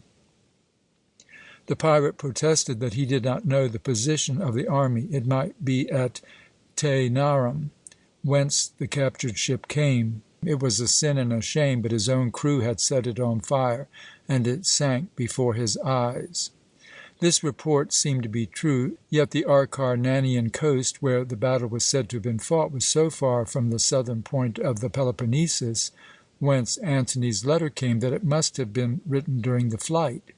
One thing appeared to be certain: the fleet had been vanquished and dispersed on the 2nd or 3rd of September. Where would the Queen go now? What had become of the magnificent galleys which had accompanied her to the battle? Even the contrary winds would not have detained them so long, for they were abundantly supplied with rowers. Had Octavianus taken possession of them? Were they burned or sunk? But in that case, how had Antony reached Taenarum? The pirate could give no answer to these questions, which stirred both heart and brain. Why should he conceal what had reached his ears? At last Archibius ordered the property stolen from Antony's ship and the liberated sailor to be brought on board the Epicurus. But the pirate was obliged to swear not to remain in the waters between Crete and Alexandria. Then he was suffered to pursue his way unmolested. This adventure had occupied many hours, and the return against the wind was slow, for during the chase the Epicurus had been carried by the strong breeze far out to sea. Yet when still several miles from the mouth of the harbour at the Pharos, it was evident that the Rhodian helmsman in the island tavern had predicted truly, for the weather changed with unusual speed, and the wind now blew from the north. The sea fairly swarmed with ships, some belonging to the royal fleet, some to curious Alexandrians who had sailed out to take a survey. Archibius and Dion had spent a sleepless night and day. The heavy air, pervaded by a fine mist, had grown cool. After refreshing themselves by a repast, they paced up and down the deck of the Epicurus. Few words were exchanged, and they wrapped their cloaks closer around them. Both had quaffed large draughts of the fiery wine with which the Epicurus was well supplied, but it would not warm them. Even the fire, blazing brightly in the richly furnished cabin, could scarcely do so. Archibius's thoughts lingered with his beloved Queen, and his vivid power of imagination conjured before his mind everything which could distress her. No possible chance, not even the most terrible, was forgotten, and when he saw her sinking in the ship, stretching her beautiful arms imploringly towards him, to whom she had so long turned in every perilous position, when he beheld her a captive in the presence of the hostile, cold-hearted Octavianus, the blood seemed to freeze in his veins. At last he dropped his felt mantle, and, groaning aloud, struck his brow with his clenched hand. He had fancied her walking with gold chains on her slender wrists before the victor's four-horse chariot, and heard the exulting shouts of the Roman populace. That would have been the most terrible of all. To pursue this train of thought was beyond the endurance of the faithful friend, and Dion turned in surprise as he heard him sob and saw the tears which bedewed his face. His own heart was heavy enough, but he knew his companion's warm devotion to the Queen. So, passing his arm around his shoulder, he entreated him to maintain that peace of soul and mind which he had so often admired. In the most critical situations he had seen him stand high above them, as yonder man who fed the flames on the summit of the Pharos stood above the wild surges of the sea.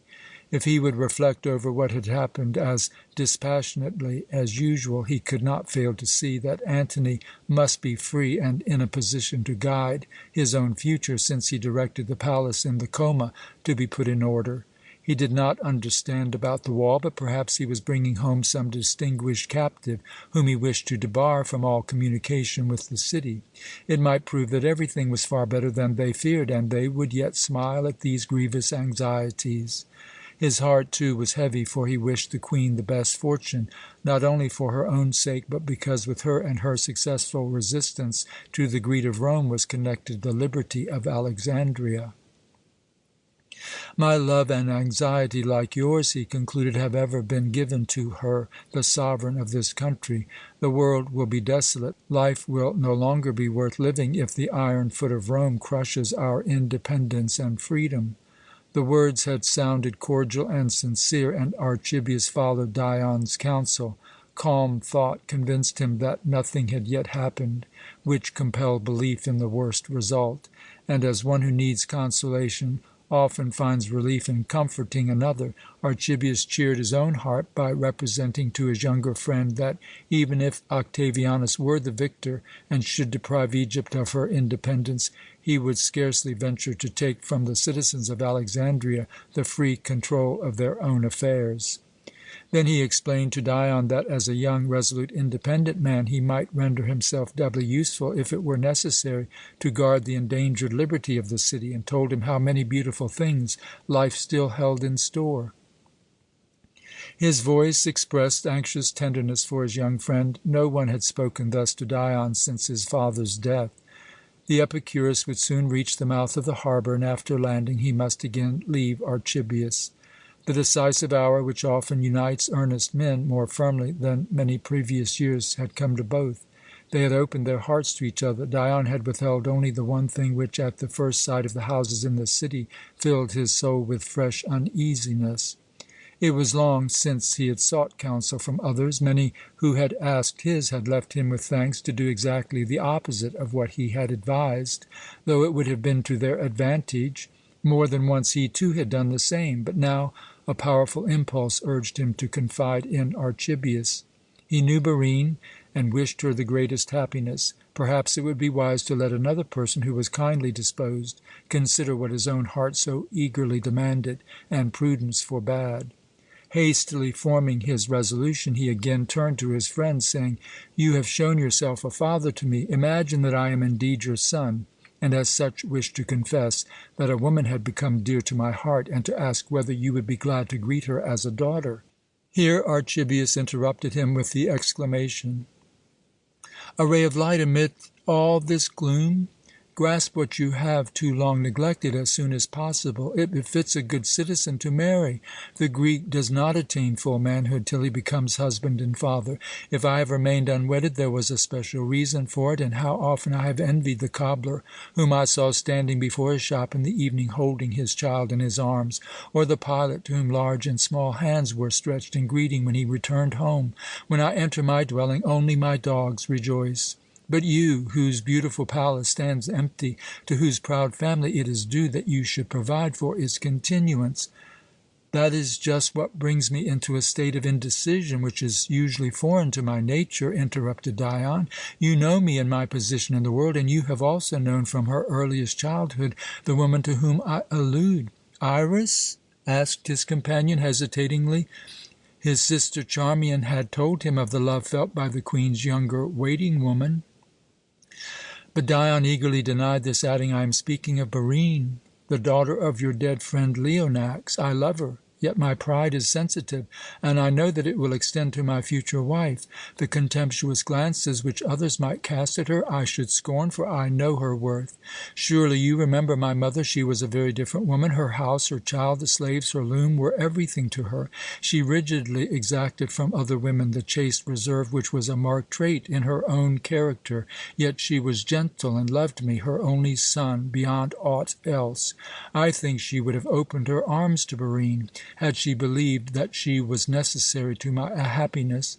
But would the young beauty, accustomed to gay intercourse with distinguished men, have been able to submit to her demands? When I consider that she cannot help taking into her married life the habit of being surrounded and courted, when I think that the imprudence of a woman accustomed to perfect freedom might set idle tongues in motion and cast a shadow upon the radiant purity of my name, when I even—" and he raised his clenched right hand. But Archibius answered soothingly, "That anxiety is groundless, if Barine warmly and joyfully gives you her whole heart.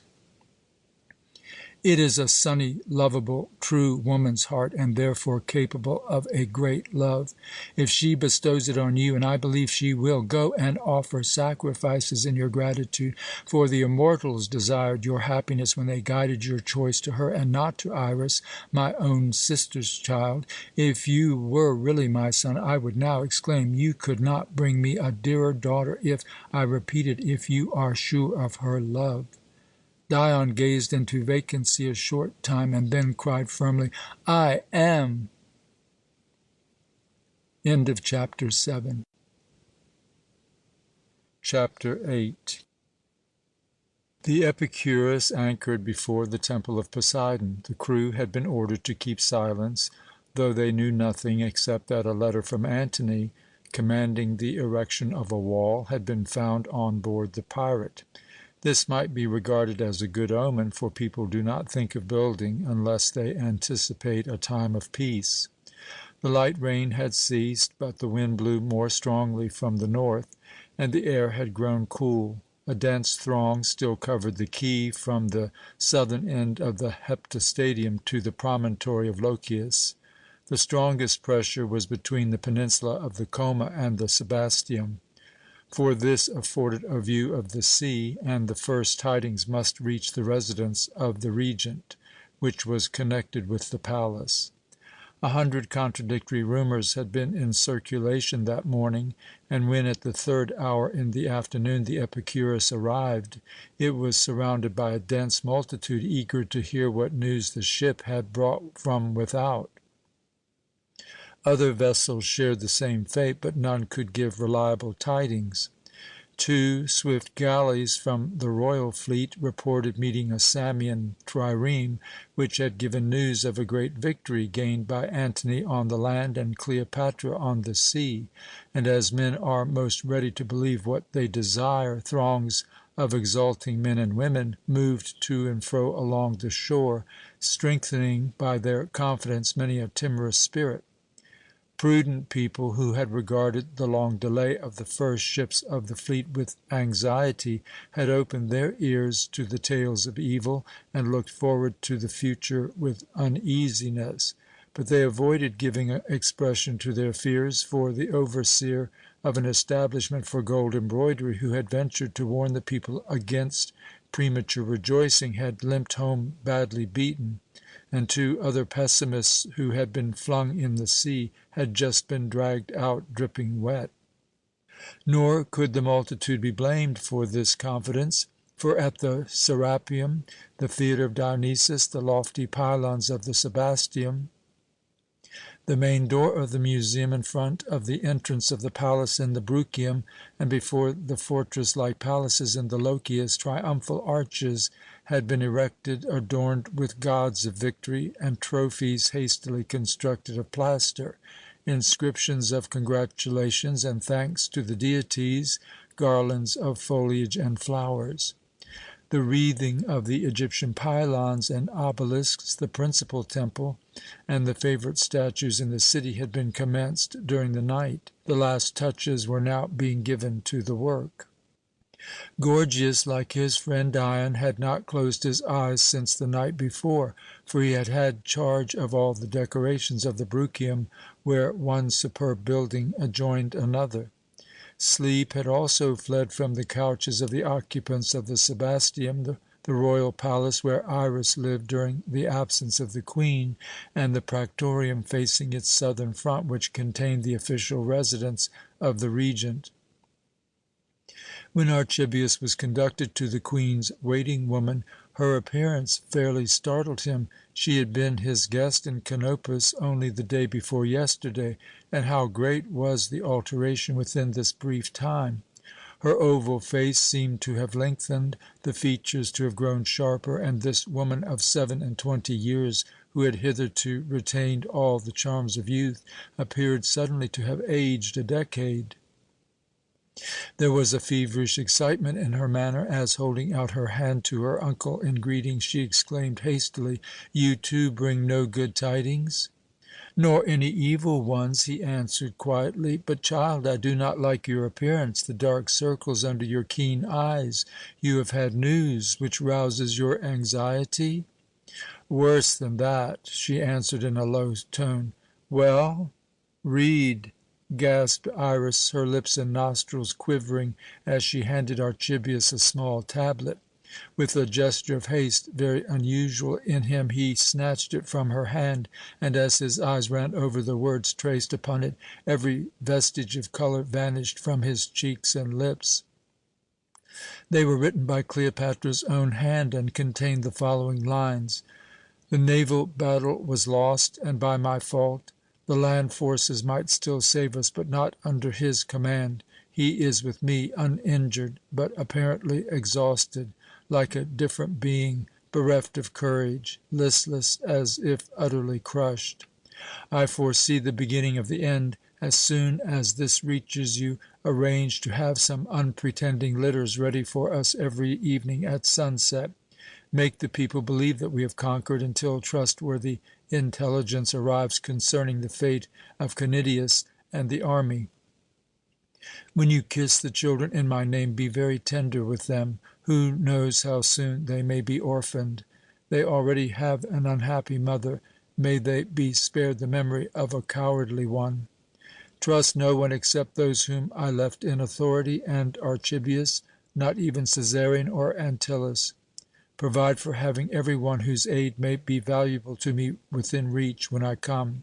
I cannot close with the familiar rejoice. The fresh courage placed on many a tombstone seems more appropriate. You who did not envy me in my happiness will help me to bear misfortune. Epicurus, who believes that the gods merely watch the destiny of men inactively from their blissful heights, is right. Were it otherwise, how could the love and loyalty which cleave to the hapless defeated woman be repaid with anguish of heart and tears, yet continue to love her? Archibius, pale and silent, let the tablet fall. It was long ere he gasped hoarsely, "I foresaw it, yet now that it is here!" His voice failed, and violent, tearless sobs shook his powerful frame. Sinking on a couch, he buried his face amid the cushions. Iras gazed at the strong man and shook her head. She, too, loved the Queen. The news had brought tears to her eyes also, but even while she wept, a host of plans coping with this disaster had darted through her restless brain.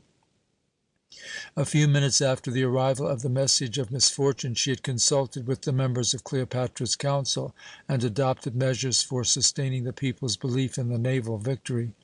What was she, the delicate, by no means courageous girl, compared to this man of iron strength who, she was well aware, had braved the greatest perils in the service of the Queen? Yet there he lay with his face hidden in the pillows as if utterly overwhelmed. Did a woman's soul rebound more quickly after being crushed beneath the burdens of the heaviest suffering, or was hers of a special character, and her slender body the casket of a hero's nature? She had reason to believe so when she recalled how the Regent and the Keeper of the Seal had received the terrible news. They had rushed frantically up and down the vast hall as if desperate, but Mardion the eunuch had little manhood, and Zeno was a characterless old author who had won the Queen's esteem, and the high office which he occupied solely by the vivid power of imagination that enabled him constantly to devise new exhibitions, amusements, and entertainments, and present them with magical splendor.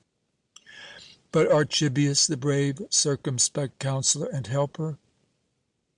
His shoulders again quivered as if they had received a blow, and Iras suddenly remembered what she had long known, but never fully realized.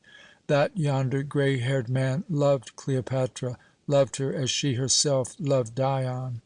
And she wondered whether she would have been strong enough to maintain her composure if she had learned that a cruel fate threatened to rob him of life, liberty, and honour. Hour after hour she had vainly awaited the young Alexandrian, yet he had witnessed her anxiety the day before. Had she offended him? Was he detained by the spell of Didymus's granddaughter? It seemed a great wrong that amid the unspeakably terrible misfortune which had overtaken her mistress she could not refrain from thinking continually of Dion. Even as his image filled her heart, Cleopatra's ruled her uncle's mind and soul, and she said to herself that it was not alone among women that love paid no heed to years, or whether the locks were brown or tinged with grey. But Archibius now raised himself, left the couch, passed his hand across his brow, and in the deep, calm tones natural to his voice began with a sorrowful smile. A man stricken by an arrow leaves the fray to have his wound bandaged. The surgeon has now finished his task. I ought to have spared you this pitiable spectacle, child, but I am again ready for the battle. Cleopatra's account of Antony's condition renders a piece of news which we have just received somewhat more intelligible.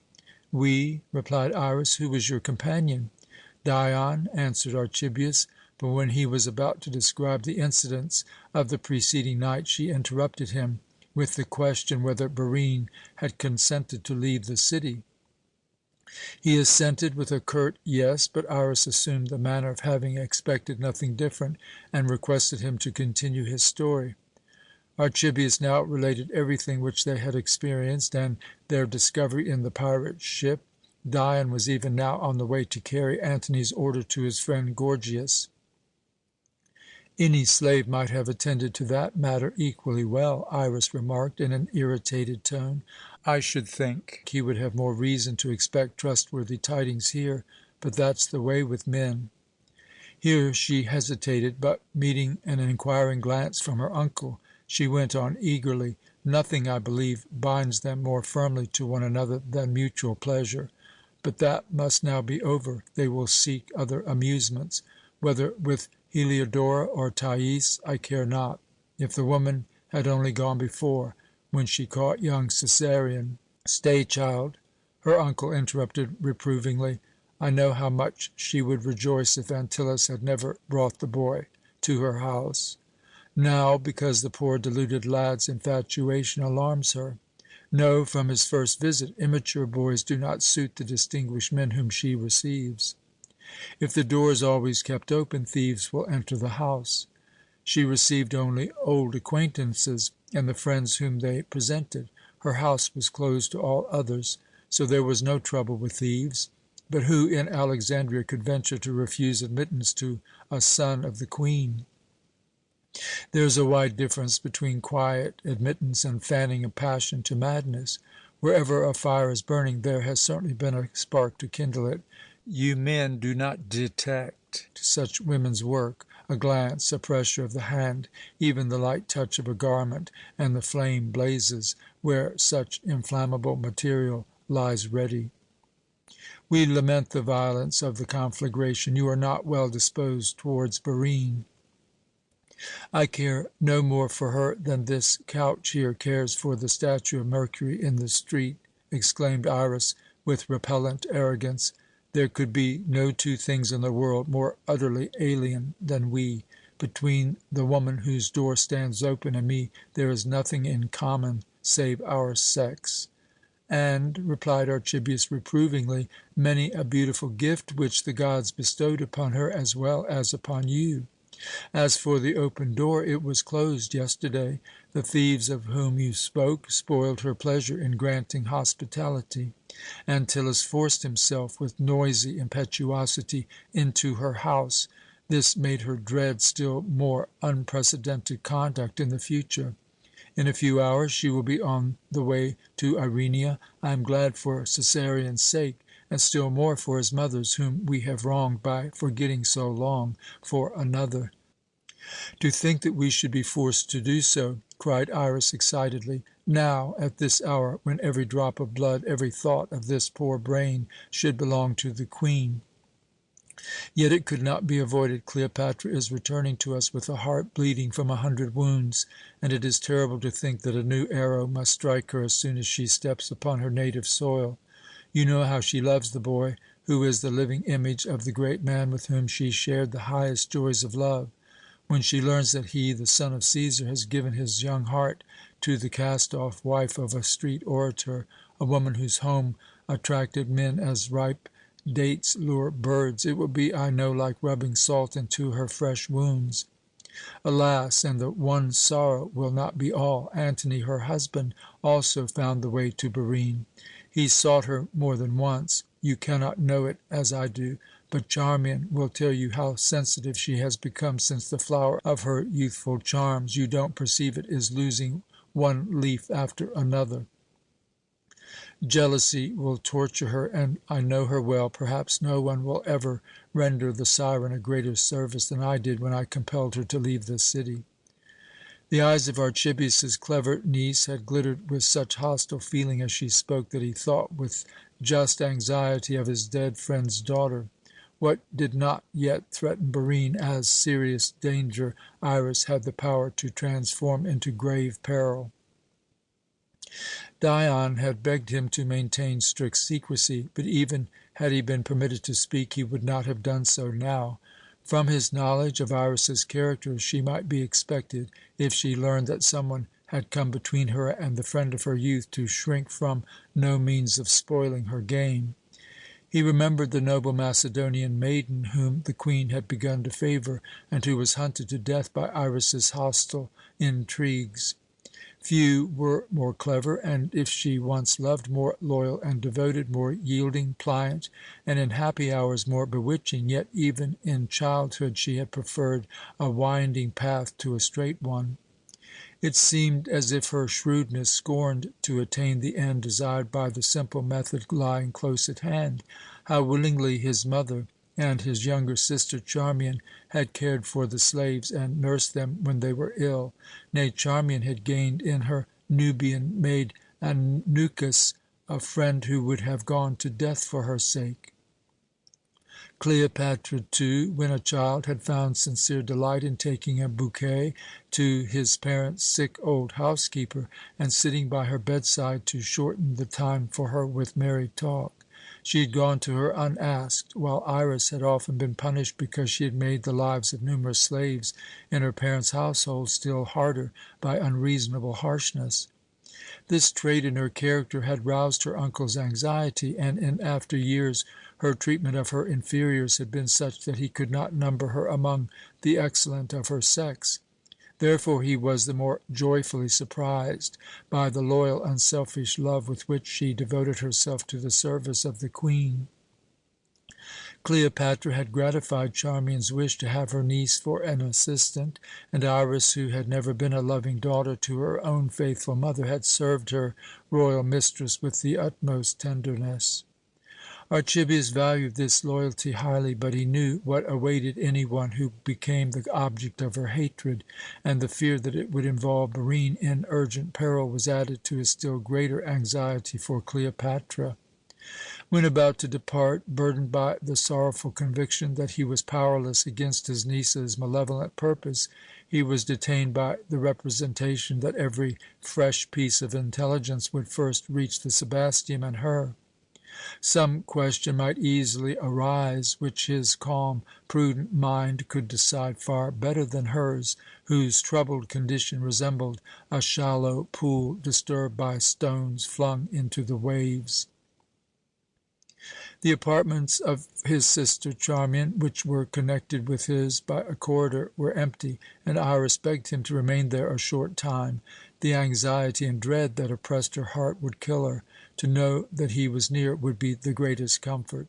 When Archibius hesitated because he deemed it his duty to urge Cæsarion, over whom he possessed some influence, to give up his foolish wishes for his mother's sake, Iras assured him that he would not find the youth. He had gone hunting with Antyllus and some other friends. She had approved the plan because it removed him from the city and Barine's dangerous house. As the Queen does not wish him to know the terrible news yet, she concluded, his presence would only have caused us embarrassment. So stay, and when it grows dark, go with us to the Lochias. I think it will please the sorrowing woman, when she lands, to see your familiar face, which will remind her of happier days. Do me the favour to stay." She held out both hands beseechingly as she spoke, and Archibius consented. A repast was served, and he shared it with his niece, but Iras did not touch the carefully chosen viands, and Archibius barely tasted them. Then, without waiting for dessert, he rose to go to his sister's apartments. But Iras urged him to rest on the divan in the adjoining room, and he yielded. Yet, spite of the softness of the pillows and his great need of sleep, he could not find it. Anxiety kept him awake, and through the curtain which divided the room in which Iras remained from the one he occupied, he sometimes heard her light footsteps pacing restlessly to and fro, sometimes the coming and going of messengers in quest of news. All his former life passed before his mind. Cleopatra had been his sun, and now black clouds were rising, which would dim its light, perchance forever. He, the disciple of Epicurus, who had not followed the doctrines of other masters until later in life, held the same view of the gods as his first master.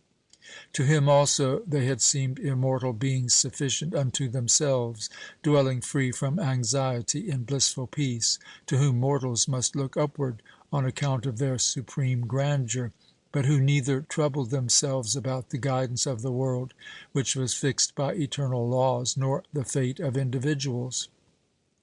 Had he been convinced of the contrary, he would have sacrificed everything he possessed in order, by lavish offerings, to propitiate the immortals in behalf of her to whom he had devoted his life and every faculty of his being. Like Iras, he too could find no rest upon his couch, and when she heard his step, she called to him and asked why he did not recover the sleep which he had lost. No one knew the demands the next night might make upon him. "You will find me awake," he answered quietly. Then he went to the window which, above the pylons that rose before the main front of the Sebasteum, afforded a view of the Bruchium and the sea. The harbour was now swarming with vessels of every size, garlanded with flowers and adorned with gay flags and streamers.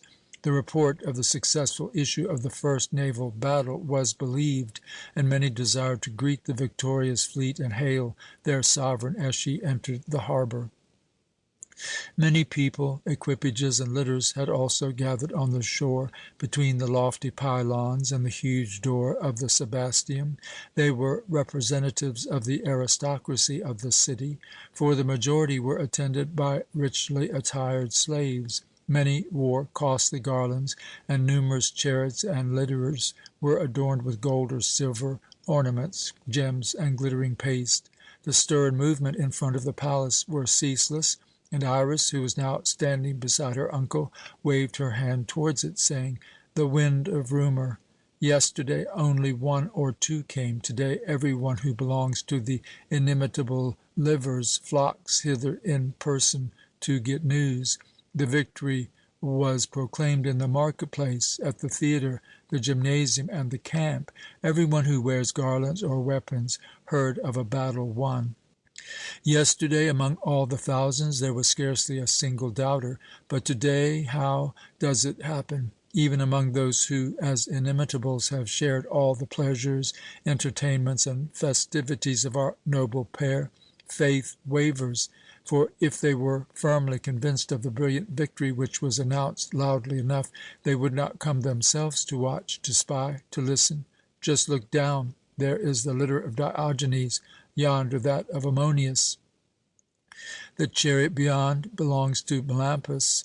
The slaves in the red bombyx garments serve Hermias. They all belong to the society of inimitables, and shared our banquets. That very Apollonius, who for the last half hour has been trying to question the palace servants, day before yesterday ordered 50 oxen to be slaughtered to Ares, Nike, and the great Isis as the queen's goddess. And when I met him in the temple, he exclaimed that this was the greatest piece of extravagance he had ever committed, for even without the cattle, Cleopatra and Antony would be sure of victory. But now the wind of rumour has swept away his beautiful confidence also. They are not permitted to see me. The doorkeepers say that I am in the country. The necessity of showing every one a face radiant with the joy of victory would kill me. There comes Apollonius. How his fat face beams! He believes in the victory, and after sunset none of yonder throng will appear here. He is already giving orders to his slaves. He will invite all his friends to a banquet and won't spare his costly wines. Capital! At least no one from that company can disturb us. Dion is his cousin and will be present also. We shall see what these pleasure lovers will do when they are forced to confront the terrible reality." "I think," replied Archibius, "they will afford the world a remarkable spectacle, friends won in prosperity who remain constant in adversity." "Do you?" asked Iras, with sparkling eyes. "If that proves true, how I would praise and value men, the majority of whom without their wealth would be poorer than beggars. But look at yonder figure in the white robe beside the left obelisk. Is it not Dion? The crowd is bearing him away. I think it was he." But she had been deceived. The man whom she fancied she had seen, because her heart so ardently yearned for him, was not near the Sebasteum, and his thoughts were still farther away. At first he had intended to give the architect the letter which was addressed to him. He would be sure to find him at the triumphal arch, which was being erected on the shore of the Bruchium. But on reaching the former place he learned that Gorgias had gone to remove the statues of Cleopatra and Antony from the house of Didymus and erect them in front of the theatre of Dionysus. The regent, Mardion, had ordered it. Gorgias was already superintending the erection of the foundation. The huge hewn stones which he required for this purpose had been taken from the temple of Nemesis, which he was supervising. Whatever number of government slaves he needed were at his disposal, so Gorgias's foreman reported, proudly adding that before the sun went down the architect would have shown the Alexandrians the marvel of removing the twin statues from one place to another in a single day, and yet establishing them as firmly as the Colossus, which had been in Thebes 1,000 years. Dion found the piece of sculpture in front of Didymus's garden ready for removal, but the slaves who had placed before the platform the rollers on which it was to be moved had already been kept waiting a long time by the architect. This was his third visit to the old philosopher's house. First, he had been obliged to inform him and his family that their property was no longer in danger. Then he had come to tell them at what hour he would remove the statues, which still attracted many curious spectators, and finally he had again appeared to announce that they were to be taken away at once. His foreman or a slave could probably have done this, but Helena, Didymus's granddaughter, Barine's sister, drew him again and again to the old man's house.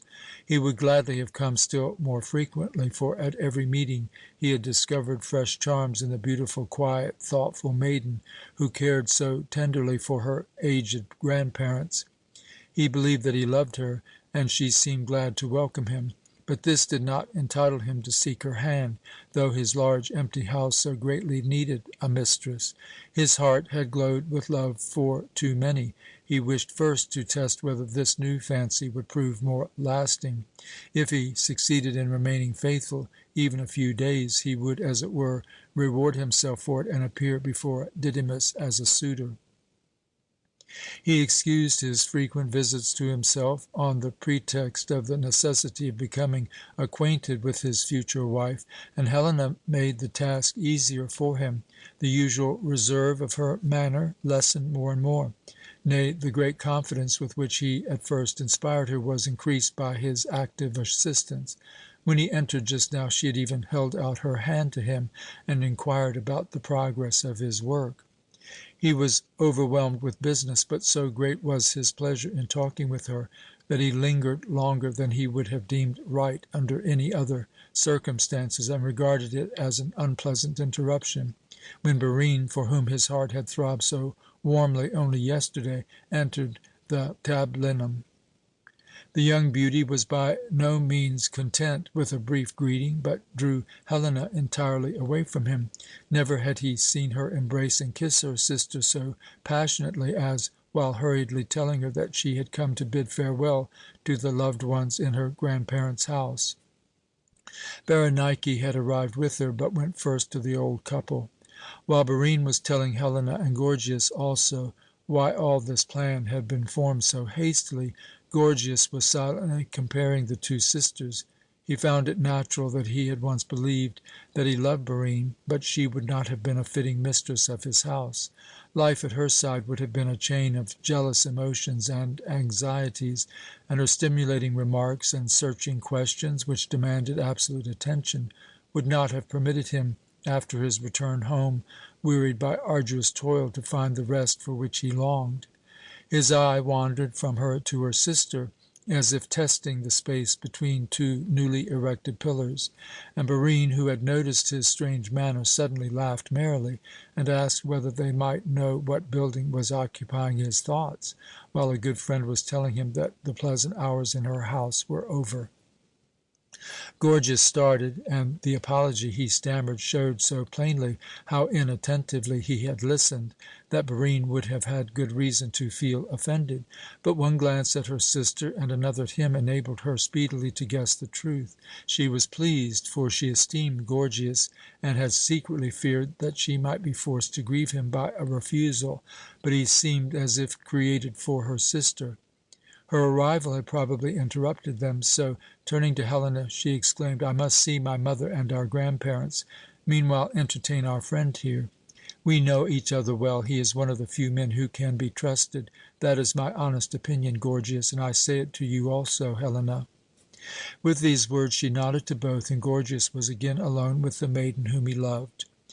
It was difficult to begin the conversation anew, and when, spite of many efforts, it would not flow freely, the shout of the overseer, which reached his ear through the opening of the roof, urging the men to work, was like a deliverance.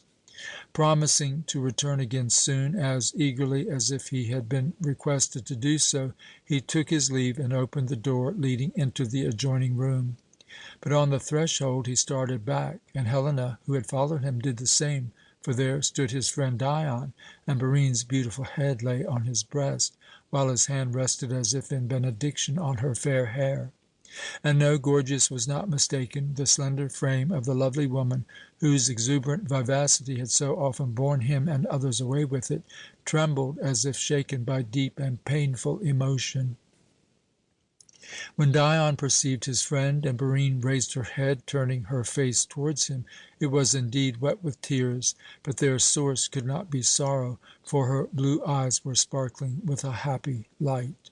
Yet Gorgias found something in her features which he was unable to express in words, the reflection of the ardent gratitude that had taken possession of her soul and filled it absolutely.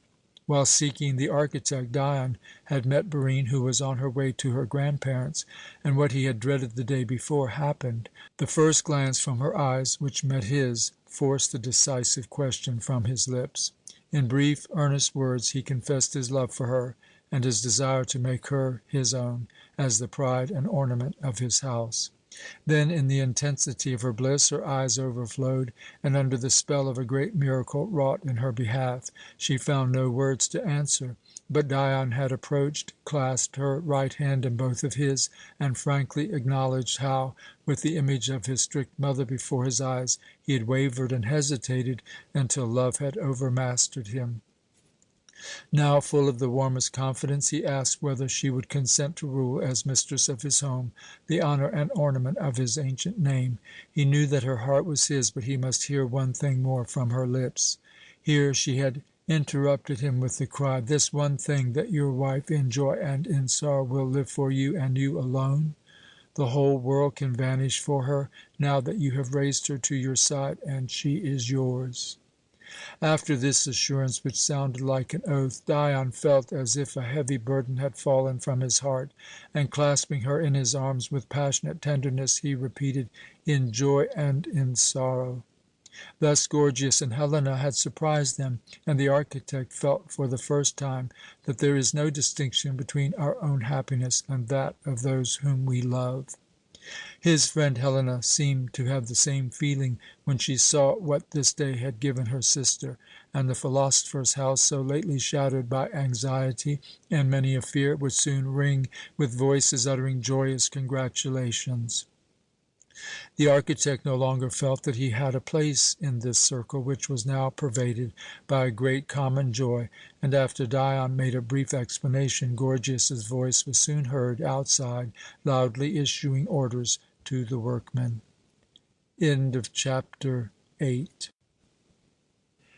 Chapter 9. Gorgias went to his work without delay.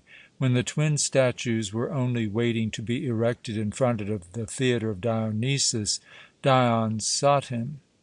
Some impulse urged him to talk to his old friend before leaving the city with his betrothed bride. Since they parted, the latter had accomplished the impossible, for the building of the wall on the Choma, ordered by Antony, was commenced. The restoration of the little palace at the Point, and many other things connected with the decoration of the triumphal arches, were arranged. His able and alert foreman found it difficult to follow him as he dictated order after order in his writing tablet.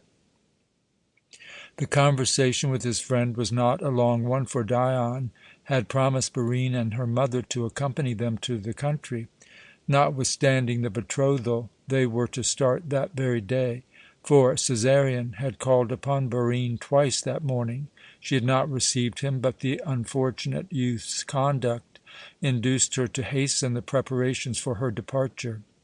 To avoid attracting attention, they were to use Archibius's large travelling chariot and Nile boat, although Dion's were no less comfortable. The marriage was to take place in the abode of peace. The young Alexandrian's own ship, which was to convey the newly wedded pair to Alexandria, bore the name of Pytho, the goddess of persuasion, for Dion liked to be reminded of his oratorical powers in the council. Henceforward it would be called the Barine, and was to receive many an embellishment. Dion confided to his friend what he had learned in relation to the fate of the Queen and the fleet, and notwithstanding the urgency of the claims upon Gorgias's time, he lingered to discuss the future destiny of the city and her threatened liberty, for these things lay nearest to his heart. "Fortunately," cried Dion, "I followed my inclination.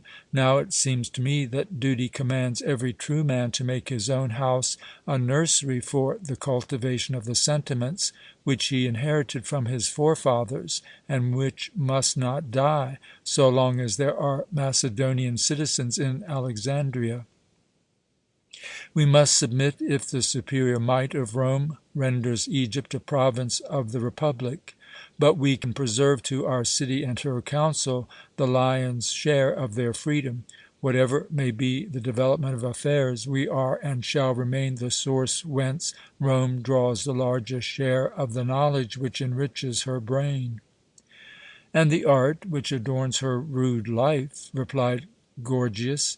"If she is free to crush us without pity, she will fare, I think, like the maiden who raises her foot to trample on a beautiful, rare flower, and then withdraws it because it would be a crime to destroy so exquisite a work of the Creator."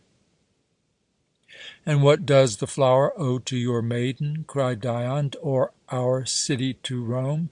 Let us meet her claims with dignified resolution. Then I think we shall not have the worst evils to fear." "Let us hope so. But, my friend, keep your eyes open for other than Roman foes. Now that it will become known that you do not love her, beware of Iras. There is something about her which reminds me of the jackal. Jealousy. I believe she would be capable of the worst." "Yet," Dion interrupted, "Charmian will soften whatever injury Iras plans to do me, and though I cannot rely much upon my uncle, Archibius is above both and favours us and our marriage." Gorgias uttered a sigh of relief and exclaimed, "Then on to happiness!" "And you must also begin to provide for yours," replied Dion warmly. "Forbid your heart to continue this wandering nomad life. The tent which the wind blows down is not fit for the architect's permanent residence. Build yourself a fine house which will defy storms, as you built my palace. I shall not grudge it, and have already said the times demand it." "I will remember the advice," replied Gorgias, "but 6 eyes are again bent upon me for direction. There are so many important things to be done, while we waste the hours in building triumphal arches for the defeated, trophies for an overthrow. But your uncle has just issued orders to complete the work in the most magnificent style. The ways of destiny and the great are dark. May the brightest sunshine illumine yours. A prosperous journey. We shall hear, of course, when you celebrate the wedding, and if I can I shall join you in the hymenious, lucky fellow that you are. Now I am summoned from over yonder. May Castor and Pollux and all the gods favourable to travel, Aphrodite and all the loves attend your trip to Irenia, and protect you in the realm of Eros and Hymen." With these words the warm-hearted man clasped his friend to his breast for the first time. Dion cordially responded, and at last shook his hard right hand with the exclamation, "Farewell, then, till we meet in Irenia on the wedding day, you dear, faithful fellow." Then he entered the chariot which stood waiting, and Gorgias gazed after him thoughtfully. The hyacinthine purple cloak which Dion wore that day had not vanished from his sight when a loud crashing, rattling, and roaring arose behind him. A hastily erected scaffold, which was to support the pulleys for raising the statues, had collapsed. The damage could be easily repaired, but the accident aroused a troubled feeling in the architect's mind. He was a child of his time, a period when duty commanded the prudent man to heed omens. Experience also taught him that when such a thing happened in his work, something unpleasant was apt to occur within the circle of his friends. The veil of the future concealed what might be in store for the beloved couple, but he resolved to keep his eyes open on Dion's behalf and to request Archibius to do the same. The pressure of work, however, soon silenced the sense of uneasiness. The damage was speedily repaired, and later Gorgias, sometimes with one, sometimes with another tablet or roll of manuscript in his hand, issued the most varied orders. Gradually the light of this dismal day faded. Ere the night, which threatened to bring rain and storm, closed in, he again rode on his mule to the Bruchium to overlook the progress of the work in the various buildings and give additional directions, for the labour was to be continued during the night. The north wind was now blowing so violently from the sea that it was difficult to keep the torches and lamps lighted. The gale drove the drops of rain into his face, and a glance northward showed him masses of black clouds beyond the harbour and the lighthouse. This indicated a bad night, and again the boding sense of coming misfortune stole over him. Yet he set to work swiftly and prudently, helping with his own hands when occasion required. Night closed in. Not a star was visible in the sky, and the air, chilled by the north wind, grew so cold that Gorgias at last permitted his body slave to wrap his cloak around him. While drawing the hood over his head, he gazed at a procession of litters and men moving towards Lochias. Perhaps the Queen's children were returning home from some expedition, but probably they were rather private citizens on their way to some festival celebrating the victory, for every one now believed in a great battle and a successful issue of the war. This was proved by the shouts and cheers of the people, who, spite of the storm, were still moving to and fro near the harbour. The last of the torch-bearers had just passed Gorgias, and he had told himself that a train of litters belonging to the royal family would not move through the darkness so faintly lighted, when a single man, bearing in his hand a lantern whose flickering rays shone on his wrinkled face, approached rapidly from the opposite direction. It was old Phryx, Didymus's house-slave, with whom the architect had become acquainted while the aged scholar was composing the inscription for the Odeum which Gorgias had erected. The aged servant had brought him many alterations of his master's first sketch, and Gorgias had reminded him of it the previous day. The workmen by whom the statues had been raised to the pedestal amid the bright glare of torches to the accompaniment of a regular chant had just dropped the ropes, windlasses, and levers when the architect recognized the slave. What did the old man want at so late an hour on this dark night? The fall of the scaffold again returned to his mind. Was the slave seeking for a member of the family? Did Helena need assistance? He stopped the grey-haired man, who answered his question with a heavy sigh, followed by the maxim, "Misfortunes come in pairs, like oxen." Then he continued, "Yesterday there was great anxiety. To-day, when there was so much rejoicing on account of Barine, I thought directly, sorrow follows joy, and the second misfortune won't be spared us." And so it proved. Gorgias anxiously begged him to relate what had happened, and the old man, drawing nearer, whispered that the pupil and assistant of Didymus, young Philotas of Memphissa, a student, and moreover a courteous young man of excellent family, had gone to a banquet to which Antyllus, the son of Antony, had invited several of his classmates. This had already happened several times, and he, Phryx, had warned him, for when the lowly associate with the lofty, the lowly rarely escape kicks and blows. The young fellow, who usually had behaved no worse than the other Ephebi, had always returned from such festivities with a flushed face and unsteady steps, but tonight he had not even reached his room in the upper story. He had darted into the house as though pursued by the watch, and while trying to rush up the stairs — it was really only a ladder — he had made a misstep and fell. He, Phryx, did not believe that he was hurt, for none of his limbs ached, even when they were pulled and stretched, and Dionysus kindly protected drunkards. But some demon must have taken possession of him, for he howled and groaned continually, and would answer no questions. True, he was aware, from the festivals of Dionysus, that the young man was one of those who, when intoxicated, weep and lament. But this time something unusual must have occurred, for in the first place his handsome face was coloured black and looked hideous, since his tears had washed away the soot in many places, and then he talked nothing but a confused jargon. It was a pity. When an attempt was made, with the help of the garden slave, to carry him to his room, he dealt blows and kicks like a lunatic. Didymus now also believed that he was possessed by demons, as often happens to those who, in falling, strike their heads against the ground, and thus wake the demons in the earth. Well, yes, they might be demons, but only those of wine. The student was just crazy drunk, as people say. But the old gentleman was very fond of his pupil, and had ordered him, Pyrrhix, to go to Olympus, who, ever since he could remember, had been the family physician. "The Queen's leech?" asked Gorgias disapprovingly, and when the slave assented, the architect exclaimed in a positive tone, "It is not right to force the old man out of doors in such a north wind. Age is not specially considerate to age. Now that the statues stand yonder, I can leave my post for half an hour and will go with you. I don't think a leech is needed to drive out these demons."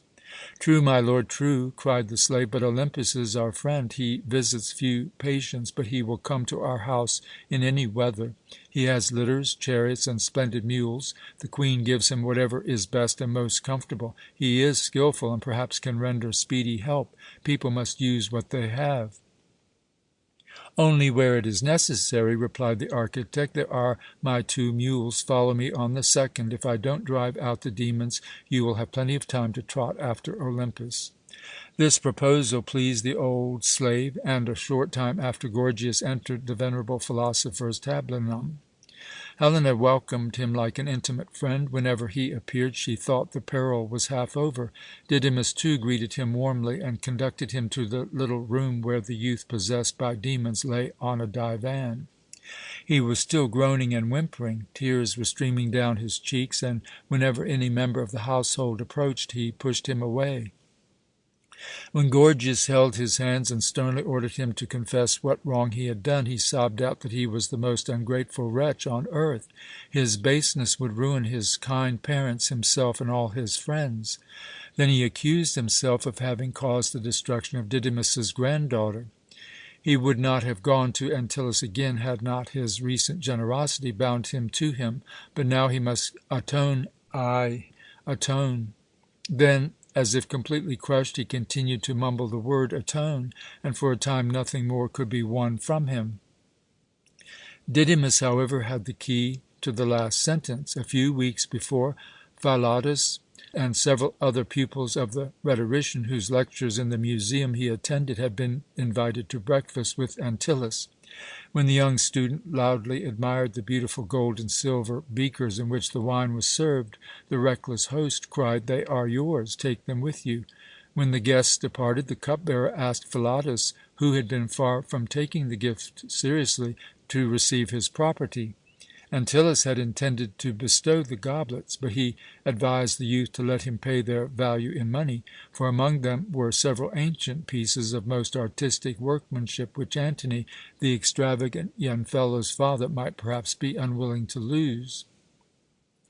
Thereupon several rolls of gold solidi were paid to the astonished student, and they had been of little real benefit, since they had made it possible for him to keep pace with his wealthy and aristocratic classmates and share many of their extravagances.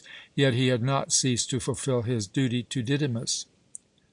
Though he sometimes turned night into day, he gave no serious cause for reproof. Small youthful errors were willingly pardoned, for he was a good-looking, merry young fellow who knew how to make himself agreeable to the entire household, even to the women. What had befallen the poor youth that day? Didymus was filled with compassion for him, and though he gladly welcomed Gorgias, he gave him to understand that the leech's absence vexed him. But during a long bachelor career in Alexandria, a city ever gracious to the gifts of Bacchus, Gorgias had become familiar with attacks like those of Philotas and their treatment, and after several jars of water had been brought, and he had been left alone a short time with the sufferer, the philosopher secretly rejoiced that he had not summoned the grey-haired leech into the stormy night, for Gorgias led forth his pupil with dripping hair, it is true, but in a state of rapid convalescence. The youth's handsome face was freed from soot, but his eyes were bent in confusion on the ground, and he sometimes pressed his hand upon his aching brow. It needed all the old philosopher's skill in persuasion to induce him to speak, and Philotas, before he began, begged Helena to leave the room. He intended to adhere strictly to the truth, though he feared that the reckless deed into which he had suffered himself to be drawn might have a fatal effect upon his future life. Besides, he hoped to obtain wise counsel from the architect, to whom he owed his speedy recovery, and whose grave, kindly manner inspired him with confidence. And moreover, he was so greatly indebted to Didymus that duty required him to make a frank confession, yet he dared not acknowledge one of the principal motives of his foolish act. The plot into which he had been led was directed against Barine, whom he had long imagined he loved with all the fervour of his 20 years. But just before he went to the fatal banquet, he had heard that the young beauty was betrothed to Dion. This had wounded him deeply, for in many a quiet hour it had seemed possible to win her for himself and lead her as his wife to his home in Amphissa. He was very little younger than she, and if his parents once saw her, they could not fail to approve his choice. And the people in Amphissa, they would have gazed at Barine as if she were a goddess. And now this fine gentleman had come to crush his fairest hopes. No word of love had ever been exchanged between him and Barine, but how kindly she had always looked at him, how willingly she had accepted trivial services. Now she was lost. At first this had merely saddened him, but after he had drunk the wine, and Antyllus, Antony's son, in the presence of the revellers, over whom Caesarion presided as symposiarch, director of the banquet, had accused Barine of capturing hearts by magic spells, he had arrived at the conviction that he, too, had been shamefully allured and betrayed. He had served for a toy, he said to himself, unless she had really loved him and merely preferred Dion on account of his wealth. In any case, he felt justified in cherishing resentment against Barine, and with the number of goblets which he drained his jealous rage increased. When urged to join in the escapade which now burdened his conscience, he consented with a burning brain in order to punish her for the wrong which, in his heated imagination, she had done him. All this he withheld from the older men, and merely briefly described the splendid banquet which Caesarion, pallid and listless as ever, had directed, and Antyllus especially had enlivened with the most reckless mirth. The King of Kings and Antony's son had escaped from their tutors on the pretext of a hunting excursion, and the chief huntsman had not grudged them the pleasure, only they were obliged to promise him that they would be ready to set out for the desert early the next morning. When, after the banquet, the mixing vessels were brought out and the beakers were filled more rapidly, Antyllus whispered several times to Caesarion, and then turned the conversation upon Barine, the fairest of the fair, destined by the immortals for the greatest and highest of mankind. This was the king of kings, Caesarion, and he also claimed the favour of the gods for himself. But everybody knew that Aphrodite deemed herself greater than the highest of kings, and therefore Barine ventured to close her doors upon their august symposiarch in a manner which could not fail to be unendurable, not only to him, but to all the youth of Alexandria. Whoever boasted of being one of the Ephebi might well clench his fist with indignation when he heard that the insolent beauty kept young men at a distance because she considered only the older ones worthy of her notice. This must not be. The Ephebi of Alexandria must make her feel the power of youth. This was the more urgently demanded because Caesarion would thereby be led to the goal of his wishes. Barine was going into the country that very evening. Insulted Eros himself was smoothing their way. He commanded them to attack the arrogant fair one's carriage and lead her to him who sought her in the name of youth, in order to show her that the hearts of the Ephebi, whom she disdainfully rejected, glowed more ardently than those of the older men on whom she bestowed her favours. Here Gorgias interrupted the speaker with a loud cry of indignation, but old Didymus's eyes seemed to be fairly starting from their sockets as he hoarsely shouted an impatient "Go on!" And Philotas, now completely sobered, described with increasing animation the wonderful change that had taken place in the quiet Caesarion, as if some magic spell had been at work. For scarcely had the revellers greeted Antyllus's words with shouts of joy, declaring themselves ready to avenge insulted youth upon Barine, than the king of kings suddenly sprang from the cushions on which he had listlessly reclined, and with flashing eyes shouted that whoever called himself his friend must aid him in the attack.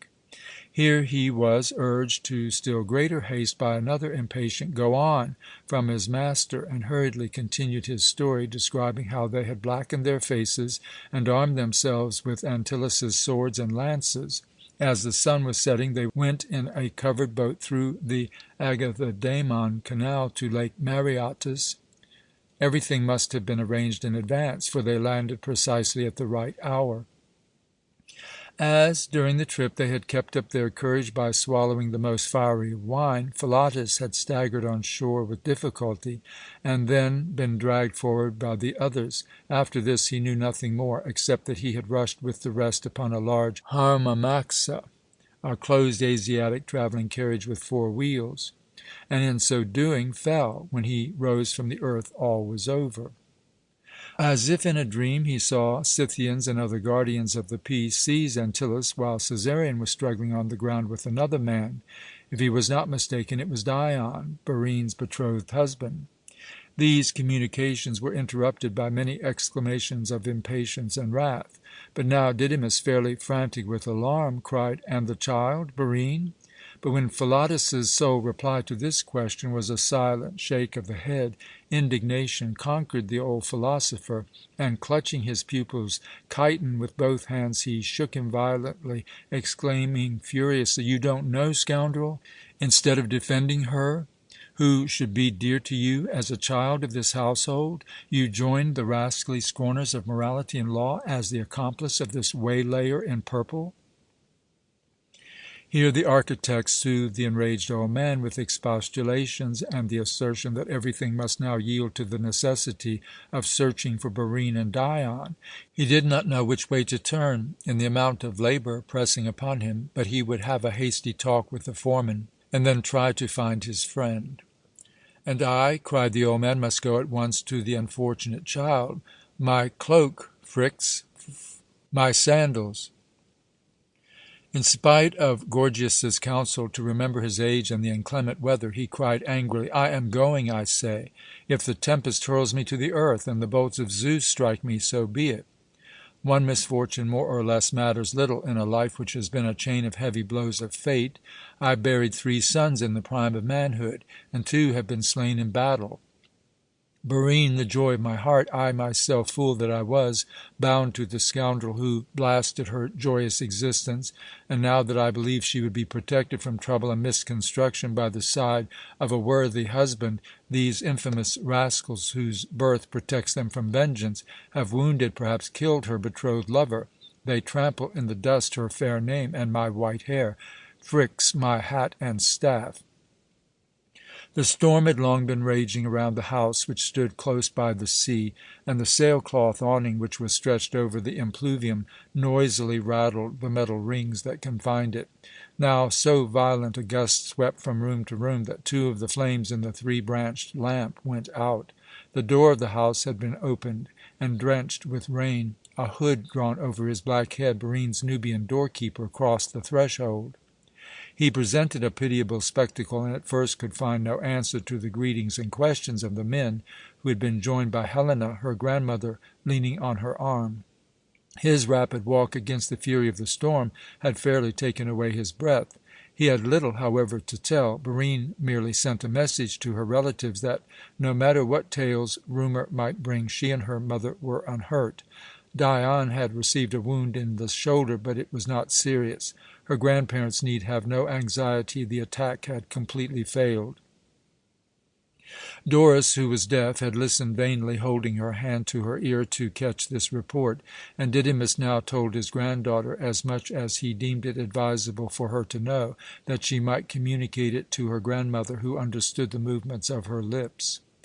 The old man was rejoiced to learn that his granddaughter had escaped so great a peril uninjured, yet he was still burdened by sore anxiety. The architect, too, feared the worst, but by dint of assuring him that he would return at once with full details when he had ascertained the fate of Dion and his betrothed bride, he finally persuaded the old man to give up the night walk through the tempest. Philotas, with tears in his eyes, begged them to accept his services as messenger or for any other purpose, but Didymus ordered him to go to bed. An opportunity would be found to enable him to atone for the offence so recklessly committed. The scholar's peaceful home was deprived of its nocturnal repose, and when Gorgias had gone and Didymus had refused Helena's request to have the aged porter take her to her sister, the old man remained alone with his wife in the tablinum. She had been told nothing except that thieves had attacked her granddaughter Barine and slightly wounded her lover, but her own heart and the manner of the husband, at whose side she had grown grey, showed that many things were being concealed. She longed to know the story more fully, but it was difficult for Didymus to talk a long time in a loud tone, so she silenced her desire to learn the whole truth. But in order to await the architect's report, they did not go to rest. Didymus had sunk into an armchair, and Doris sat near at her spindle, but without drawing any threads from her distaff. When she heard her husband sigh and saw him burying his face in his hands, she limped nearer to him, difficult as it was for her to move, and stroked his head, now nearly bald, with her hand. Then she uttered soothing words, and, as the anxious, troubled expression did not yet pass from his wrinkled face, she reminded him, in faltering yet tender tones, how often they had thought they must despair, and yet everything had resulted well. "Ah, husband," she added, "I know full well that the clouds hanging over us are very black, and I cannot even see them clearly because you show them at such a distance, yet I feel that they threaten us with sore tribulation. But after all, what harm can they do us if we only keep close together, we two old people and the children of the children, whom Hades rent from us? We need only to grow old to perceive that life has a head with many faces. The ugly one of to-day can last no longer than you can keep that deeply furrowed brow. But you need not coerce yourself for my sake, husband. Let it be so. I need merely close my eyes to see how smooth and beautiful it was in youth, and how pleasant it will look when better days say, 'Here we are.'" Didymus, with a mournful smile, kissed her grey hair and shouted into her left ear, which was a little less deaf than the other, "How young you are still, wife!" End of chapter 9. Chapter 10. The tempest swept howling from the north across the island of Pharos and the shallows of Diabathra in the great harbour of Alexandria. The water, usually so placid, rose in high waves, and the beacon on the lighthouse of Sastratus sent abundance of its flames with hostile impetuosity towards the city. The fires in the pitch pans and the torches on the shore sometimes seemed on the point of being extinguished, at others burst with a doubly brilliant blaze through the smoke which obscured them. The royal harbour, a fine basin which surrounded in the form of a semicircle the southern part of the Lochias and a portion of the northern shore of the Bruchium, was brightly illuminated every night. But this evening there seemed to be an unusual movement among the lights on its western shore, the private anchorage of the royal fleet. Was it the storm that stirred them? No. How could the wind have set one torch in the place of another and moved lights or lanterns in a direction opposite to its violent course? Only a few persons, however, perceived this, for though joyous anticipation or anxious fears urged many thither, who would venture upon the quay on such a tempestuous night? Besides, no one would have found admittance to the royal port, which was closed on all sides. Even the mole, which towards the west served as the string to the bow of land surrounding it, had but a single opening, and, as every one knew, that was closed by a chain in the same way as the main entrance to the harbour between the Pharos and Alveus Steganus. About 2 hours before midnight, spite of the increasing fury of the tempest, the singular movement of the lights diminished, but rarely had the hearts of those for whom they burned throbbed so anxiously. These were the dignitaries and court officials who stood nearest to Cleopatra, about 20 men and a single woman, Iras. Mardion and she had summoned them because the Queen's letter permitted those to whom she had given authority to offer her a quiet reception. After a long consultation, they had not invited the commanders of the little Roman garrison left behind. It was doubtful whether those whom they expected would return that night, and the Roman soldiers who were loyal to Antony had gone with him to the war. The hall in the centre of the private roadstead of the royal harbour, where they had assembled, was furnished with regal magnificence, for it was a favourite resort of the Queen. The spacious apartment lacked no requisite of comfort, and most of those who were waiting used the well-cushioned couches, while others, harassed by mental anxiety, paced to and fro. As the room had remained unused for months, bats had made nests there, and now that it was lighted, dazzled by the glare of the lamps and candles, they darted to and fro above the heads of the assembly. Iras had ordered the commander of the Malaches, or youths, a bodyguard composed of the sons of aristocratic Macedonian families, to expel the troublesome creatures, and it diverted the thoughts of these devoted soldiers of the Queen to strike at them with their swords. Others preferred to watch this futile battle rather than give themselves up to the anxiety which filled their minds. The Regent was gazing mutely at the ground. Iras, pale and absent-minded, was listening to Zeno's statements, and Archibius had gone out of doors and, unheeding the storm, was looking across the tossing waves of the harbour for the expected ships. In the wooden shed, whose roof was supported by gaily painted pillars through which the wind whistled, the servants, from the porters to the litter-bearers, had gathered in groups under the flickering light of the lanterns. The Greeks sat on wooden stools, the Egyptians upon mats on the floor. The largest circle contained the parties who attended to the Queen's luggage and the upper servants, among whom were several maids. They had been told that the Queen was expected that night, because it was possible that the strong north wind would bear her ship home with unexpected speed after the victory. But they were better informed. Palaces have chinks in doors and curtains, and are pervaded by a very peculiar echo, which bears even a whisper distinctly from ear to ear. The body slave of the commander-in-chief, Seleucus, was the principal spokesman. His master had reached Alexandria but a few hours ago from the frontier fortress of Pelusium, which he commanded. A mysterious order from Lucilius, Antony's most faithful friend, brought from Tænarum by a swift galley, had summoned him hither. The freedman Beryllus, a loquacious Sicilian who, as an actor, had seen better days ere pirates robbed him of his liberty, had heard many new things, and his hearers listened eagerly, for ships coming from the north, which touched at Pelusium, had confirmed and completed the evil tidings that had penetrated the Sebasteum. According to his story, he was as well informed as if he had been an eye-witness of the naval battle, for he had been present during his master's conversation with many ship captains and messengers from Greece. He even assumed the air of a loyal, strictly silent servant, who would only venture to confirm and deny what the Alexandrians had already learned. yet his knowledge consisted merely of a confused medley of false and true occurrences. While the Egyptian fleet had been defeated at Actium, and Antony, flying with Cleopatra, had gone first to Taenarum at the end of the Peloponnesian coast, he asserted that the army and fleet had met on the Peloponnesian coast, and Octavianus was pursuing Antony, who had turned towards Athens, while Cleopatra was on her way to Alexandria. His trustworthy intelligence had been patched together from a few words caught from Seleucus at table, or while receiving and dismissing messengers. In other matters his information was more accurate. While for several days the harbour of Alexandria had been closed, vessels were permitted to enter Pelusium, and all captains of newly arrived ships and caravans were compelled to report to Beryllus's master, the commandant of the important frontier fortress. He had quitted Pelusium the night before. The strong wind had driven the trireme before it so swiftly that it was difficult for even the sea-gulls to follow. It was easy for the listeners to believe this, for the storm outside howled louder and louder, whistling through the open hall where the servants had gathered.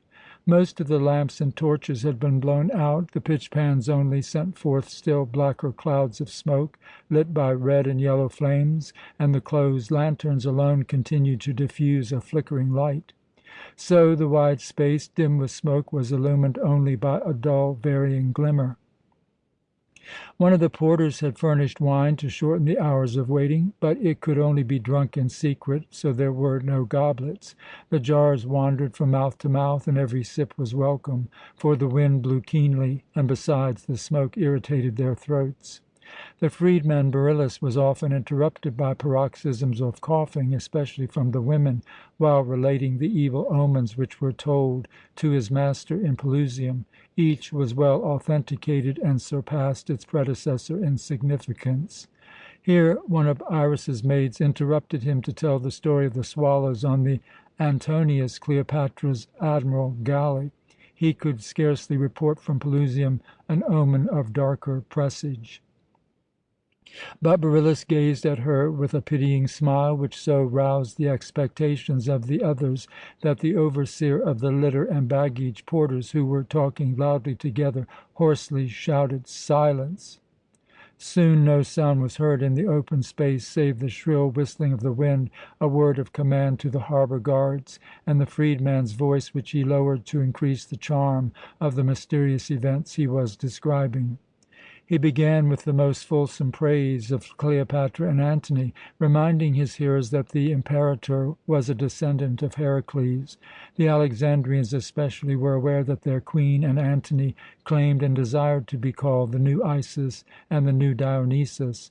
But every one who beheld the Roman must admit that in face and figure he resembled a god far more than a man.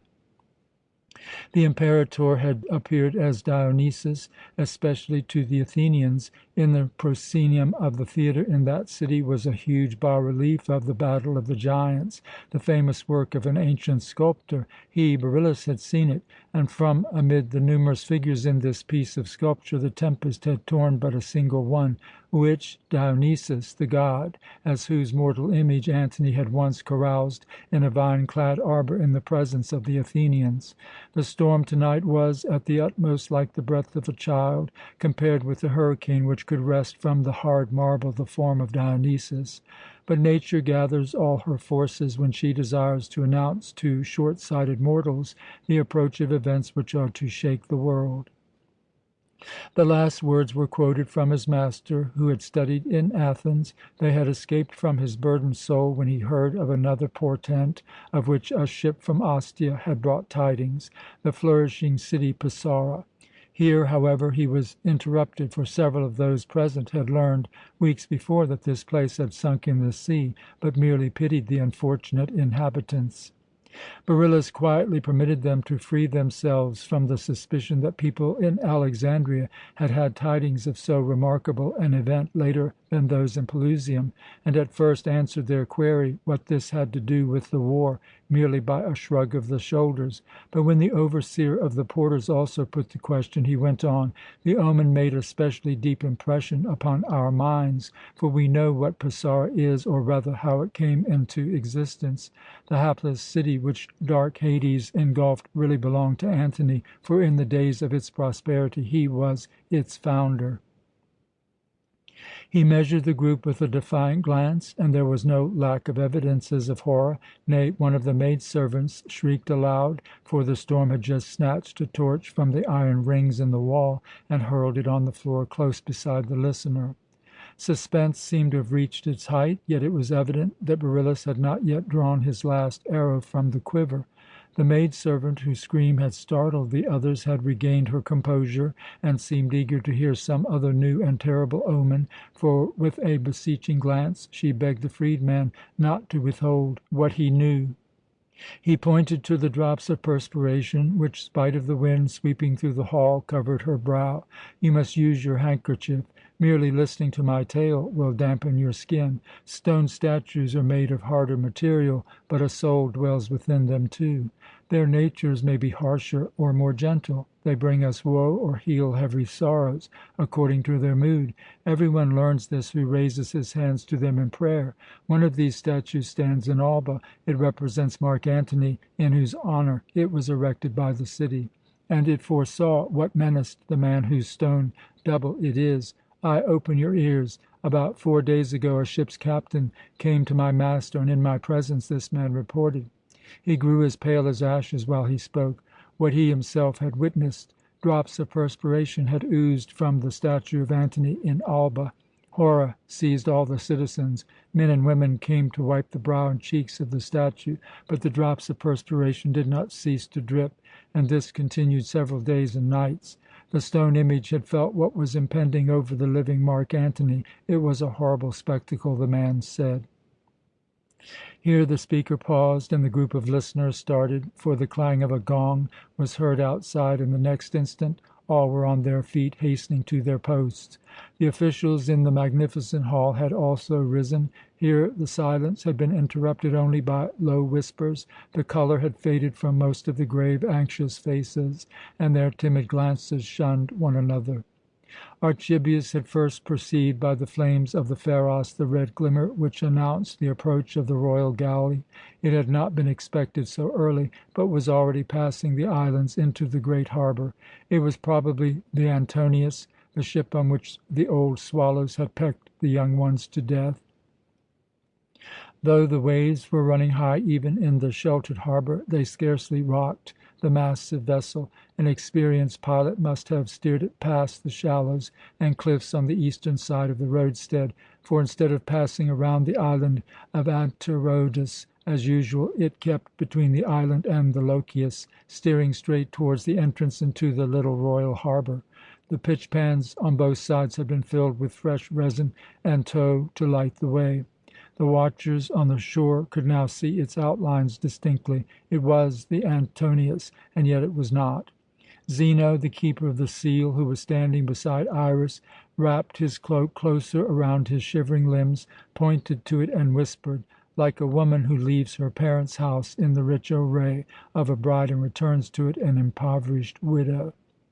Iras drew herself up and with cutting harshness replied, "Like the sun veiled by mists, but which will soon shine forth again more radiantly than ever."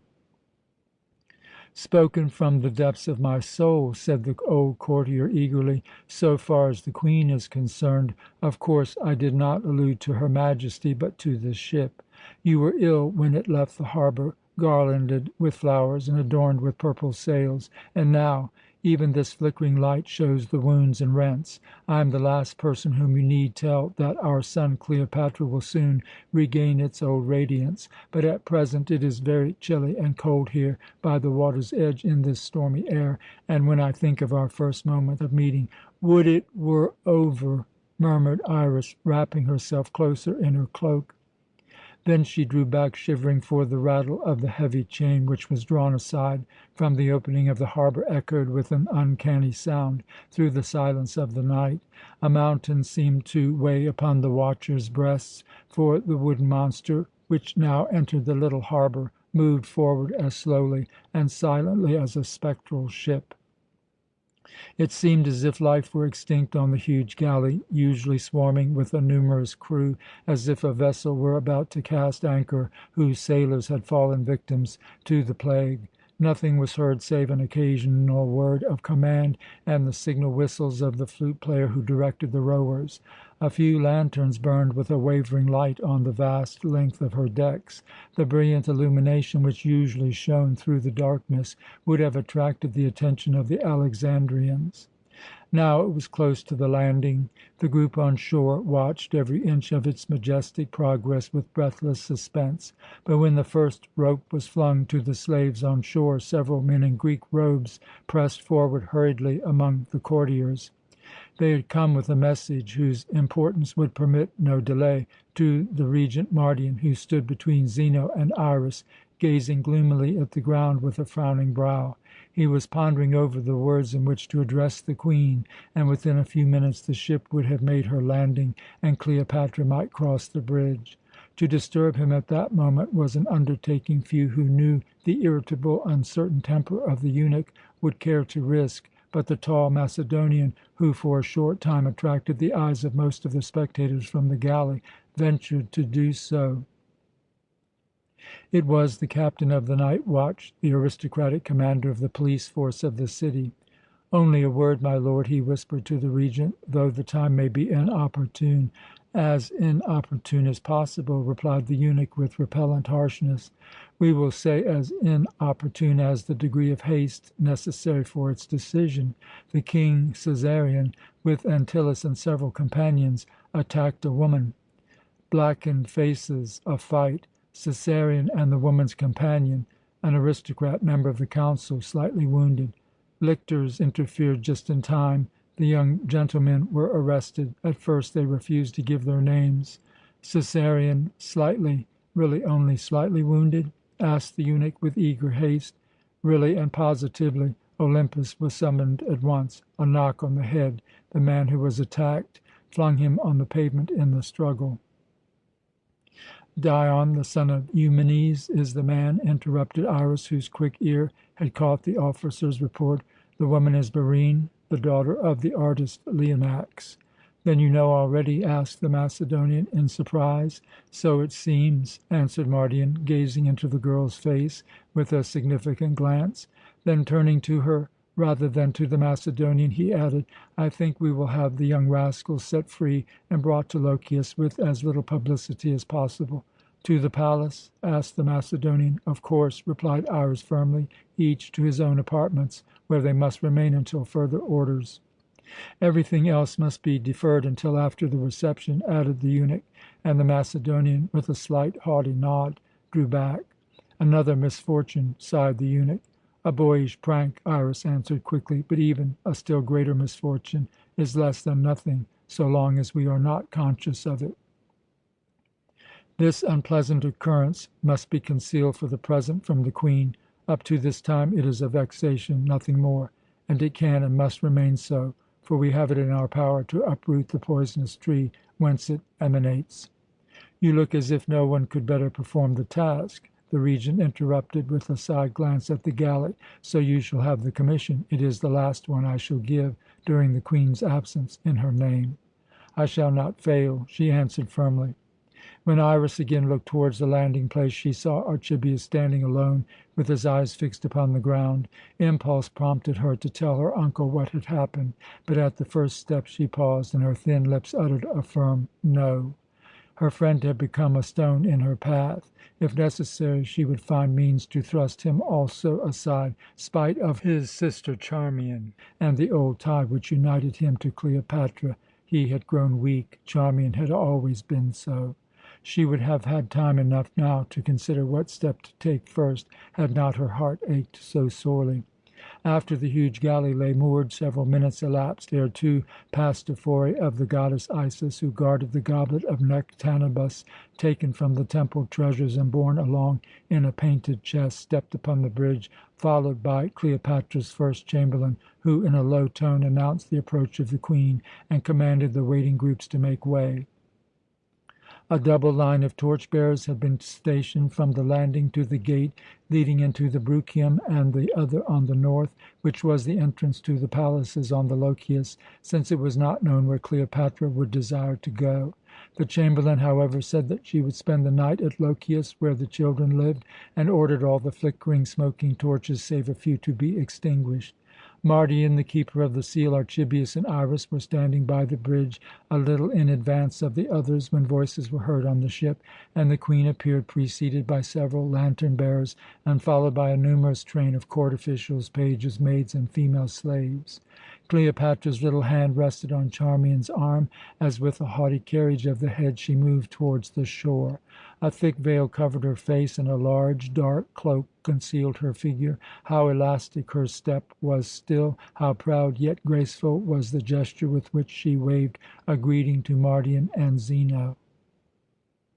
Extending her hand to raise Iras, who had sunk prostrate before her, she kissed her on the forehead, whispering, "The children? All is well with them," replied the girl. Then the returning sovereign greeted the others with a gracious gesture, but vouchsafed a word to no one until the eunuch stepped before her to deliver his address of welcome.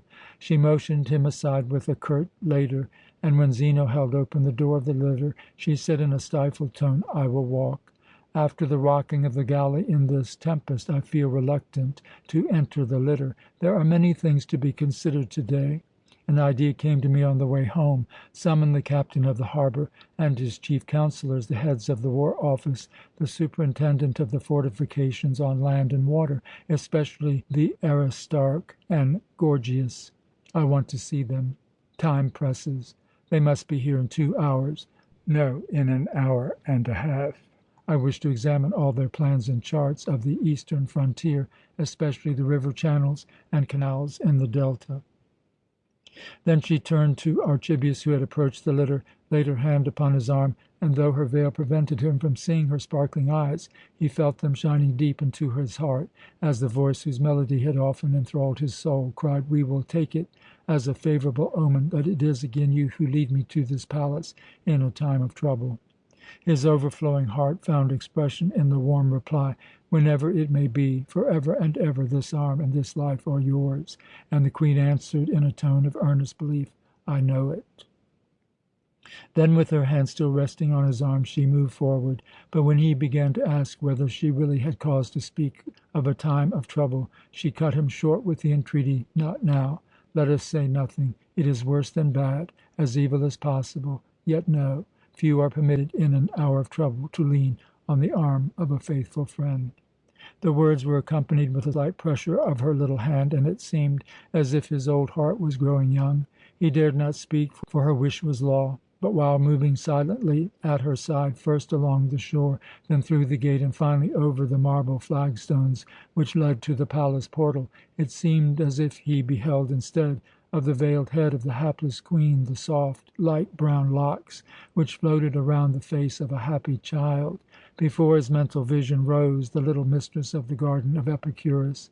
He saw the sparkle of her large blue eyes, which never ceased to question, yet appeared to contain the mystery of the world.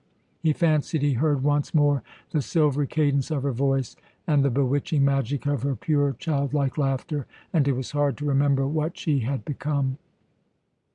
Snatched away from the present, yet conscious that fate had granted him a great boon in this sorrowful hour, he moved on at her side and led her through the main entrance, the spacious inner courtyard of the palace. At the rear was the great door opening into the Queen's apartments, before which Mardion, Iras, and their companions had already stationed themselves. At the left was a smaller one leading into the wing occupied by the children. Archibius was about to conduct Cleopatra across the lighted courtyard, but she motioned towards the children's rooms, and he understood her. At the threshold her hand fell from his arm, and when he bowed as if to retire, she said kindly, "There is Charmian. You both deserve to accompany me to the spot where childhood is dreaming and peace of mind and painlessness have their abode. But respect for the Queen has prevented the brother and sister from greeting each other after so long a separation. Do so now. Then follow me." While speaking, she hastened with the swift step of youth into the atrium and up the staircase which led to the sleeping rooms of the princes and princesses. Archibius and Charmian obeyed her bidding. The brother clasped his sister affectionately in his arms, and in hurried tones, with tears streaming from her eyes, she informed him that to her all seemed lost. Antony had behaved in a manner for which no words of condemnation or regret were adequate. Probably he would follow Cleopatra. The fleet, and perhaps the army also, were destroyed. Her fate lay in the hands of Octavianus. Then she preceded him towards the staircase where Iras was standing with a tall Syrian who bore a striking resemblance to Philostratus, Barine's former husband. It was his brother Alexis, the trusted favourite of Mark Antony. His place should now have been with him, and Archibius asked his sister with a hasty look how this man chanced to be in the Queen's train. His skill in reading the stars, was the reply. His flattering tongue. He is a parasite of the worst kind, but he tells her many things. He diverts her, and she tolerates him near her person. As soon as Iras saw the direction in which Cleopatra had turned, she had hastened after her to accompany her to the children. The Syrian Alexis had stopped her to express his joy in meeting her again. Even before the outbreak of the war, he had devoted himself zealously to her, and he now plainly showed that during the long period of separation his feelings had by no means cooled. Like his brother, he had a head too small for his body, but his well-formed features were animated by a pair of eyes sparkling with a keen, covetous expression. Iras, too, seemed glad to welcome the favourite, but ere the brother and sister reached the staircase, she left them to embrace Charmian, her aunt and companion, with the affection of a daughter. They found the Queen in the anteroom of the children's apartments. Euphronion, their tutor, had awaited her there, and hurriedly gave in the most rapturous terms his report of them and the wonderful gifts which became more and more apparent in each, now as a heritage from their mother, now from their father. Cleopatra had interrupted the torrent of his enthusiastic speech with many a question, meanwhile endeavouring to loose the veil wound about her head, but the little hands, unaccustomed to the task, failed. Iras noticed it from the stairs, and hastening up the last step, skilfully released her from the long web of lace. The Queen acknowledged the service by a gracious nod, but when the chief eunuch opened the door leading into the children's rooms, she called joyously to the brother and sister, "Come." The tutor, who was obliged to leave the charge of his pupils' sleeping apartments to the eunuchs and nurses, drew back, but Iras felt it a bitter affront to be excluded from this visit. Her cheeks flushed and paled, her thin lips were more firmly compressed, and she gazed intently at the basket of fruit in the mosaic floor at her feet, as if she were counting the cherries that filled it. But she suddenly pushed the little curls back from her forehead, darted swiftly down the stairs, and called to Alexis just as he was about to leave the atrium. The Syrian hastened towards her, extolling the good fortune that made his son rise for him a second time that night, but she cut him short with the words, "Cease this foolish love-making. It would be far better for us both to become allies in serious, bitter earnest. I am ready." "So am I," cried the Syrian rapturously, pressing his hand upon his heart. Meanwhile, Cleopatra had entered the chamber where the children lay sleeping. Deep silence pervaded the lofty hall, hung with bright-hued carpets and softly lighted by 3 lamps with rose-coloured globes. An arch, supported by pillars of Libyan marble, divided the wide space. In the first, near a window closely muffled with drapery, stood 2 ivory beds, surmounted with crowns of gold and silver set with pearls and turquoises. Around the edge, carved by the hands of a great artist, ran a line of happy children, dancing to the songs of birds and blossoming bushes. The couches were separated by a heavy curtain, which the eunuchs had raised at the approach of the Queen. Cleopatra could now see them all at a single glance, and the picture was indeed one of exquisite charm, for on these beautiful couches slept the twins, the 10-year-old children of Cleopatra and Antony, Antonius Helios and Cleopatra Selene. The girl was pink and white, fair and wonderfully lovely, the boy no less beautiful, but with ebon black hair like his father. Both curly heads were turned towards the side and rested on a dimpled hand pressed upon the silken pillow. Upon a third bed beyond the arch was Alexander, the youngest prince, a lovely boy of 6, the Queen's darling. After gazing a long while at the twins and pressing a light kiss upon cheeks flushed with slumber, she turned to the youngest child and sank beside his couch, as if forced to bend the knee before some apparition which Heaven had vouchsafed to her. Tears streamed from her eyes as, drawing the child carefully towards her, she kissed his mouth, eyes, and cheeks, and then laid him gently back upon the pillows. The boy, however, did not instantly relapse into slumber, but threw his little plump arms around his mother's neck, murmuring incomprehensible words. She joyously submitted to his caresses till sleep again overpowered him, and his little hands fell back upon the bed. She lingered a short time longer, with her brow resting on the ivory of the couch, praying for this child and his brother and sister. When she rose again, her cheeks were wet with tears, and she pressed her hand upon her breast. Then, beckoning to Charmian and Archibius, she motioned towards Alexander and the twins, saying, as she saw tears glittering in the eyes of both, "I know you have lost this happiness for my sake. For each one of these children a great empire would not be too high a price. For them all, what does earth contain that I would not bestow? Yet what can I still call my own?" Her smiling face clouded as she asked the question. The vision of the lost battle again rose before her mind. Her own power was lost, forfeited, and with it the independence of the native land which she loved. Rome was already stretching out her hand to add it to the others as a new province, but this should not be. Her twin children yonder, sleeping beneath crowns, must wear them, and the boy slumbering on the pillows. How many kingdoms Antony had bestowed! What remained for her to give? Again she bent to the child. A beautiful dream must have hovered over him, for he was smiling in his sleep. A flood of maternal love welled up in her agitated heart, and as she saw the companions of her childhood also gazing tenderly at the little sleeper, she remembered the days of her own youth and the quiet happiness which she had enjoyed in her garden of Epicurus. Power and splendor had begun for her beyond its confines, but the greater the heights of worldly grandeur she attained, the more distant, the more irrecoverable became the consciousness of the happiness which she had once gratefully enjoyed, and for which she had never ceased to long. And as she now gazed once more at the peaceful, smiling face, whence all pain and anxiety seemed worlds away, and all the love which her heart contained appeared to be pouring towards him, the question arose in her mind whether this boy, for whom she possessed no crown, might not be the only happy mortal of them all, happy in the sense of the master. Deeply moved by this thought, she turned to Archibius and Charmian, exclaiming in a subdued tone, in order not to rouse the sleeper, "Whatever destiny may await us, I commend this child to your special love and care.